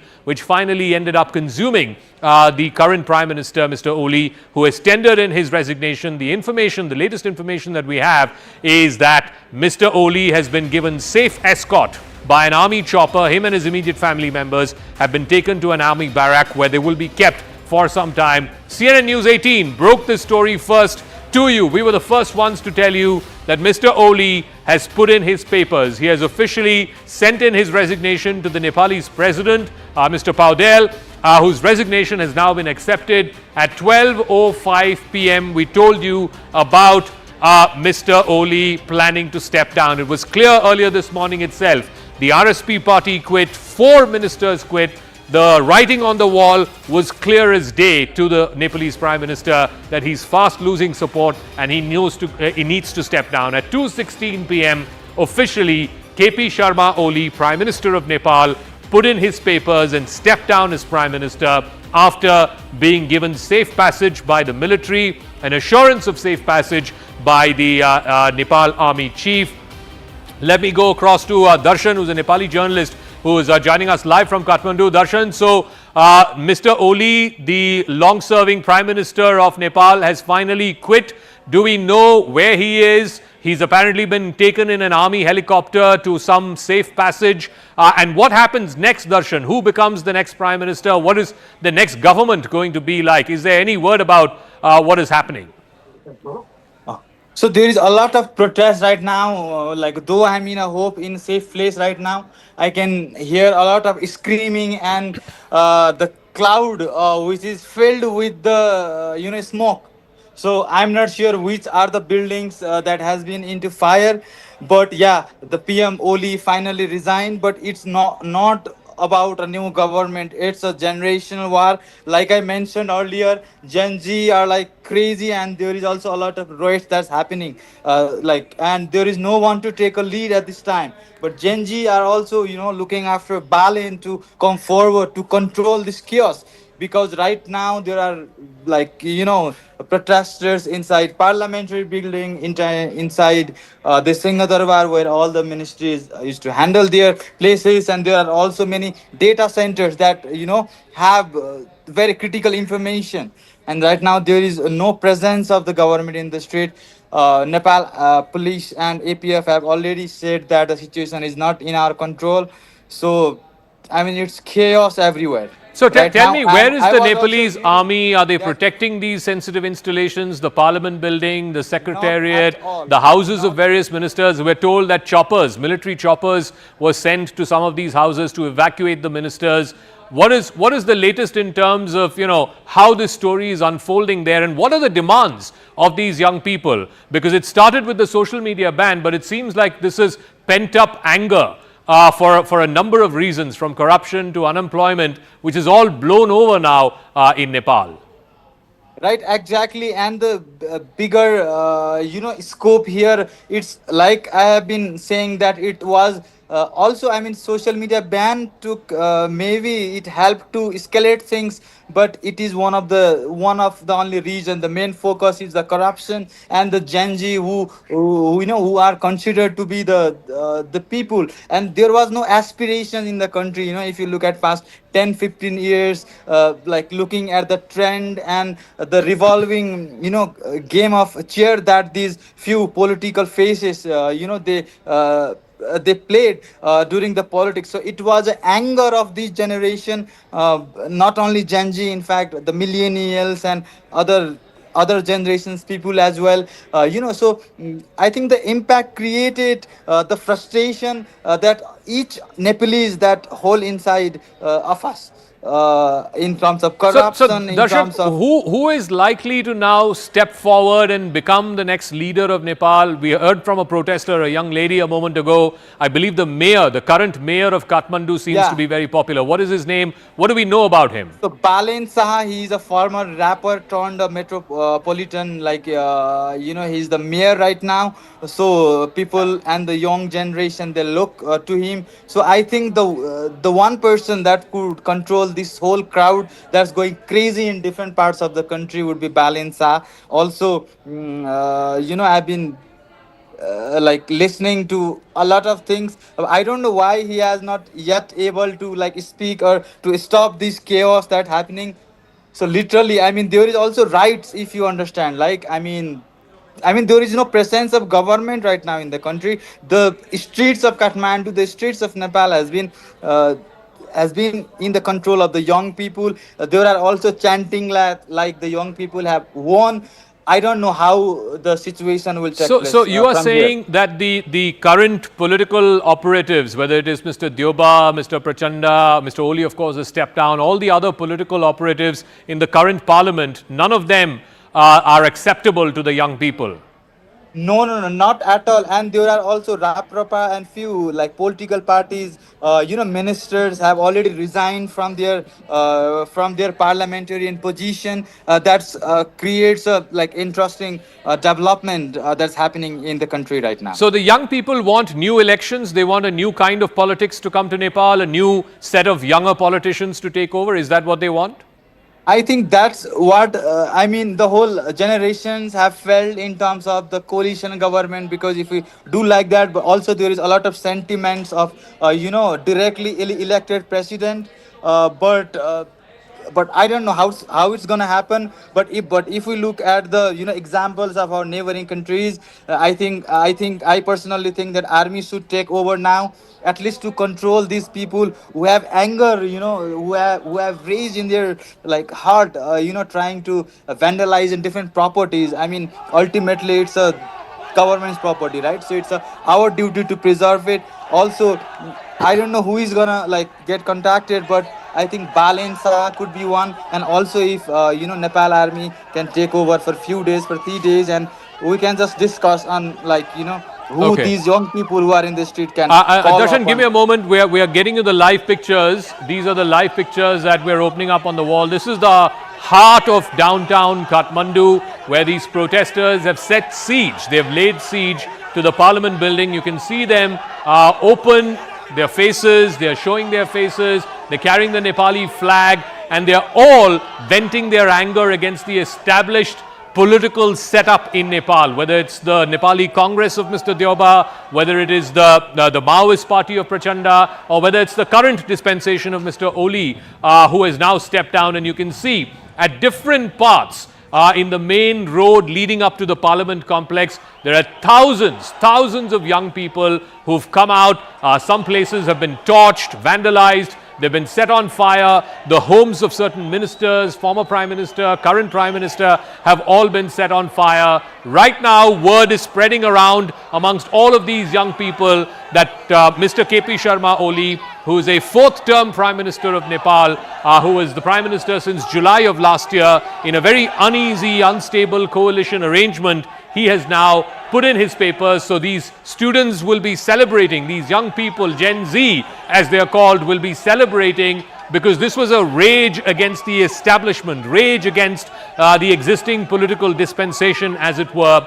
Tens of thousands of young people coming out there and chanting slogans, expressing their rage, venting their frustration. The social media ban was perhaps the last straw, the straw that broke the camel's back. But ultimately, there were legacy issues about corruption, about unemployment, about a sense of despair and hopelessness, which young people were expressing. And that's how they came out and expressed their frustration. Darshan is still there with us. Darshan, what do we know about the army chief? I believe there was a meeting between the army chief and Mr. Oli, where finally Mr. Oli was told that he has to go. There is no way he can continue in the office of Prime Minister. That's correct. And also, I mean, the only resignation is one factor. That's Chenji, or like all of us have been calling for his resignation, but the underestimation that the government did, because last night after yesterday's protest, there was a ministry cabinet meeting where they discussed, I mean, very lightly that, okay, now we are uplifting, the ban, right? But right now, if we look at the situation, every other prime minister that was in the that was one or other time minister or the prime minister, their whole houses were looted, and they found a few dollars. I mean, the cash they were flaunting, in the visuals you can see. So right now the situation is not in control of anyone. So we are also strongly looking for a lead, and I hope the Nepal army or a Balensa could step in and help to save Darshan, few we innocent saw lives. this. We saw this Because, in Sri Lanka 2 or see, 3 years ago. We saw this in Bangladesh last year, where young people were again at the forefront of the protest there, and their rage was against the establishment. They raided the palaces, they raided the homes of ministers, and all these luxurious, rich items, they were destroyed, they were vandalized. We're seeing something similar in Nepal over the last 2 days. The anger is against the established political personalities, established politicians, saying that they have looted the country for a number of years, for a generation, and now it's time for the people to take it back. Is that a fair sentiment? yeah, that's what it is. That's what it is. But there was also a lot of fears among the youth when the narrative of West and Indian media was shifting to, it was a Gen Z social media ban thing, which was completely false. But yesterday the circulating news, I mean, like portrayed it in that sense, right? But now it's clear like what the youth of this country want, right? I mean 20 people. Imagine when there was a 62 63 andolan. I mean it took 19 days and 19 people died. It was one day protest in 6 hours, 20 people, not only in Kathmandu, from all across the cities. And these masses that you see is the first time, as someone who has witnessed this physically, reporting in the ground, also helping in different communications part. I really, also present you the energy and the synergy that these protests has been going under. But also there are some riots, because when there is no leader, of course, there are some people with vested interest. But Darshan, I think the protesters are also saying that whoever gave orders to the army, to the law enforcement to fire at these students and kill them, 19 of them died. Who was the one who gave those orders? Because they're saying that person needs to be held accountable as well. Absolutely, no doubt on that. And see, the 18-year-old with a school uniform and with the identity card was shot in the head by these police officers, right? So the CDO, who was the one to be blamed for, who ordered to kill these innocent kids, has been in a run. There was some circulations of his family and those sort of stuff. But there is one person, but entirely this is against the entire system, entire corruption that these corrupt leaders have done in the country from past 20 years. All right, so big story in case you're just joining us. KP Sharma Ooli, fourth term Prime Minister of Nepal, who'd been in office in his current term since July of last year in a very uneasy, unstable coalition which had the Nepali Congress, some of the erstwhile Maoists as well. And finally, he's had to step down after this massive blow-up that's happened. Young people who were protesting for the last 2 days against what seemed like the social media ban, but there were a lot of underlying factors: joblessness, corruption, dynastic politics, the sense of entitlement that certain families and certain political families had. They were really protesting against all of that, and the orders were given to shoot, and 19 people, young children, who, as Darshan was reporting, were wearing their school uniform, they were killed, and then the anger just blew over. There was no way this anger could be controlled. There was no way that the Prime Minister could survive this. He saw the writing on the wall and he put in his papers. He was told by the army chief earlier today that he will be given safe passage. So Mr. Ooli has tendered in his resignation. The cabinet stands dissolved. He and his family have been given safe passage. They're currently in an army location, in an army establishment right now. How long they will be kept there, where they will be eventually given safe passage to, we don't know yet. But the Prime Minister has stepped down. The Prime Minister is now currently in an army facility along with the rest of his family. What the new political dispensation in Nepal will be, we don't know, because the protesters want more than just a regime change. They don't want more of the same. They don't want the old political parties, whether they're the Maoists or the Nepali Congress or even Mr. Oli's party, a different individual sort of come forth and become the next Prime Minister. What they want is a complete radical change. They want young people to come forth. You can see the residence of the Prime Minister. This is the private residence of the Prime Minister, was set on fire. You can see the window panes broken, smoke coming out, not just in that building, but a series of buildings across that entire neighborhood, that entire vicinity. And I'm given to understand that these are all the homes of various ministers, political personalities who've been dominating the politics of Nepal since the late 90s, early 2000s. So an entire generation that has dominated Nepal's politics, their homes, their private homes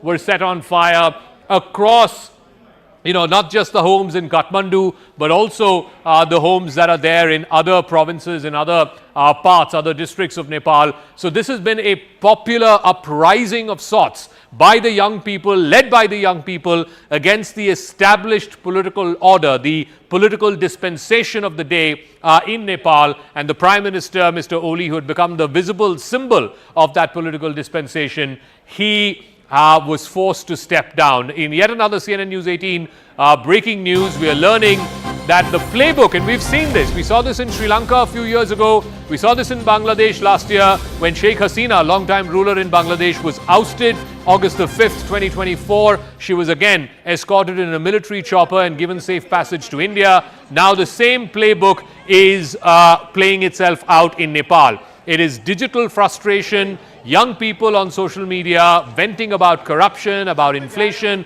about dynastic politics, about lack of jobs. It is exactly similar to what played out in Bangladesh last year and what played out in Sri Lanka a few years ago. The Nepalese youth turned against the existing political parties, the Nepali Congress, the UML, which was a ruling party, just like how in Bangladesh the young people rejected the established parties, the Awami League and the Bangladesh National Party.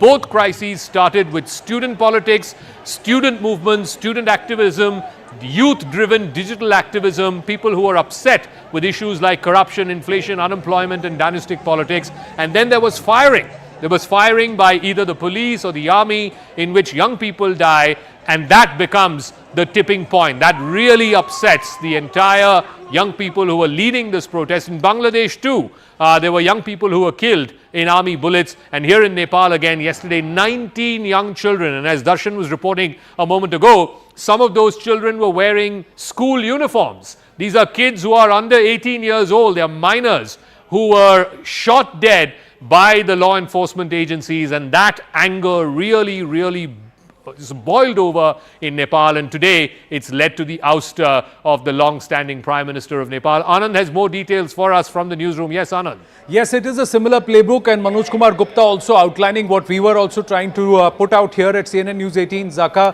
Dramatic visuals that are coming in from Kathmandu, where another house has been vandalized, set on fire, belongs to one of the leaders against whom there's been a long-standing grouse.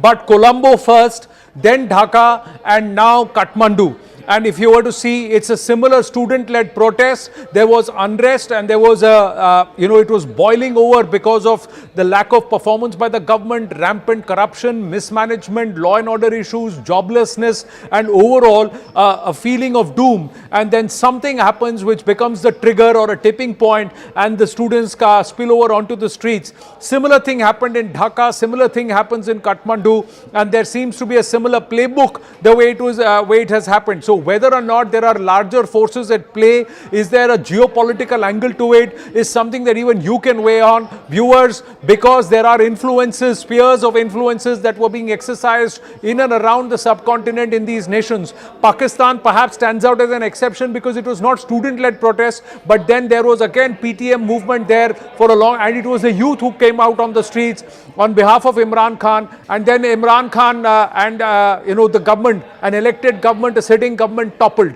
So if you were to take Pakistan as an outlier, but then look at a similar trend with Sri Lanka, Colombo, with Bangladesh, Dhaka and Kathmandu, Nepal, it's a similar effect that's happened. Is it because there are stronger geopolitical forces who are trying to wrest control and perhaps exact their sphere of influence in the subcontinent? And that's the thing. Interestingly, there are voices within Bharatiya opposition here, who have said that Bharat is not far away. Now, what does that mean? We'll park it for later, but right now, these trends which are happening in these nations is very similar to the Arab Spring that happened. It was one nation after the other, and it was like a ripple effect, and it was a similar kind of a change that was orchestrated in terms of regime change because of people coming out onto the streets, largely youth, and coming out wanting to reclaim what they claimed was theirs and oust long-standing misgovernance or those people who are playing musical chairs in terms of power, but oust them out totally and bring about a new order.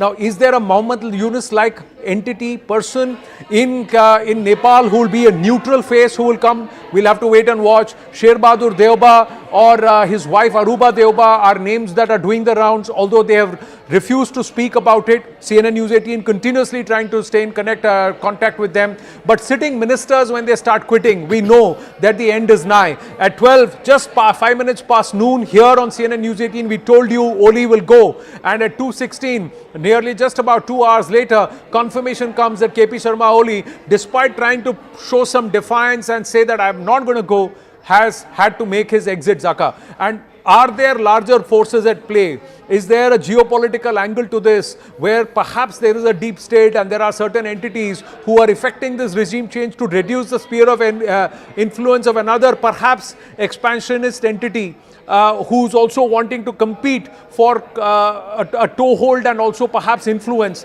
That's another thing which a lot of people will now want to study in this region. And can Bharat remain immune to these forces? That's the other big question. Okay. I also want to go across to Khushbu Oli, who's a journalist and somebody who has been reporting for us here at CNN News 18 over the last 48 hours. Khushbu, so the Prime Minister, Mr. Oli, quitting, he's put in his papers.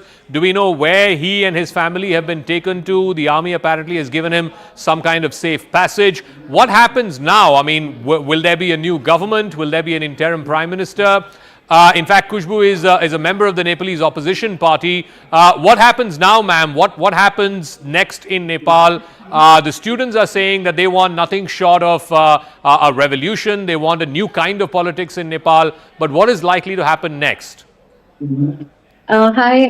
First of all, I'm not a journalist. Sorry. And I am the Central Committee member of Rajya Sabha Party. So yes, the people have taken control over every area of this country, including our Singadarbar, where all our ministries are there, Prime Minister's office is there, and as well as major locations like where the residences of the ministers, the parliament building, everything has been now is under, they have taken the leadership, the public. Now it's time that we come into a conclusion and decide what's going to be further, because all of our party members have resigned. Members of the parliamentarians have resigned. Parliamentarians from independent party have also resigned. No, So what do the now I students think, want? What do the young protesters want? One is, of course, the young justice. protesters want a new government with Okay. the involvement of younger generation, moreover. So I think we will need to, for now, to control this situation so that no more damage is done to the public property. I think army is also under a meeting. They're also doing meetings. So the situation needs to be controlled because protesters are everywhere. Do we know anything So, about the army chief? Who is he? What? I mean, I believe there was a meeting between him and the outgoing Yeah, Prime they're still under Minister meeting. earlier today. They are still under meeting. They are still under meeting. We have come to know that, they are still under meeting and they are trying to find a solution because the protesters are not willing to compromise for anything less. So probability of forming an interim government with the involvement of the younger generation much more, but it's not clear yet because there are lots of bodies involved, lots of, I think individuals who are trusted by the public need to take in charge. And I think it's nothing is clear as of now what's going to happen further. We can see but pictures everybody of is committed. the army trying to push back some of the younger protesters, some of the younger protesters also taking the lead and pushing back the others. We've also been hearing the name of Mr. Balen Saha. I believe he's the mayor of Kathmandu, who is an acceptable face to the young protesters. Can you tell us a little bit more about him? Army has not taken any step towards, disrupting the protesters. So the protest is still ongoing because there are some demands from the youngsters. The protesters have some demands that need to be met. Mr. Prime Minister has already resigned. KP Sharma Ooli has resigned, but that's not enough because we want him to be accountable for the deaths. We want this government, the people that were there to give order to kill the youngsters, they need to be held accountable. Now it's time to be, patient and take the legal way because they need to be held accountable, and we want to make sure the public wants to make sure that they do not flee this country. Who are the people who gave the order to fire at these students?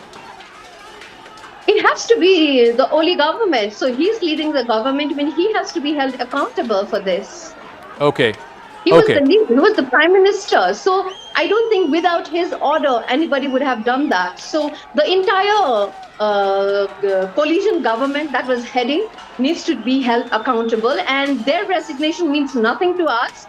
The main thing is they have to be held responsible, be prosecuted. That's of foremost important. So Okay. we might have to have an independent body that's going to, look into this matter, do the investigations and further do the processing. And as you said, yes, Mr. Balansha is a young mayor of Kathmandu and is quite accepted by the public. We've not had his opinions as of now after the protest has been successful. Okay.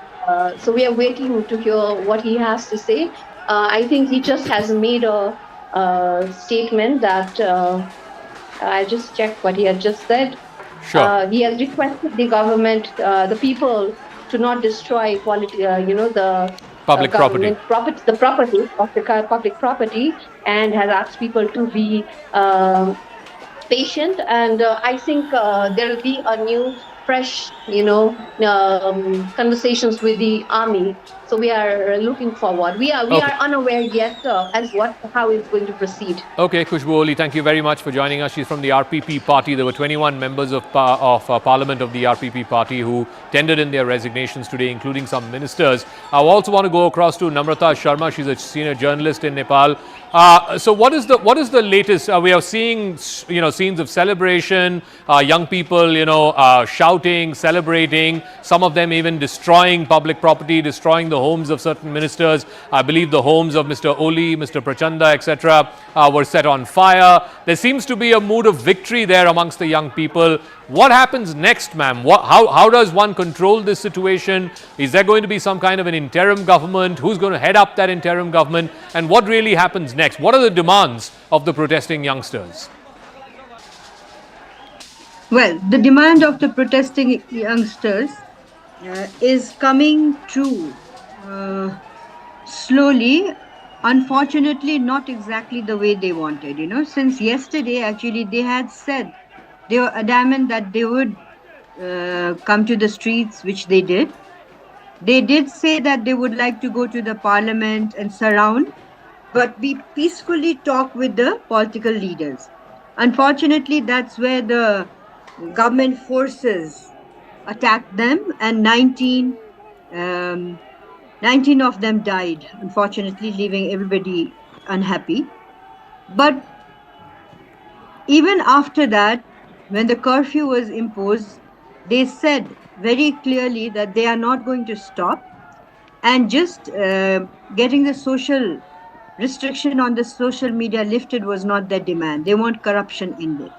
So they seem to be sort of dissatisfied with the entire political dispensation. Mr. Oli, Mr. Prachanda, Mr. Dyoba, their homes have been destroyed as well. Are they seeking some kind of a generational change in Nepal's politics, and what may that mean? I'm coming to that. So like I was talking to your colleague earlier, I said that one by one what they said is they wanted the whole generation of corrupt leaders, and they particularly named the two in the governing coalition and the opposition, Prachanda also, KP Sharma Ooli and Sherbade Deva. They do not want to see any of them in power anymore. And slowly as the different ministers started resigning and the Prime Minister resigned, it shows that their demands are being fulfilled slowly and steadily. Now, when you talked about the vandalism, I'm not sure if it was the Genji who did the vandalism that has been seen in the pictures. Okay. Some of them might have been there, but I think there are other extra forces also involved over there.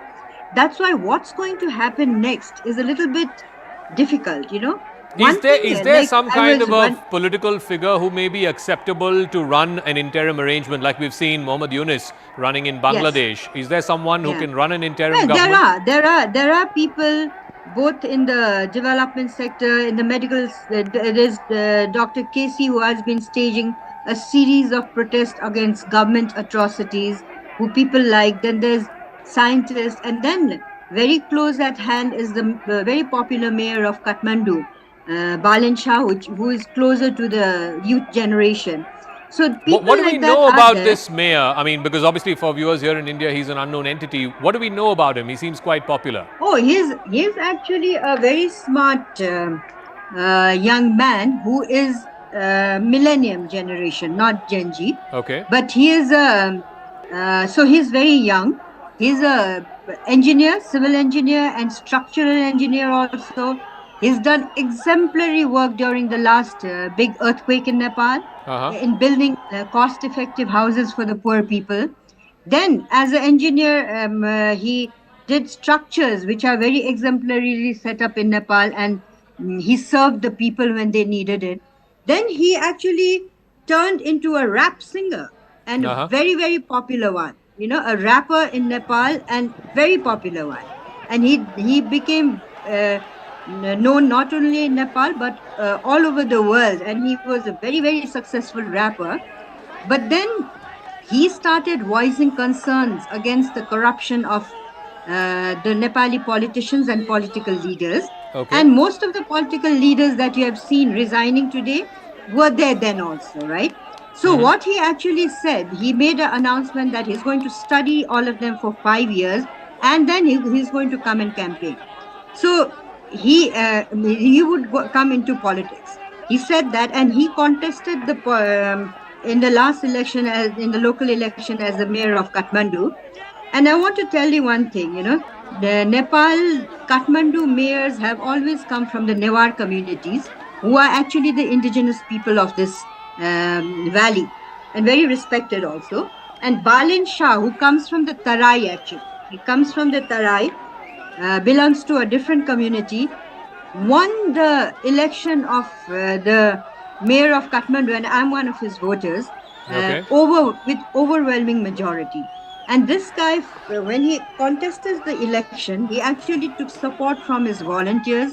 He didn't take money from any industrialists, and he contested, and everybody, there was a very small team, but the way he contested, people liked his stand, liked his honesty. He visited every home, and he won. Then after he's come to power, so he has this, social media has been his big support actually in the winning factor. All right, Namrata Sharma, we'll leave it at that. We'll see if he plays a critical role in whatever next government there is. There has to be some kind of interim arrangement. The protesters, meanwhile, want justice for the 19 children who died. Many of them, as some of our colleagues were reporting from Nepal, many of them were in their school uniform when they were shot at and killed. They want justice for those people, and who gave the orders to kill those students. My colleague Poonam will now take the coverage forward. Thank you so much for that, Zaka. Our continuous coverage here on CNN News 18 goes on as pictures of those protests turning violent, going completely awry for 24 long hours. We've seen these kind of protests that has eventually led to the toppling of the Oli government in Nepal. What happens next is a question many are asking. There seems to be a pattern that we're seeing in India's neighborhood. It began with Sri Lanka, then with Bangladesh, and now those same scenes are playing out in Nepal as well. In fact, we have some more information that is trickling in. What we're learning now is that Nepal's finance minister is seen running out on the streets while people are chasing him. This is the kind of anger that you are seeing among the people. It started off as a Gen Z protest, but there are several others from different strata of society, from different sections of society that have come out on the streets of not just Kathmandu but across major cities in Nepal that have come out and shown their sort of anger against these politicians. We've seen stone pelting, we've seen arson at private residences of several of these ministers, and now one of the cabinet ministers there, as you see on your screens, running for cover as people are chasing him.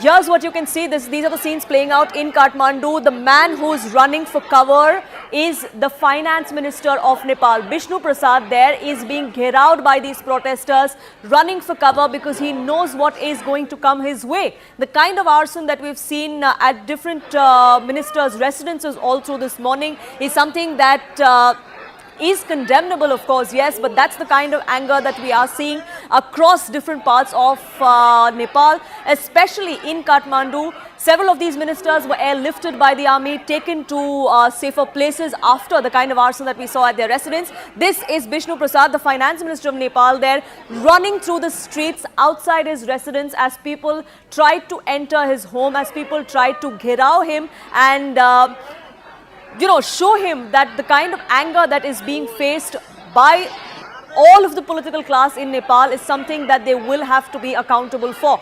These are the scenes that we are seeing from different parts of Nepal. It began with Kathmandu. It began It then spread to several other cities, including in Pokhara, in Bharatpur. We saw such protests break out in Chitwan as well. Several of these major cities across Nepal over the last 24 to 48 hours have witnessed several such protests. It started with a protest that eventually turned completely awry, completely violent, where we saw stone pelting, we saw the police resorting to tear gas shelling, water cannons were used. Unfortunately, 19 students have died in that protest, which turned violent. That has led to the downfall of the KP Sharma Ooli government in Nepal. Several of these ministers had resigned through this morning, which eventually then set the stage for the Prime Minister to resign as well. So what exactly happens next? Are there going to be fresh elections? Is there going to be somebody who's appointed as a caretaker head of the government like we saw in Bangladesh's case? That's something that we still have to look at. But so far, the anger that you see on the streets of specifically Kathmandu is quite visible there, like you see on your screens there. The finance minister, Vishnu Prasad, being chased out of his home, chased onto the streets there as he runs for cover from these angry protesters. Randeep Chaudhary, columnist and researcher, is joining us in this broadcast to get us more perspective of what to expect next in Nepal. Thank you so much for speaking with us here on CNN News 18. We've seen the kind of anger that's poured out on the streets of Kathmandu and other major cities. What happens next? Are we going to be seeing fresh elections? Is there the army is going to take over? What happens next? Thank you for having me on your television.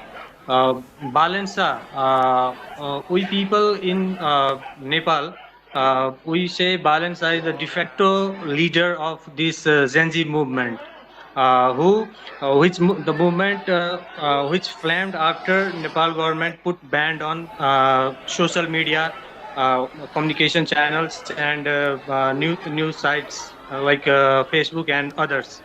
So this movement get flamed. So Balensa had posted just few minutes ago that the Gen Z movements, the mob, the mass, you can say it in a context, but in present context we can say this is a mob. So Balen is appealing on Facebook and Twitter that the Gen Z mob should be ready to make a dialogue with Nepal army. In fact, just few minutes ago, all the security agencies stopped, like Armed Police Force, Nepal Army, Nepal Police, and others, and Nepal Army Chief. So they all are appealing Gen Z's, the movement, this movement to like settle down.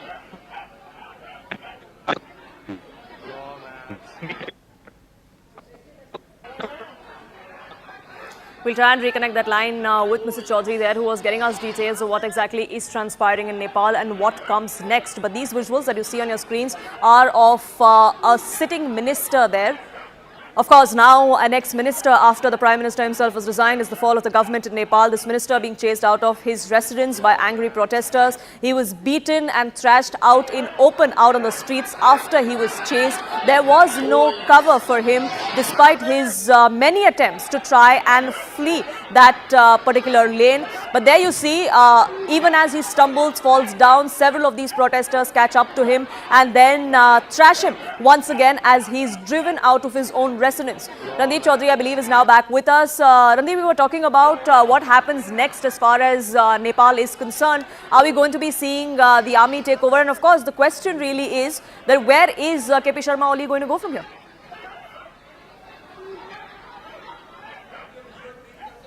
Mr. Chaudhary? We'll try and reconnect that line. I believe communication with people that we're speaking to in Nepal is at the moment sketchy, given the kind of scenes that we are seeing across Nepal. Several phone lines, internet connectivity was all completely awry for the last 24 hours, after which we saw these protests turn violent. The social media apps and websites that were banned, which was seen to be the catalyst of these protests, was restored late last night. But that wasn't the end of the protest. It really was the end of the KP Sharma Ooli government in Nepal. Randeep Chaudhary, I believe, is now back with us. Mr. Chaudhary, I was asking you about the Prime Minister who's just resigned. What happens to him next? Is he going to be leaving the country?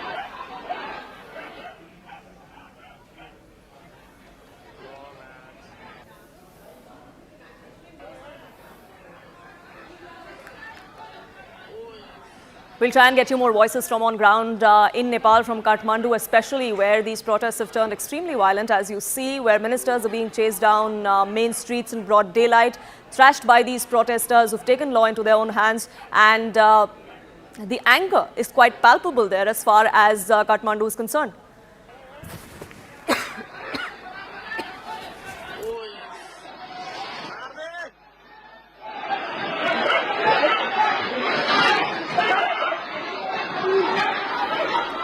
This is Nepal's finance minister who is being chased down by the mob on the streets. We've seen several other ministers who faced arson at their residences, several of whom had to be airlifted by the army in special choppers after their residence was set ablaze by these protesters. The latest that we are gathering from Kathmandu, from Nepal, is that the Prime Minister has resigned. The government has been toppled after relentless protests that we've been seeing. Of course, the social media ban was the catalyst, was the trigger at this particular point, but that wasn't the only reason why we see this anger amongst the youth across Nepal.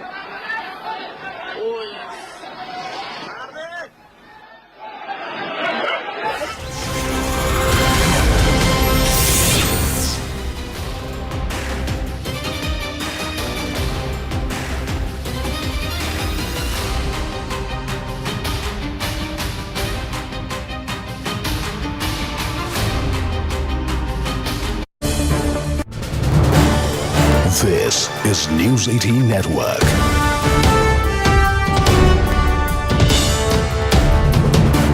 India's largest news network. Newspapers, Pradeep Paudel, the health minister in the Ooli government, has also put in. So these are weighty portfolio holders, and they've all thrown in the towel, saying that, look, we want to distance ourselves from this government that is made of kleptocrats, according to some individuals, nepotists and authoritarians. So you're seeing basically three ministers go. People have been accusing the government of having the blood of innocent children, youth on their hands. Many people have been taunting the government for using the kind of tactics that you're seeing, because this protest was initially peaceful and then suddenly something changed.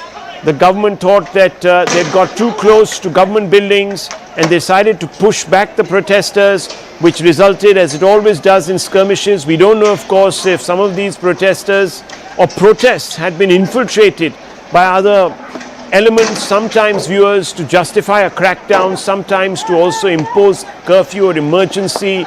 So a lot of scenarios. New Delhi taking a distant view, saying that we hope that peace prevails, that both sides work out some sort of a solution via media. But that's going to be difficult given the scenes that we're seeing and the fact that the youth, Gen Z as they brand themselves, are not backing down. They have continued their protest for a second day.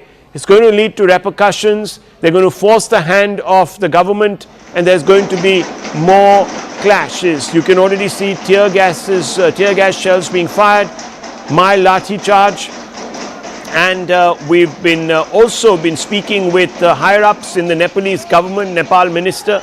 We've just spoken to one, and the situation is very precariously placed in the mountain kingdom, in the Himalayan kingdom, and it appears that KP Ooli, the Prime Minister, might actually be contemplating stepping down. Now, this would mean further instability. Let's go straight across to Mr. Ramnath Adhikari for more on this. Mr. Adhikari, yes, what's the latest? What's happening?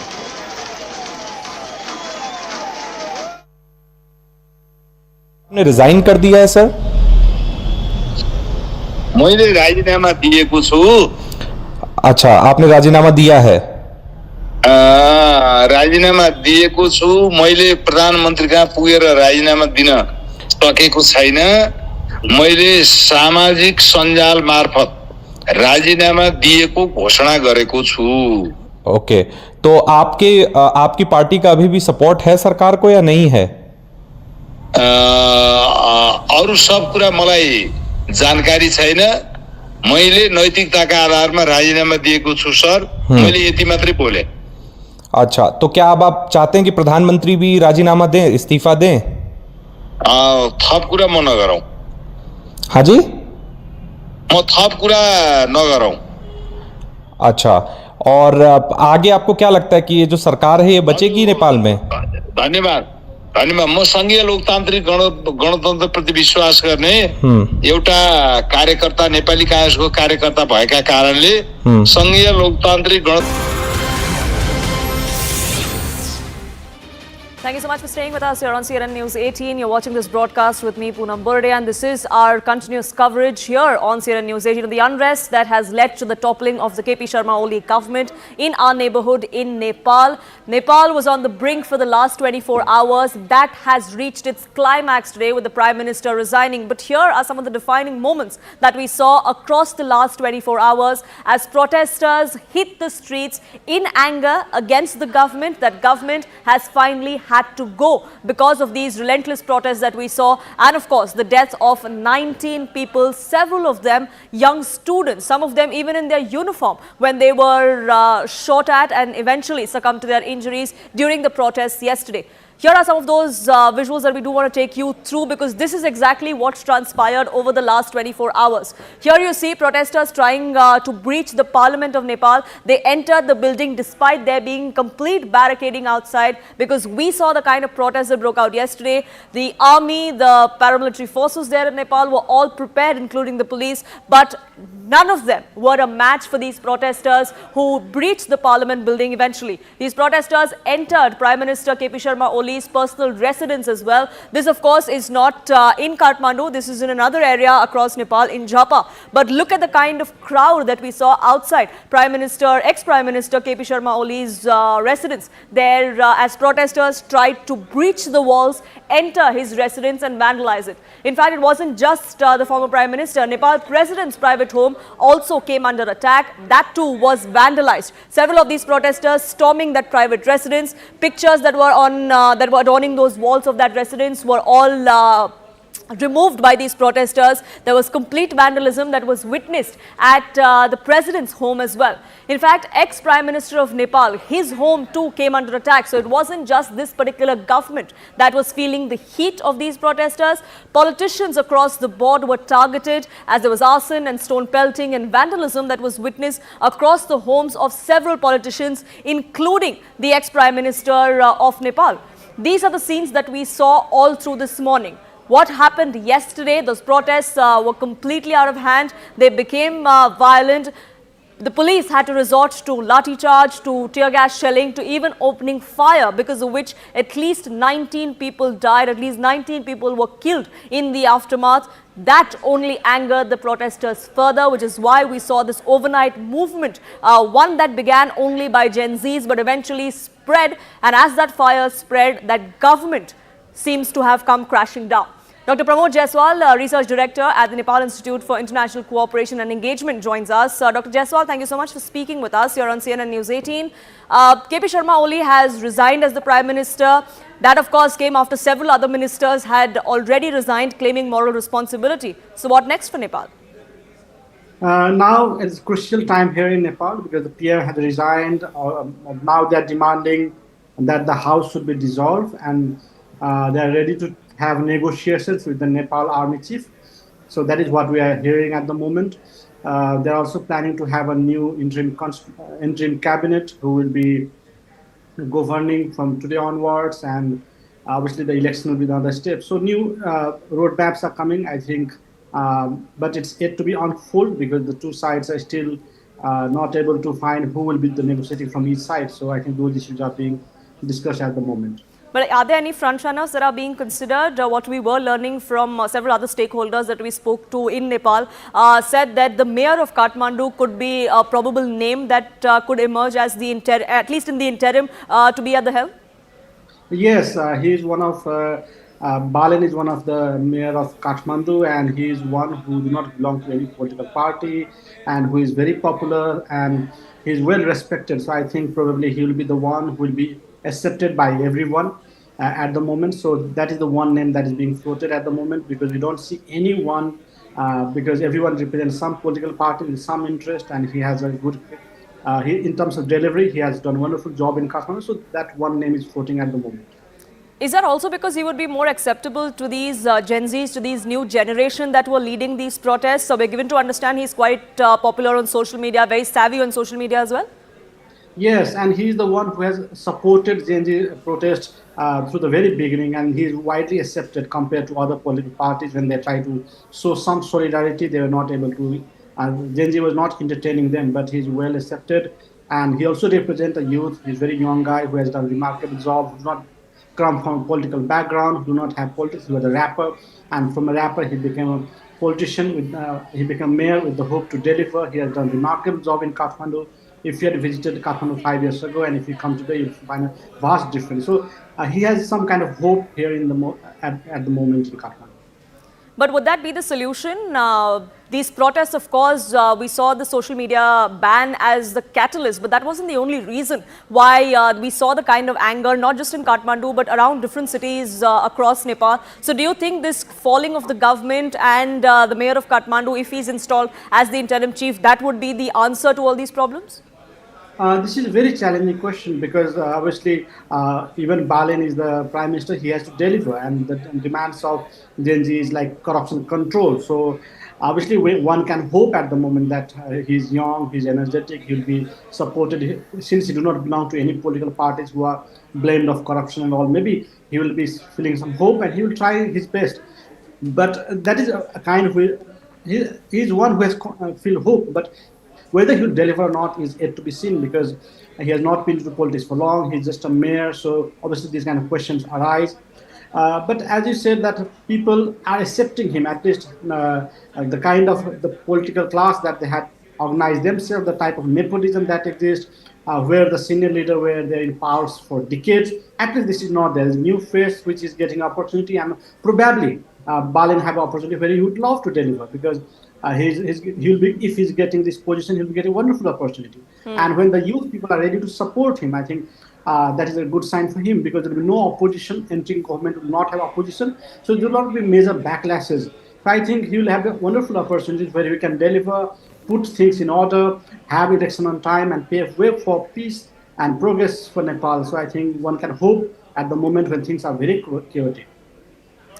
You know, Dr. Jaiswal, it wasn't long ago, it was just a little over a year when we saw similar scenes in Bangladesh where student-led protests led to the fall of the Sheikh Hasina government. She had to then flee the country altogether. Do you see that pattern repeating in Nepal? Could KP Sharma Ooli will also be leaving the country?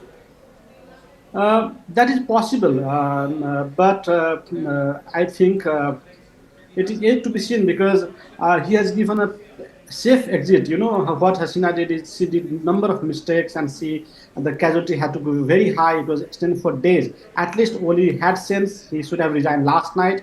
Things would have been better. Would have saved some of the property today because there's a massive arsenal. Many of the houses of political leaders were destroyed today. At least that should have been saved. But at least I think he had some space that if he stayed in Nepal, maybe he will take some time. But I think he will not have much issues here staying in this country. But the question is that it do not apply only to KP Ooli. It's about the whole class.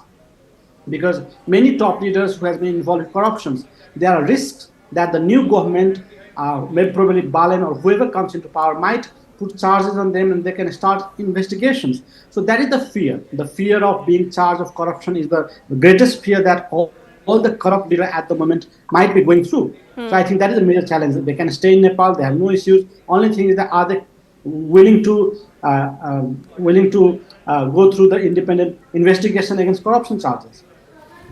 Dr. Jaiswal, it will be interesting to see what happens there. But thank you so much for speaking with us here on CNN News 18 and giving us that perspective. But there are hectic developments that are taking place in our neighborhood in Nepal. In fact, the Rashtriya Prajatantra Party chair has now been released from the prison in Lalitpur, is what we're given to understand. He was being held there in connection with a cooperative fraud case. And as soon as that government has fallen of KP Sharma Ooli, we now see one such opposition party leader that has been released from prison. Whether this is done by the protesters, whether this was done as per law, that's something that we will try and get more details of. But here on CNN News 18, we've been speaking to those people who are on ground, who are a part of these protests, who have a stake in what transpires in Nepal and its polity and what happens next.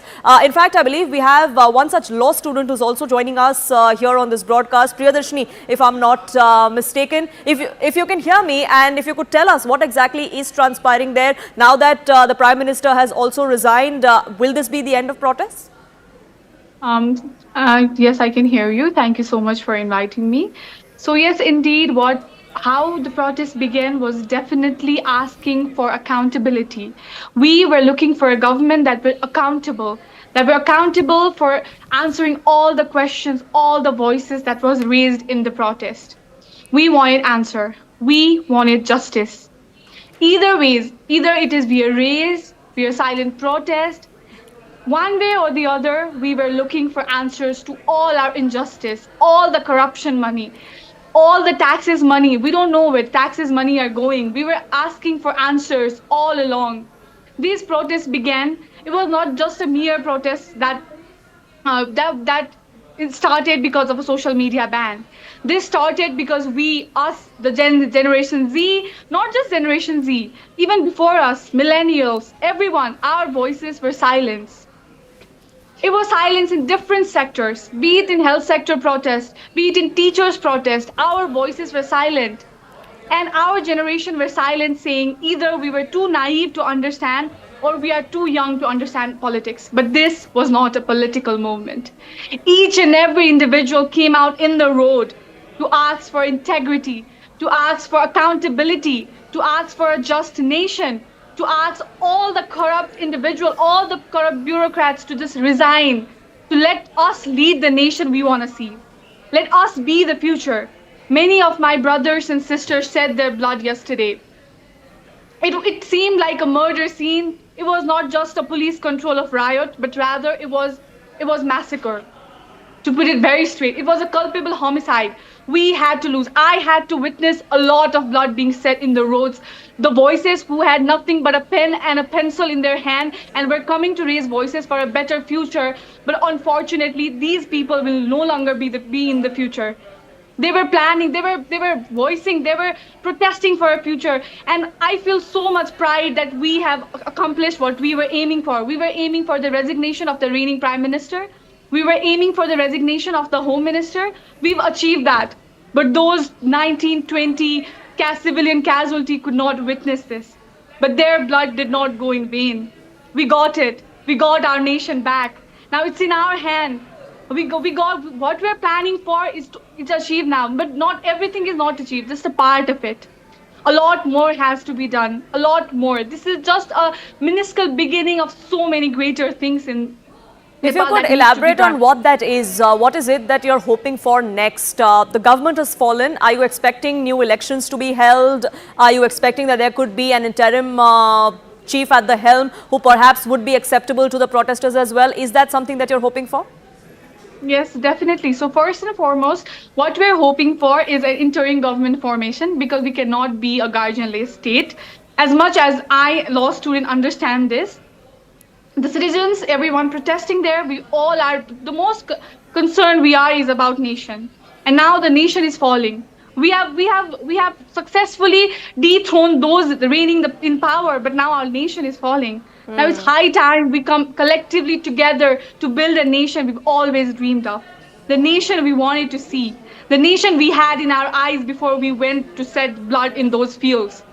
And definitely, so now in the current scenario, we are opting for a interim government and a very early election. And election should be impartial. It should not be like previous, even in Nepal, when previously election used to held, there is a multi-party democracy system in Nepal. So everyone get elected via party, there is a party election, and then there is first past the post, there is lower house, there is upper. So what I'm opting for is a constitutional amendment as well. We have to be able to hold a direct election. We have to be able to hold a direct election for the Prime Minister who will have the supreme authority of the nation, who will be controlling the nation. Sure. I know constitutional amendment is not an easy task, and Nepal's constitution is very stiff. This needs a policy change, this needs amendment in constitutions, but we have a lot of great individuals who are willing to put forward their expertise, their opinions, anything. And speaking of those individuals, Priyadarshini, I want to ask you this. One of the names that's doing the rounds is the mayor of Kathmandu, Mr. Balin Shah, if I'm not mistaken. Is he an acceptable candidate for those who've been protesting? Yes, definitely. So I live in Kathmandu itself. He is mayor of my Kathmandu. And I've lived in Kathmandu for now 17, 18 years. And I've seen Kathmandu change its face. Be it the dumping sites, be it the roads, be it the traffic clearance. I've definitely seen the change. And these are not just a minuscule change. No matter how big or small the change is a change. And what we believe is a change maker who is willing to make a change. Before this, a lot were elected. Before this, many of the mayors have come and gone, but they are just reign on their throne, nothing claimed. But Balin came, he sat on that chair, and we can see his work being done. So definitely we would love if he is willing to lead, because we need someone who is as patriotic as each and every individual. We need someone who loves the nation, who isn't there for opportunities, who isn't there for any political agenda or ideology. We need someone who is patriotic. We need someone who is willing to make the change, and we are willing to make the change. And so if those political leaders, if Balin Shah, as much as I know, as much as I've seen, he is willing to make a change. And if someone is willing to make a change, if someone is very as patriotic as each and every individual shedding blood and tears in that protest, we're happy to give that to him. Sure. So whether he decides to take up that responsibility or not, we will find out. But, the kind of scenes that we are seeing from not just Kathmandu, but different other cities across Nepal as well, is that those protests, the kind of stone pelting and arson and vandalism, that's still going on. Now that the government has fallen, now that KP Sharma Ooli has resigned, will we see an end to those protests? Will your team members, your colleagues, all of the protesters that have been out on the streets for several weeks now, will they retreat? Definitely so. Now, until yesterday, this was a very peaceful protest. We were only opting for peace. We were advocates of peace. We never wanted vandalism. We never wanted violence. We do not condone violence. We do not want violence anywhere in the world.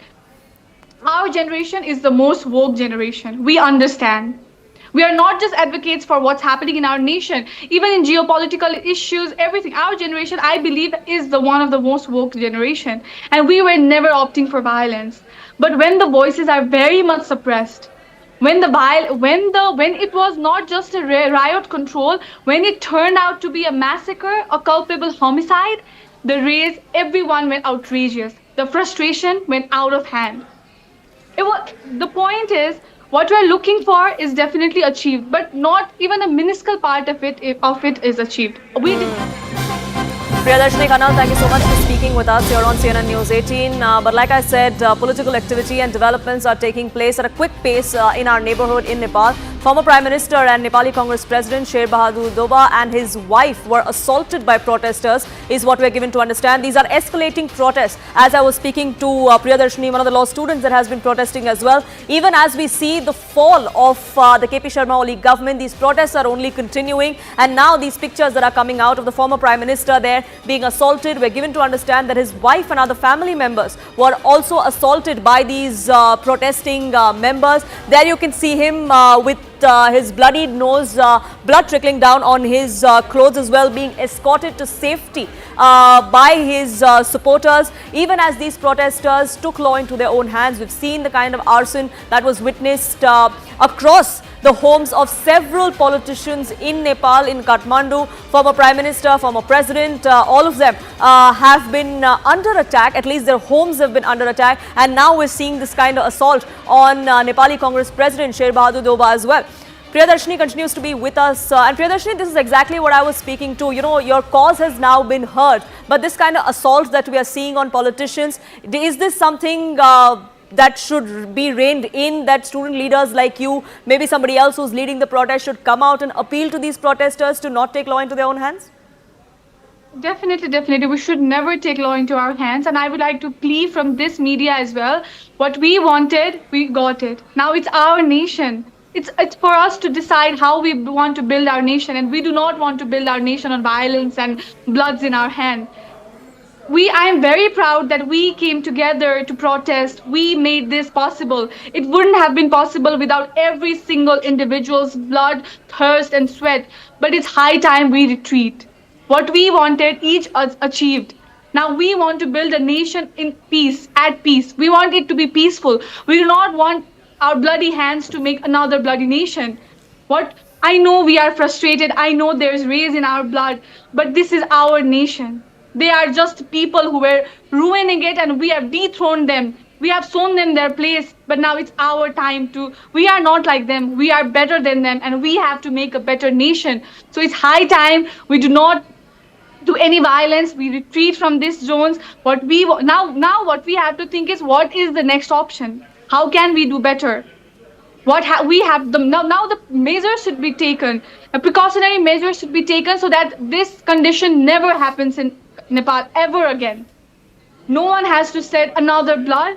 No mother has to shed another tears for their loss of their children, and the nation does not have to cry. It's high time we stop this violence. It's high time we retreat back. It's high time we think about how we can make this place, this Nepal, a better place, rather than destroying the public property. Because at the end of the day, it's our loss. It's our nation. We are at loss, and we should not be at loss when we are winning already. And this is the time that a message is sent out as well, that peace has to prevail. We've seen unfortunate loss of lives, like you said. At least 19 yesterday were killed in the protest. Public and private property has been vandalized. Do you think that the army coming in will now bring in about some peace at least? So this is there is always a two sides of it. So if you're talking about implementing martial law in Nepal, so that's a different prospect. And if you're talking just army taking control of the violence prevailing, so that's a different part of it. Definitely, so what I believe is we have to back off ourselves. Forcefully, if we try to retreat something, the rage and the frustration will even increase. Now, we as informed citizens of Nepal, that we are planning to build a better Nepal, we ourselves have to retreat. We ourselves have to understand that what we are building should not be built on bloods and tears. There should not be any civilian casualties, irrespective of the fact that those who were in the power were doing atrocities. It was a dictatorship, but irrespective of the fact, on a larger scale, on a greater level, they are human as well, and we are not advocates for doing any inhuman or anything that is against individuals' humanitarian rights. I know this seems very, when the bloods are boiling, I know this is not something that I should be advocating, because everyone is very frustrated and everyone wants their raise out. But on the deeper level, on the larger level, we are humans and we cannot go as below as them. So that's why we should not be opting for violence. We should retreat back, because what we wanted, we have achieved. We are proud of ourselves. We should build our nation on peace, and peace shall prevail irrespective of everything, because that's what makes us the bigger person. We did this protest for a bigger, greater, happier nation, and to build that first and foremost, we should retreat from violence.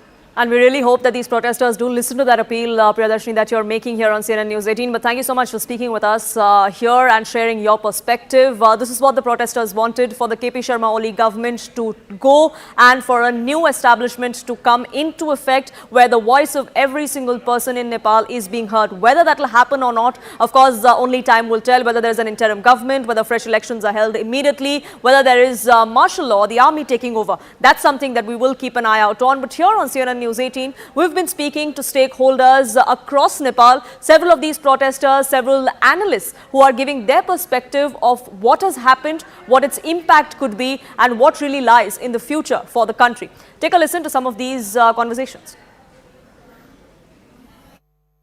Is there any latest information you can share with us in terms of where the Prime Minister will be going? Is he being given safe passage to a different country? Is he going to be kept in the army headquarters? And who is likely to take over the government now? What happens now? What happens next? Yes, so we have had reports of video sightings of army helicopters rescuing these ministers from their place of residence. While we do not have exact report of where they are going, our assumption is that they will be fleeing to India and other neighboring countries. And it is our urge, it is our humble request that the government not take them in, but please give us justice, give these kids who are murdered by them justice. Just resigning and fleeing away is not going to do justice, and we do not know the exact place of destination, but our assumption is India. As per the power vacuum that has now been created, what Nepali citizens are wanting is the mayor of Kathmandu Metropolitan to step into the Prime Minister's office and take over. Mr. Balendra Shah has been reported as one of the most integrity based mayor that we have ever seen. He has done various great works to help our country and has done a lot benefiting the Nepali citizens and has won the hearts of many Nepali citizens. We have trust in him. We have faith in him. We believe that there needs to be a free election for the next prime minister. However, for right now, interim prime minister, we believe that Mr. Balendra Shah will play a perfect role. There are other candidates as well, but as for right now, in order to fulfill the power vacuum, we were wanting him on the post. What is the latest that you're hearing? Yes, Mr. Ooli has tendered in his resignation. Do we know where he's being taken to, and what happens next in this political vacuum? कोई और प्रधानमंत्री का दावेदार सामने आ रहा है?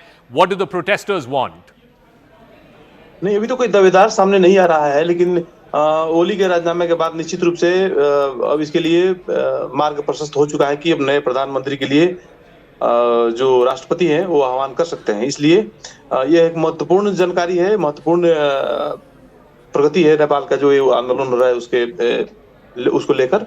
और ओली ने आज ही, प्रधानमंत्री ओली ने अभी राजीनामा दिया है, तो करीब आधे घंटा भी नहीं हुआ है उसका। इनका डिमांड्स क्या है? जो यंग लोग जो युवा प्रोटेस्ट कर रहे हैं, जेन जी जो प्रोटेस्ट इसको बुलाया जा रहा है, क्या है इनका डिमांड्स? जेन जी का डिमांड जो है, अभी आपको दिख रहा होगा कि सोशल मीडिया को बैन की वजह से ये लोग प्रतिक्रिया में आए हैं, लेकिन यह एक तो छोटा सा कारण है जिसे ट्रिगर हुआ, लेकिन बड़ा कारण यह है कि नेपाल में जो बीती मतलब वो है थोड़ा अनस्टेबिलिटी है, उसके वजह से यहाँ पे ये लोग आक्रोशित हैं। यहाँ पे गवर्नमेंट तो है, लेकिन गवर्नमेंट जो सर्विस को डिलीवरी करना चाहिए वो नहीं कर पाती है। और इनका आक्रोश किसके खिलाफ है? क्या ओली के सरकार के खिलाफ है? आज हमने ये भी देखा कि पूर्व प्रधानमंत्री जो थे द्योबा, उनके घर पे भी आग जलाया गया, प्रचंड के घर पे भी आग जलाया गया। क्या सिस्टम के खिलाफ इनका आक्रोश है? नहीं, इसको सिस्टम के खिलाफ आक्रोश नहीं, लेकिन सिस्टम को जो लोग ऑपरेट कर रहे हैं उनके खिलाफ इनका आक्रोश है। और आक्रोश इसलिए है कि कोई भी गवर्नमेंट स्टेबल नहीं रह पाती है। यहाँ पे आप देखेंगे कि पार्लियामेंट का जो सबसे बड़ी पार्टी है वो जो है प्रतिपक्ष से मिलकर यहाँ पे सरकार बनाई हुई है। थोड़ा सा ये अटपटा सा लगता है सुनने में अपने आप में, तो वह सरकार भी डिलीवर नहीं कर पा रही है, वो सरकार भी महंगी को नियंत्रण नहीं कर पा रही है, वो सरकार भी यहाँ पे इनएम्प्लॉयमेंट को मतलब लोगों को रोजगारी देने के काम नहीं कर पा रही है, और लोग विदेश पलायन हो रहे हैं। इसको लेकर आक्रोश है, महंगाई को लेकर लोगों को आक्रोश है।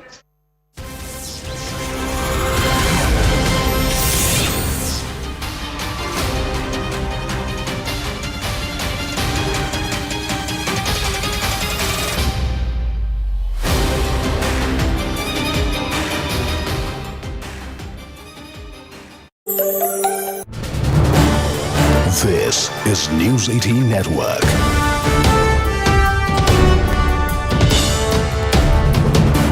India's largest news network.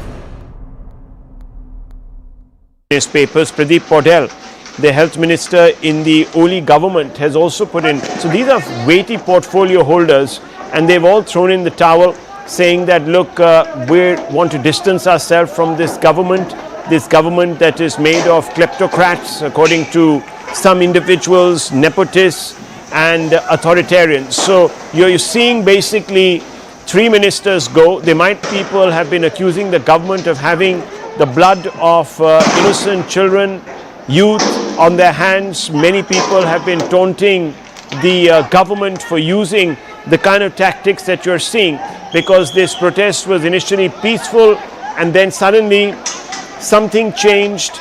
The government thought that they'd got too close to government buildings and decided to push back the protesters, which resulted, as it always does, in skirmishes. We don't know, of course, if some of these protesters or protests had been infiltrated by other elements, sometimes viewers to justify a crackdown, sometimes to also impose curfew or emergency.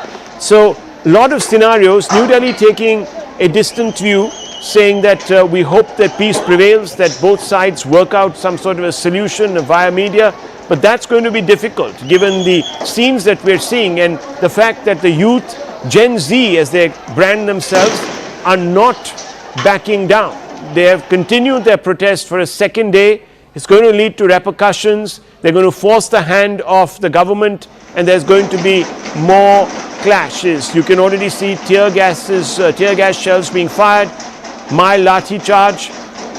And we've been also been speaking with higher-ups in the Nepalese government, Nepal minister.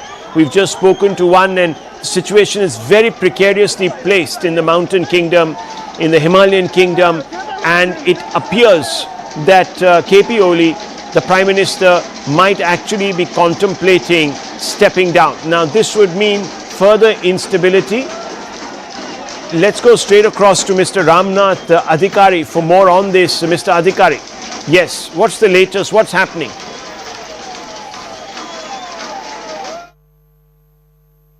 आपने resign कर दिया है sir?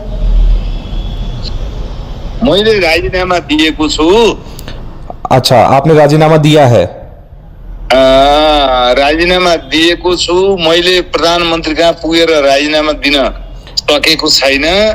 मैले सामाजिक सञ्जाल मार्फत राजीनामा दिएको घोषणा गरेको छु। ओके, तो आपकी पार्टी का अभी भी सपोर्ट है सरकार को या नहीं है? अरु सब कुरा मलाई जानकारी छैन। मैले नैतिकताका आधारमा राजीनामा दिएको छु सर। मैले यति मात्रै बोले। अच्छा, तो क्या अब आप चाहते हैं कि प्रधानमंत्री भी राजीनामा दें, इस्तीफा दें? थप कुरा म नगरौं। हाँ जी, म थप कुरा नगरौं। अच्छा, और आगे आपको क्या लगता है कि ये जो सरकार है ये बचेगी नेपाल में? धन्यवाद। म संघीय लोकतान्त्रिक गणतन्त्र प्रति विश्वास गर्ने एउटा कार्यकर्ता, नेपाली कांग्रेसको कार्यकर्ता भएका कारणले संघीय लोकतान्त्रिक गणतन्त्रको संस्थागत विकासका लागि लाग्छु। हालका लागि मैले राजीनामा दिएको छु। Well, let's go straight across to Anand. Anand, you're getting some updates. Siddhant has just spoken, and this is a CNN News 18 exclusive. Ramnath Adhikari, we just heard him. He has spoken in a mix of Nepali and Hindi, but he has said, I have given my Razinama. And this is soon after the Nepal Home Minister, so there is clear fissures within the...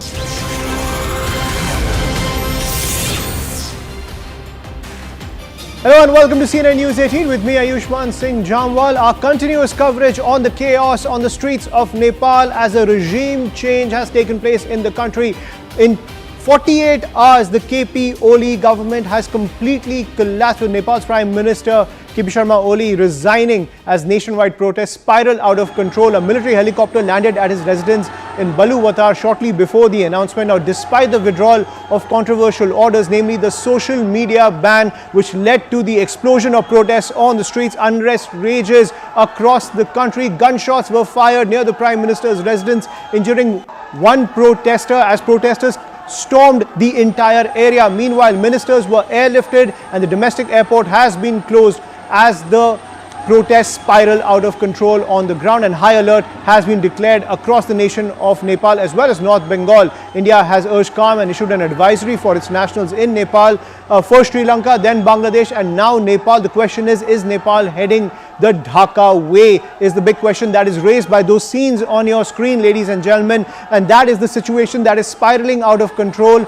as in just 48 hours after the controversial social media ban, which led to an explosion of protests on the streets, the KP Ooli government is collapsing. where KP Oli has now exited the role as Prime Minister of Nepal. But at the same time, it seems to be open season against all political leaders in Nepal. Getting you these visuals when it comes to the attacks that are taking place against the political class in Nepal. This is Nepal's foreign finance minister kicked and chased on the streets. You can see those visuals on your screen, how he's running for his life as protesters have singled him out. One of the crucial figures of the Oli government, Nepal's finance minister, kicked and chased on the streets. You can see how he tried to escape from the mob, but he was identified, grabbed by the scruff of his neck, and then chased down in the street. So these are the scenes currently unfolding. It seems that there is open season against the political class, and these are also shocking scenes that are coming in.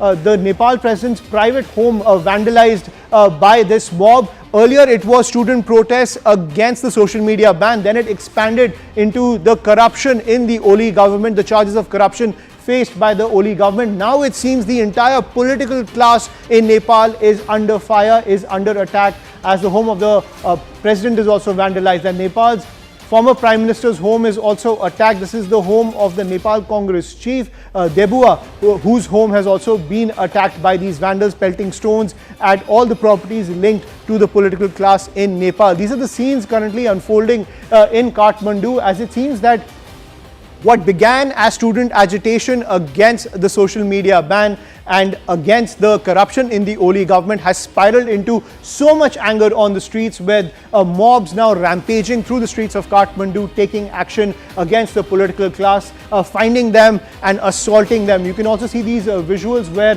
protesters breached Nepal's parliament as well. So parliament also not spared when it comes to the onslaught that is taking place inside Nepal. The anger on the streets of the student protesters targeting the political class, even storming Nepal's parliament. We saw these similar scenes in Bangladesh. We saw similar scenes in Sri Lanka as well when it comes to the outrage against the ruling political class. So first, it was the social media ban. Several people say that that was the straw that broke the camel's back when it comes to the conduct and the governance record of the Oli government, and that is the anger on the streets of Nepal. But the question remains, who can bring that country out of this chaos that we see on our screens? Because it seems that all political leaders are being targeted by this mob. It's open season against all political leaders in Nepal. But getting a piece of breaking news, the Kathmandu Metropolitan City Mayor Balendra Shah or Balan Shah has called on the protesters to exercise restraint following the resignation of Prime Minister KP Sharma Ooli. Balan Shah also emerging as one of the front runners to take control as a consensus candidate given the turmoil in Nepalese politics in the wake of KP Sharma Ooli's resignation. But given the fact that all political leaders are being targeted, all experts are pointing out that Balan Shah, who is an independent and currently a very popular mayor of the city of Kathmandu, could emerge as the consensus candidate. To get more details, I'm joined by my colleague Siddhant Mishra on the broadcast. So Siddhant, it seems that while the protesters are targeting all members of the ruling coalition, all political parties are under fire in Nepal, Balan Shah emerging as a central figure who could bring some order, is the reports which are coming in, that he could emerge as a consensus candidate to bring some order to the chaos on the streets. Well, that's right. In fact, he was the one who, Ayushman, in the very beginning spoke in favor of the Gen Z protesters. In fact, this morning he called KP Sharma Ooli terrorist, and in fact now this appeal has come from his side. Perhaps only leader right now, Ayushman, in Nepal who is left with some credibility, some popularity, because we have been seeing what is happening with Prachandas, Deobas and Olis of Nepal. So he is perhaps the only leader who is left with some credibility, some popularity. And especially amongst the Gen Z protesters. And this is perhaps the reason that now he has come up with an appeal. In fact, in a Facebook post, Mayor Shah acknowledged that the ongoing demonstrations are entirely a Gen Z movement and emphasized that the resignation of the government has already been secured. And he urges Gen Z that demand has been heard, resignation has been done. Now it is a time to remain restraint. So perhaps an appeal is coming from the leader in Kathmandu. He's also the mayor of the Kathmandu city. A very vocal critique of the Oli government, has been the vocal critique of the Oli government. In fact, this morning he called Prime Minister Oli a terrorist, and perhaps has been supporting the Gen Z protest. What I could pick from the chatter on social media, and also after speaking to my friends in Kathmandu, perhaps he could be seen as the next leadership in Nepal. And perhaps, one of the demands of the Gen Z protest is to pass on the leadership to the young generation. And perhaps he is from the young generation, as I said, that he doesn't belong to the dynastic families of Deobas, Prachandas and Olis.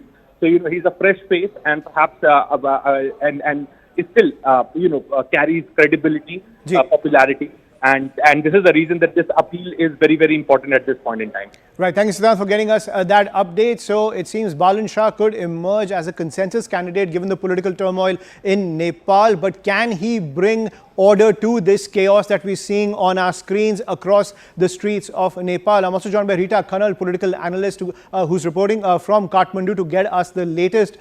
Thank you, Ms. Khanal, for joining us on CNN News 18. पहले social media ban था, फिर ओली सरकार के भ्रष्टाचार के खिलाफ protest थे.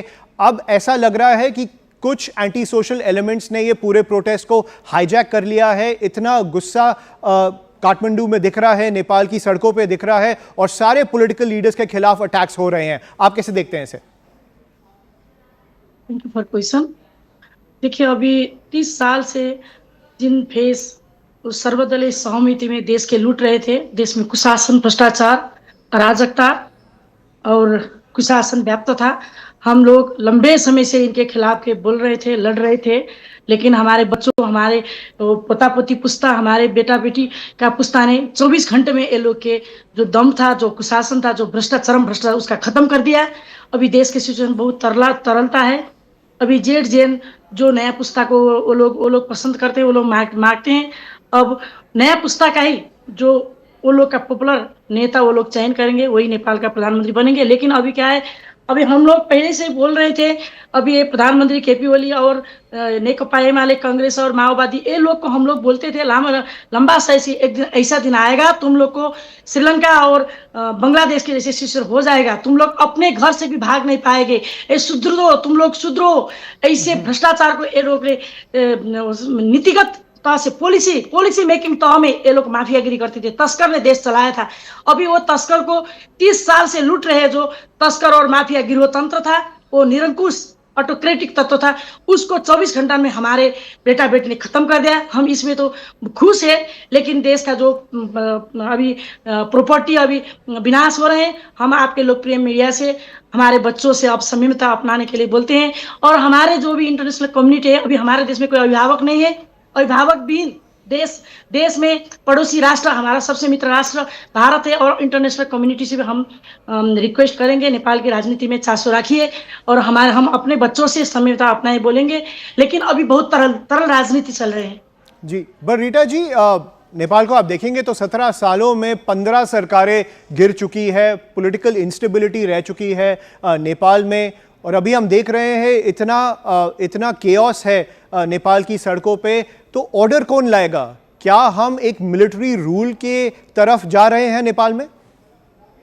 नेपाल के जितने भी पीपुल्स हैं, वो लोग कोई भी ऑटोक्रेसी तो नहीं चाहते हैं, लेकिन अभी बहुत तरल सिचुएशन में कोई सॉल्यूशन के लिए कोई तो उसका लीड करना पड़ेगा. कोई तो एक कानूनी तरफ से वैधानिक प्रोसीड्यूर तो होना चाहिए. उसके लिए सेना के मध्यस्थता में अभी राष्ट्रपति भी है, सेना के मध्यस्थता में कोई कर सकते हैं. लेकिन नेपाल के जो भी क्या प्रैक्टिस है, चीफ जस्टिस जो निष्पक्ष होता है, जो फॉर्मर चीफ जस्टिस भी है और सेना प्रमुख ही हो सकते हैं, वो थोड़ा समय, एक वर्ष के वो इंटरिम गवर्नमेंट, अंतरिम सरकार बनाकर नेपाली जनता को अभी तो हम लोग तो डायरेक्ट प्रधानमंत्री का वोटिंग सिस्टम चाहते हैं. यहाँ का नेपाली युवा लोग वो कोई भी ऑटोक्रेसी नहीं चाहते हैं. डेमोक्रेटिक सिस्टम से जो नेपाली युवा चाहते हैं, वो सिस्टम से अभी अभी वो एक प्रोसीड्योर बनाने के लिए सेना भी मध्यस्थता कर सकते हैं, लेकिन लंबा समय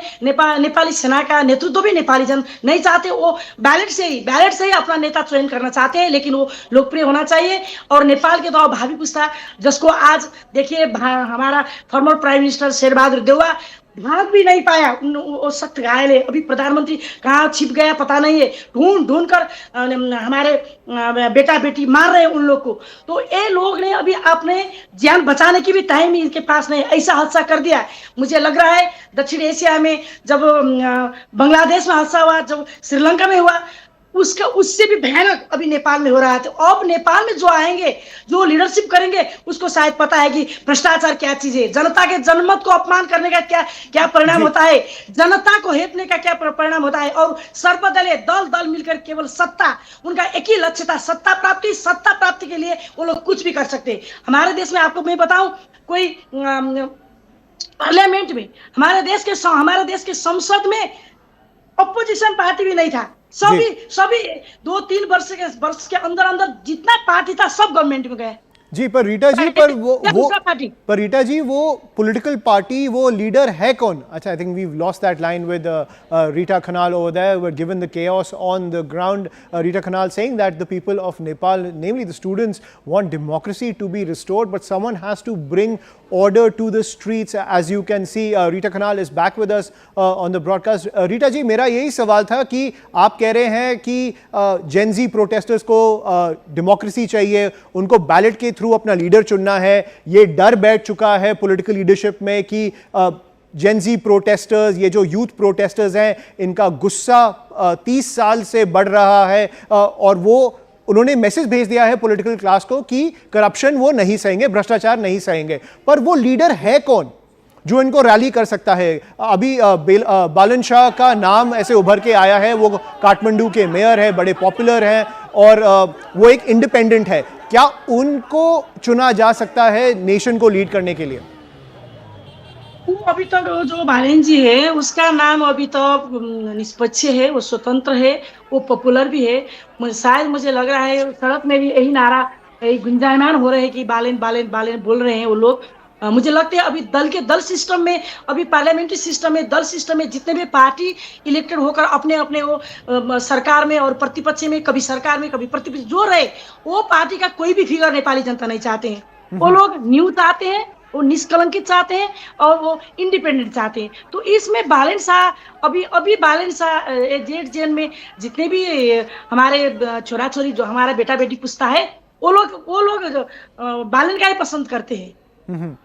पर सो बालन Shah could emerge as some consensus candidate, और क्या बाकी जो पॉलिटिकल पार्टीज हैं, क्या वो बालन शाह को सपोर्ट कर पाएंगे? क्योंकि उनके खिलाफ तो काफी आक्रोश है, तो पब्लिक का गुस्सा ठंडा करने के लिए क्या बालन शाह उभर सकते हैं एज अ कंसेंसस कैंडिडेट?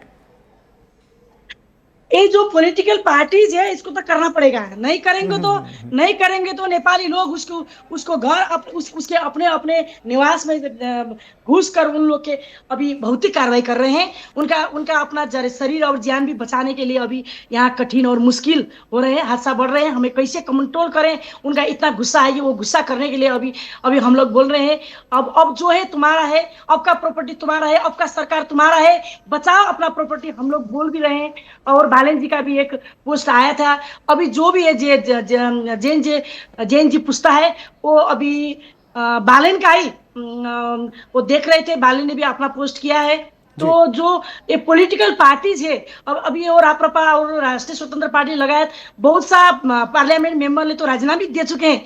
अभी जितना पार्लियामेंट है, अब अगर प्रोसीड्यूर्स के हिसाब से इनका सपोर्ट चाहिए। अगर ये लोग नहीं करेंगे तो ये यहाँ जी नहीं पाएंगे। यहाँ का जो हमारा पुस्ता है, अभी ये युवा पुस्ता, ये नहीं छोड़ेंगे, इनका मानना पड़ेगा। ये लोग जो अभी पार्लियामेंट्री सिस्टम से अभी इलेक्शन होकर जिन पार्टी ने आज तक दलीय सिस्टम में वो लोग आए हैं, पार्लियामेंट सिस्टम में। Rita Khanal ji, thank you so much for sharing your perspective on the situation on the ground. And those are the latest visuals coming in from Kathmandu, ladies and gentlemen. You can see the chaos that is just spiraling out of control on the streets of Nepal, as the protesters have just taken control of the law and order when it comes to Nepal. You can't see a single security personnel on the ground, be it the local police or the military, which just begs the question: is this entire nation headed towards military rule? Was this the game plan all along,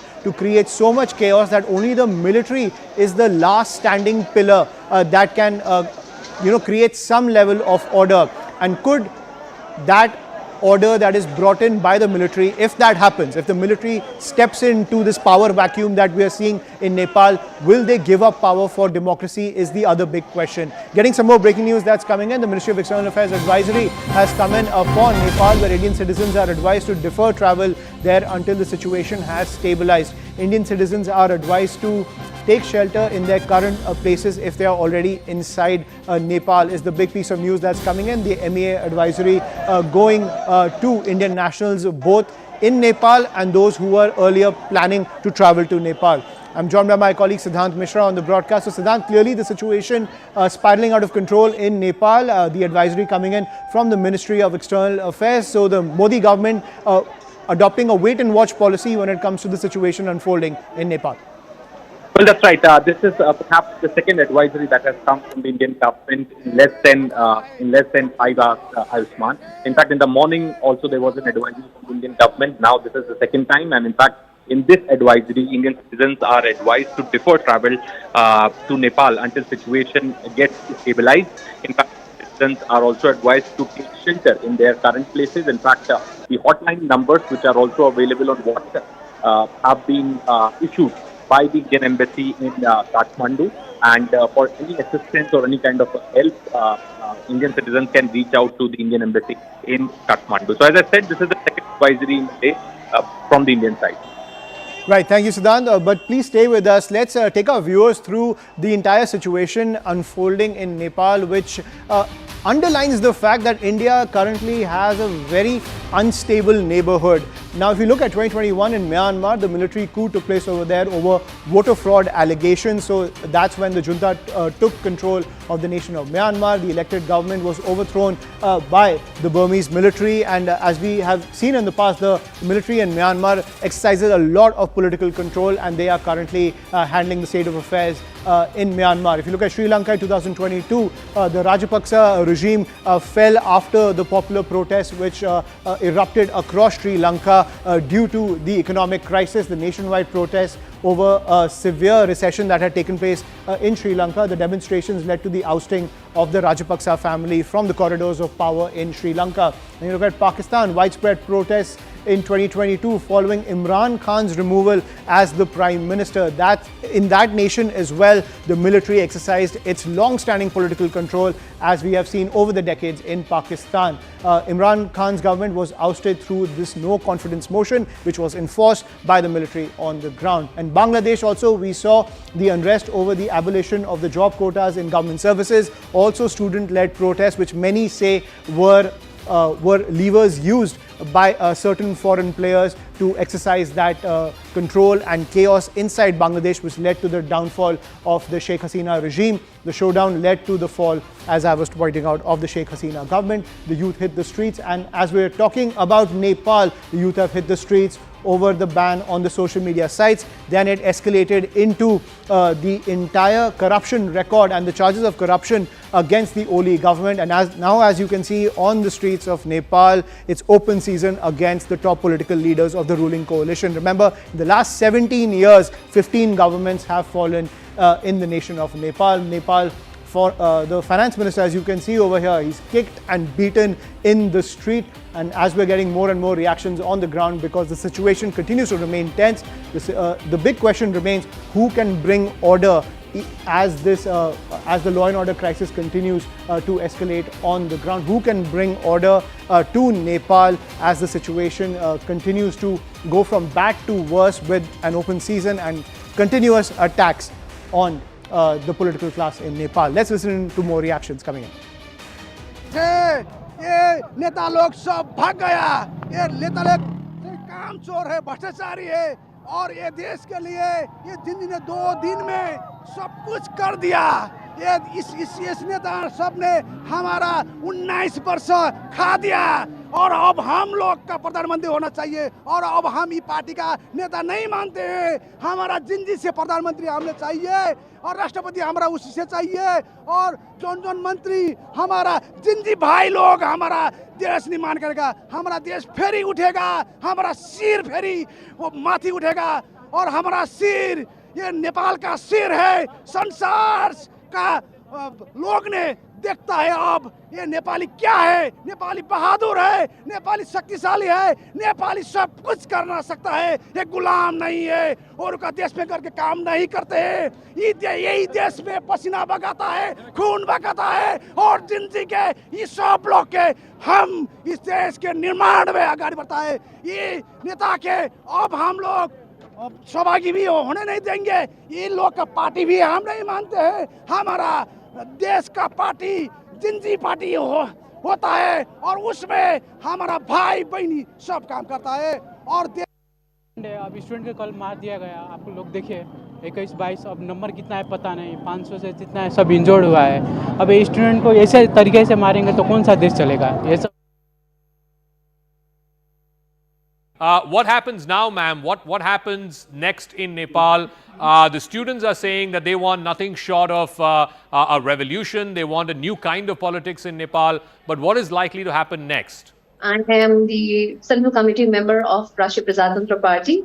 So yes, the people have taken control over every area of this country, including our Singadarbar, where all our ministries are there, Prime Minister's office is there, and as well as major locations like where the residences of the ministers, the parliament building, everything has been now is under they have taken the leadership, the public. Now it's time that we come into a conclusion and decide what's going to be further, because all of our party members have resigned. Members of the parliamentarians have resigned. Parliamentarians from independent party have also resigned. No, what do the students want? What do the young protesters want? One is, of course, the young justice. protesters want a new government with the involvement of younger generation, moreover. So I think we will need to, for now, to control this situation so that no more damage is done to the public property. I think army is also under a meeting. They're also doing meetings. So the situation needs to be controlled because protesters are everywhere. Do we know anything about the army chief? Who is he? What? I mean, I believe there was a meeting between him and the outgoing Prime Minister earlier today. They are still under meeting. They are still under meeting. We have come to know that, they are still under meeting and they are trying to find a solution because the protesters are not willing to compromise for anything less. So probability of forming an interim government with the involvement of the younger generation much more, but it's not clear yet because there are lots of bodies involved, lots of I think individuals who are trusted by the public need to take in charge, and I think it's nothing is clear as of now what's going to happen further. We can see pictures of the army trying to push back some of the younger protesters, some of the younger protesters also taking the lead and pushing back the others. We've also been hearing the name of Mr. Balen Saha. I believe he's the mayor of Kathmandu, who is an acceptable face to the young protesters. Can you tell us a little bit more about him? Army has not taken any step towards, disrupting the protesters. So the protest is still ongoing because there are some demands from the youngsters. The protesters have some demands that need to be met. Mr. Prime Minister has already resigned. KP Sharma Ooli has resigned, but that's not enough because we want him to be accountable for the deaths. We want this government, the people that were there to give order to kill the youngsters, they need to be held accountable. Now it's time to be, patient and take the legal way because they need to be held accountable, and we want to make sure, the public wants to make sure that they do not flee this country. Who are the people who gave the order to fire at these students? It has to be the Ooli government. So he's leading the government. I mean, he has to be held accountable for this. Okay. He was the leader. He was the Prime Minister. So I don't think without his order anybody would have done that. So the entire coalition government that was heading needs to be held accountable, and their resignation means nothing to us.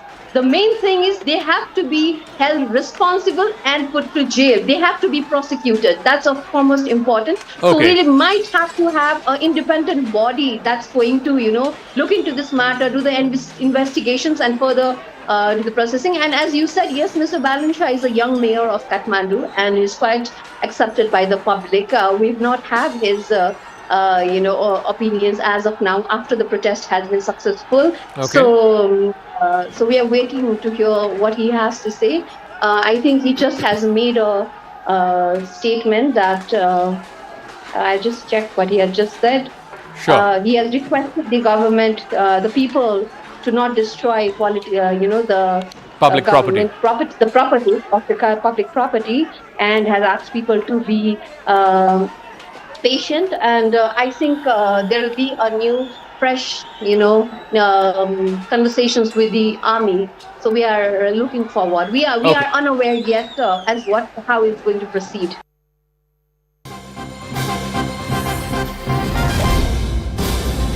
From Nepal to back home in India, that is Prime Minister Narendra Modi conducting an aerial survey of the flood devastation in the state of Punjab. Remember, Punjab has faced above record rainfall in the past few days, which has led to a lot of devastation primarily in the agricultural areas of Punjab, and Prime Minister Modi there taking an aerial survey of the affected parts of Punjab. I'm joined by my colleague Payal Mehta on the broadcast. So Payal, when it comes to giving aid to the farmers of Punjab, Prime Minister Modi on the front foot when it comes to aiding the farmers.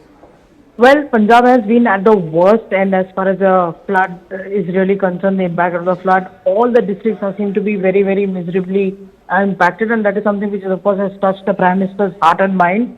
And therefore, he has in fact gone ahead and cancelled his dinner for his NDA MPs today, which was supposed to take place last night. And today, the Prime Minister can be seen doing the aerial survey. Remember, the Prime Minister said that as a responsible government, they want to stand shoulder to shoulder with the states who are reeling under this flood impact, and it is not about any partisan that you can really see over there. The Prime Minister in fact just completed his review in Himachal, which is again a state which is governed by the opposition, and announced a package of 1,500 crores with immediate effect for them as well. Already, Ayushman, you've seen that many states of the BJP ruled states have in fact gone ahead and announced relief measures, not just for Himachal but also for Punjab as well. Prime Minister in fact taking a detailed note on the account, and that's the reason right after voting for the Vice President election in the morning, the Prime Minister set off on this two-state tour. We were also given to understand he might just go to Uttarakhand sometime later this week to get an assessment of the situation. But Punjab has been reeling under the severe impact of floods. All the districts have stayed impacted. A lot of farmlands have been lost because of the flood. People have lost their homes, or even though, we've seen relief being extended, but the Prime Minister taking matters in his own hand. And in fact, going ahead and going on with the survey, and it is pretty expected that the Prime Minister will be announcing some sort of a relief package. A senior minister in the government, Ravni Singh Bittu, told us this, early this morning when we were speaking to him on Prime Minister's pending visit. Right. Thank you, Payal, for joining us on the broadcast and decoding the game plan going forward to provide relief in the wake of the flood devastation in the state of Punjab, as well as other states like Uttarakhand and Himachal Pradesh as well. We will continue to track all the developments coming in. For now, a quick break. More news and updates on the other side.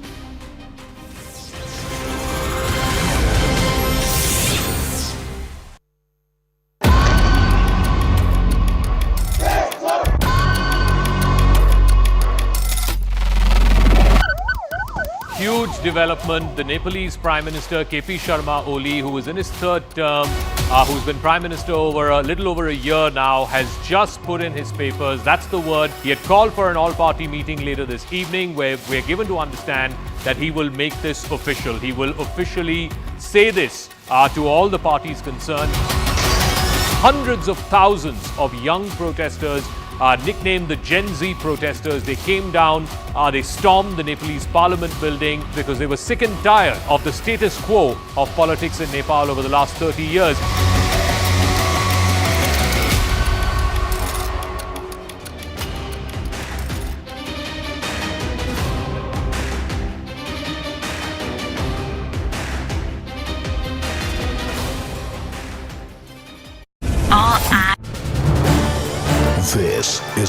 News 18 Network.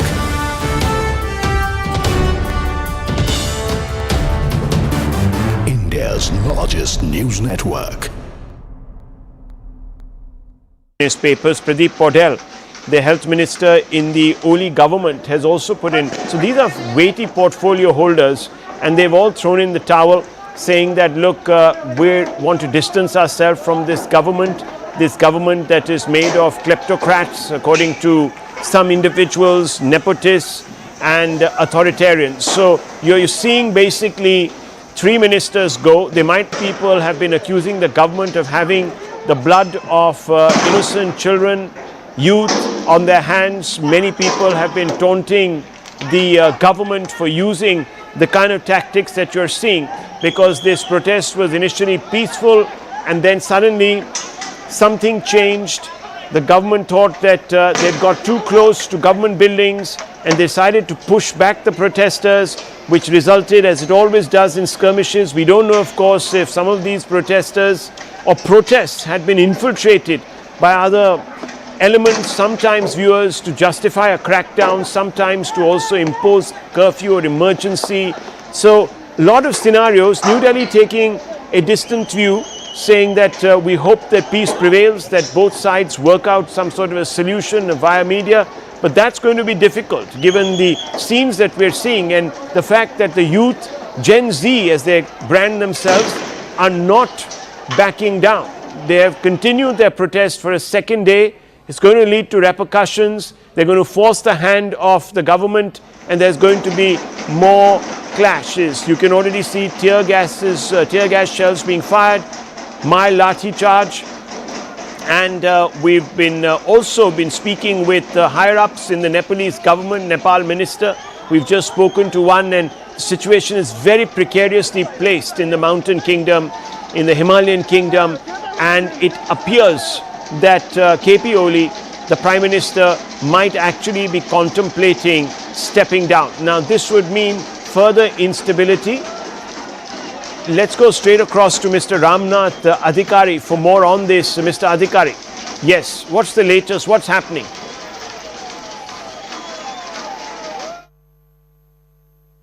आपने resign कर दिया है sir? मैले राजीनामा दिएको छु। अच्छा, आपने राजीनामा दिया है? राजीनामा दिएको छु। मैले प्रधानमन्त्री कहाँ पुगेर राजीनामा दिन सकेको छैन। मैले सामाजिक सञ्जाल मार्फत राजीनामा दिएको घोषणा गरेको छु। ओके, तो आपकी पार्टी का अभी भी सपोर्ट है सरकार को या नहीं है? अरु सब कुरा मलाई जानकारी छैन। मैले नैतिकताका आधारमा राजीनामा दिएको छु सर। मैले यति मात्रै बोले। अच्छा, तो क्या अब आप चाहते हैं कि प्रधानमंत्री भी राजीनामा दें, इस्तीफा दें? थप कुरा म नगरौं। हाँ जी, म थप कुरा नगरौं। अच्छा, और आगे आपको क्या लगता है कि ये जो सरकार है ये बचेगी नेपाल में? धन्यवाद। म संघीय लोकतान्त्रिक गणतन्त्र प्रति विश्वास गर्ने एउटा कार्यकर्ता, नेपाली कांग्रेसको कार्यकर्ता भएका कारणले संघीय लोकतान्त्रिक गणतन्त्रको संस्थागत विकासका लागि लाग्छु। हालका लागि मैले राजीनामा दिएको छु। Well, let's go straight across to Anand. Anand, you're getting some updates. Siddhant has just spoken, and this is a CNN News 18 exclusive. Ramnath Adhikari, we just heard him. He has spoken in a mix of Nepali and Hindi, but he has said, I have given my Razinama. And this is soon after the Nepal Home Minister. So there is clear fissures within the Nepal government, and that means there is pressure on KP Sharma Ooli also to resign. And this is despite the social media ban being removed. But the protests are still on. It looks like matters have reached a tipping point, a boiling point, and things have spiraled beyond KP Sharma Oli's control. And we are seeing a Bangladesh redo, Rahul, in the region. So another region, another nation within the subcontinent that now sees perhaps an overturn of the elected government or the incumbent government because of protests spiraling onto the streets and led by youth. So there are a lot of boxes which are being ticked vis-a-vis what happened in Bangladesh, although the situation is different. And within Nepal, there has been pro-monarchy protests which have happened over the last month and a half or 2 months. Nepal has been constantly in protest mode for various reasons. Here it seems like Ami Nepal, which is a non-governmental, non-profit organization which was leading these protests and which was organizing these protests. It was supposed to be a peaceful gathering. The central government had given, Nepalese government had given permission for these protests, but things spiraled out of control because the authorities did not realize that there's going to be such a huge turnout. And the social media ban perhaps just was the final nail or the tipping point for the protests to burst onto the street. Now we are given to understand there are alternative candidates like Mr. Devba Sherbadur Dev. And welcome back. We continue our rolling coverage of the chaos in Nepal after the exit of KP Sharma Ooli, the Prime Minister of Nepal. Now, it was years of discontent and anger against the Ooli government, but it all culminated. The escalation of the protest, the straw that broke the camel's back, was the social media ban. On the 4th of September this year alone, on the 4th of September, the Nepal government banned 26 social media platforms, which caused a lot of anger on the streets, where student groups across Nepal, primarily the capital of Kathmandu, escalated their protests on the streets, targeting the Ooli government. First it was the social media ban, then it was the pitch when it comes to the corruption charges against the Ooli government. Gen Z protesters hit the streets against the social media ban. This happened on the 8th of September. Protesters clashed with the police and nearly 20 people, over 19 were killed in those clashes, and that only escalated the anger against the Ooli government, where today we are seeing attacks not just against leaders of Ooli's party but even his coalition partners. Nepal Home Minister Lekhak resigned amid the showdown that was taking place in the wake of the death of 20 students in those clashes with the security forces. The Nepal Health Minister and the Agriculture Minister also quit. These are all leaders from the Nepalese Congress, which is a coalition partner of in the Ooli government. The Nepal government lifted the ban on the social media platforms, and Nepal Prime Minister KP Sharma Ooli resigned amid the mounting unrest. Yet the chaos continues on the ground. It seems it is open season against the top political leaders of Nepal. Nepal PM KP Sharma Ooli has resigned amid the mounting unrest. No one knows where his whereabouts are right now, but students continue their protests on the ground in Nepal. Now, my colleague Anand Tiwari gets us this report from Ground Zero as the chaos continues to escalate. जैसे ही नेपाल के प्रधानमंत्री ने इस्तीफा दिया, उसके बाद आप देख सकते हैं हालात और ज़्यादा बदतर हो गए हैं। और इस वक्त हम एक हाई राइज बिल्डिंग पर खड़े हुए हैं और यहाँ से मेरे कैमरा पर्सन युगल आपको सीधी तस्वीरें दिखाएंगे। देखिए, बिल्कुल मेरे सामने ये पार्लियामेंट है जो धू-धू करके पूरी तरह से जल रहा है, और ये बाजू में एक होटल है और एक बैंक है, ये पूरी तरह से जल गया। ये बिल्कुल एक्सक्लूसिव तस्वीरें हम आपको दिखा रहे हैं जान जोखिम में डाल के, क्योंकि नीचे उग्र प्रदर्शनकारी हैं, लोगों का गुस्सा शांत नहीं हो रहा है। लोग भ्रष्टाचार और जो करप्शन था उससे यहाँ पर त्रस्त हो चुके थे, और उनका लगातार कहना था कि जो यहाँ की सरकार है उसने युवाओं के बारे में कोई सुध नहीं ली, और जो करप्शन का मुद्दा था वो इतना ज्यादा हावी हुआ कि उसके बाद सरकार को बैकफुट पे आना पड़ा। लेकिन कल जिस तरह से जो निर्दोष छात्र थे उनकी मौत हुई है दर्दनाक, उससे जो लोग थे वो और ज्यादा आक्रोशित हो गए। आप देखिए, पूरा धुएं का गुबार जो है यहाँ पर इस पूरी सड़क पर आपको नजर आएगा। ये बिल्कुल वीआईपी जोन है जहां पर कि मेरे ठीक सामने जो आपको तस्वीरें दिखा रहे हैं युगल, ये पार्लियामेंट है और ये पूरी तरह से आप देख सकते हैं धू-धू करके जल रहा है। यहाँ पे सारा फर्नीचर तोड़ दिया गया है, और ये आगजनी की तस्वीरें यहाँ पे मैं आपको दिखाऊंगा। देखिए, ये बिल्कुल एक्सक्लूसिव तस्वीरें यहाँ से दिखाएंगे कि किस तरह से पार्लियामेंट पूरी तरह से आग की लपटों में घिरा हुआ नजर आ रहा है। यहाँ पर एक बैंक था उससे सटा हुआ, और एक होटल था जो पूरी तरह से जल गया है, उसके शीशे तारे टूट चुके हैं। जो लोग हैं प्रदर्शनकारी है वो सड़कों पर हैं, पुलिस नदारत है, और जो आर्मी है अब उसके कंट्रोल में पूरा नेपाल शहर है, पूरा काठमांडू है। लोगों का गुस्सा शांत नहीं हो रहा है। 4 मंत्रियों ने इस्तीफा दिया, 20 से ज्यादा सांसदों ने इस्तीफा दिया। प्रधानमंत्री के बारे में खबर आ रही है कि वो देश छोड़ के भाग गए हैं, और ऐसे में अब नेपाल का भविष्य आगे क्या होगा, नेपाल की सत्ता किसके पास काबिज होगी। इमरजेंसी जैसे हालात जो है वो पूरी तरह से नेपाल में बन गए हैं, और ये तस्वीरें हम आपको दिखा रहे हैं कि किस तरह से ये पूरा काला धुएं का जो गुबार है पूरे काठमांडू में नजर आ रहा है। हम संसद भवन के पास हैं, कुछ लोगों से बात भी करेंगे, युवाओं से जिनकी बात को सुना नहीं गया। और देखिए, ये संसद भवन की तस्वीरें दिखा रहे हैं जो पूरी तरह से आग की चपटों में यहाँ पे जो अराजकता फैली हुई थी, जो सरकार, जो नेता थे, उन्होंने लोगों की सुनी नहीं। यहाँ पे युवाओं के बारे में उन्होंने, डेवलपमेंट के बारे में नहीं सुना, और यही वजह थी कि आज नेपाल जल रहा है। आपको दुख हो रहा है आपका नेपाल जल रहा है? बहुत ज़्यादा दुख हो रहा है। इसका दुख तो हम व्यक्त करके बता भी नहीं सकते। ये अभी गैस देखिए, बहुत रिस्क की जगह है, ये सिलेंडर फटा है यहाँ पर। और हम आगे आइए चलते हैं, ये तस्वीरें हम आपको दिखा रहे हैं। प्रधानमंत्री देश छोड़ के चले गए इस्तीफा देके। इसकी तो एक्चुअल कोई इन्फॉर्मेशन हमको आज तक अभी तक पता नहीं लगी है, मगर अगर वो भाग भी गए तो कोई उससे कोई फर्क पड़ने वाला खास में नहीं है, क्योंकि अब गवर्नमेंट, अब अच्छे लीडर अगर गवर्नमेंट ओवरटेक कर लेंगे तो वो जहाँ भी नेपाल में किसी भी कोने पे वो छुपेंगे, उनको आसानी से। सरकार अब क्या रहेगा नेपाल का? अब ये जो पुराना लोग हैं ना, वो कोई नहीं चला सकता है। अब युवक चाहिए, युवक चाहिए। अब युवक ये चलाएगा, ये पुराना जितना है वो सब बाइकाट। तो देखिए, युवाओं के हवाले अब ये देश होना चाहिए, युवा नेता होना चाहिए। देखिए, ये सीधी तस्वीरें हम दिखा रहे हैं। ये संसद भवन है जो पूरी तरह से आग की लपटों में आ गया। लोगों का गुस्सा था, यहाँ पे जो अराजकता फैली हुई थी, जो सरकार, जो नेता थे, उन्होंने लोगों की सुनी नहीं। यहाँ पे युवाओं के बारे में उन्होंने, डेवलपमेंट के बारे में नहीं सुना, और यही वजह थी कि आज नेपाल जल रहा है। So chaos continues on the streets of Nepal. My colleague Anand Tiwari getting us the latest from ground zero. We will continue to track all the developments coming in. For now, a quick break. More news and updates on the other side.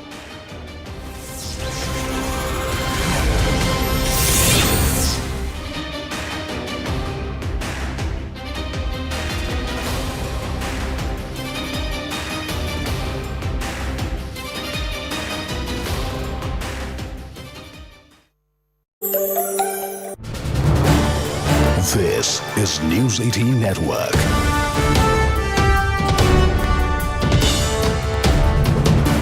India's largest news network.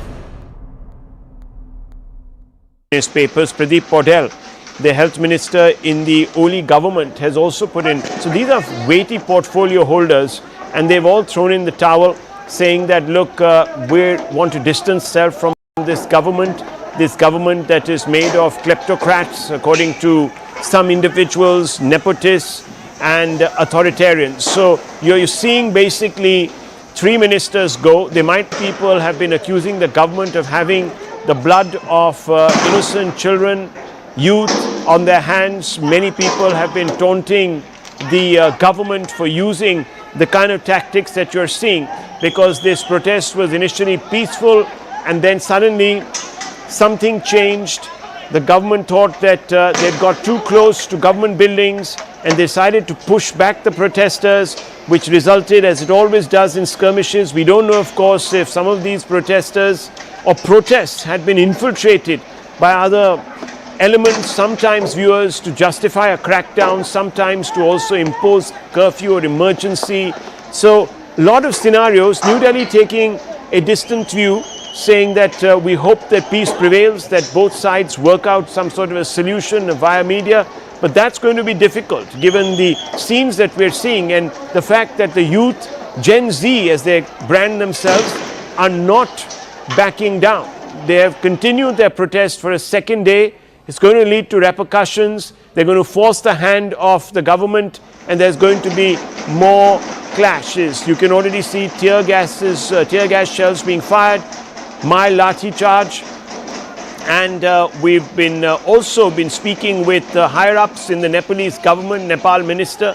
We've just spoken to one, and the situation is very precariously placed in the mountain kingdom, in the Himalayan kingdom, and it appears that KP Ooli, the Prime Minister, might actually be contemplating stepping down. Now this would mean further instability.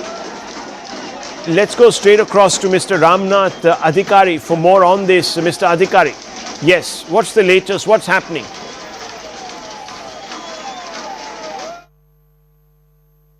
आपने resign कर दिया है sir? मैले राजीनामा दिएको छु। अच्छा, आपने राजीनामा दिया है? राजीनामा दिएको छु। मैले प्रधानमन्त्री कहाँ पुगेर राजीनामा दिन सकेको छैन। मैले सामाजिक सञ्जाल मार्फत राजीनामा दिएको घोषणा गरेको छु। ओके, तो आपकी पार्टी का अभी भी सपोर्ट है सरकार को या नहीं है? अरु सब कुरा मलाई जानकारी छैन। मैले नैतिकताका आधारमा राजीनामा दिएको छु सर। मैले यति मात्रै बोले। अच्छा, तो क्या अब आप चाहते हैं कि प्रधानमंत्री भी राजीनामा दें, इस्तीफा दें? थप कुरा म नगरौं। हाँ जी, म थप कुरा नगरौं। अच्छा, और आगे आपको क्या लगता है कि ये जो सरकार है ये बचेगी नेपाल में? धन्यवाद, धन्यवाद।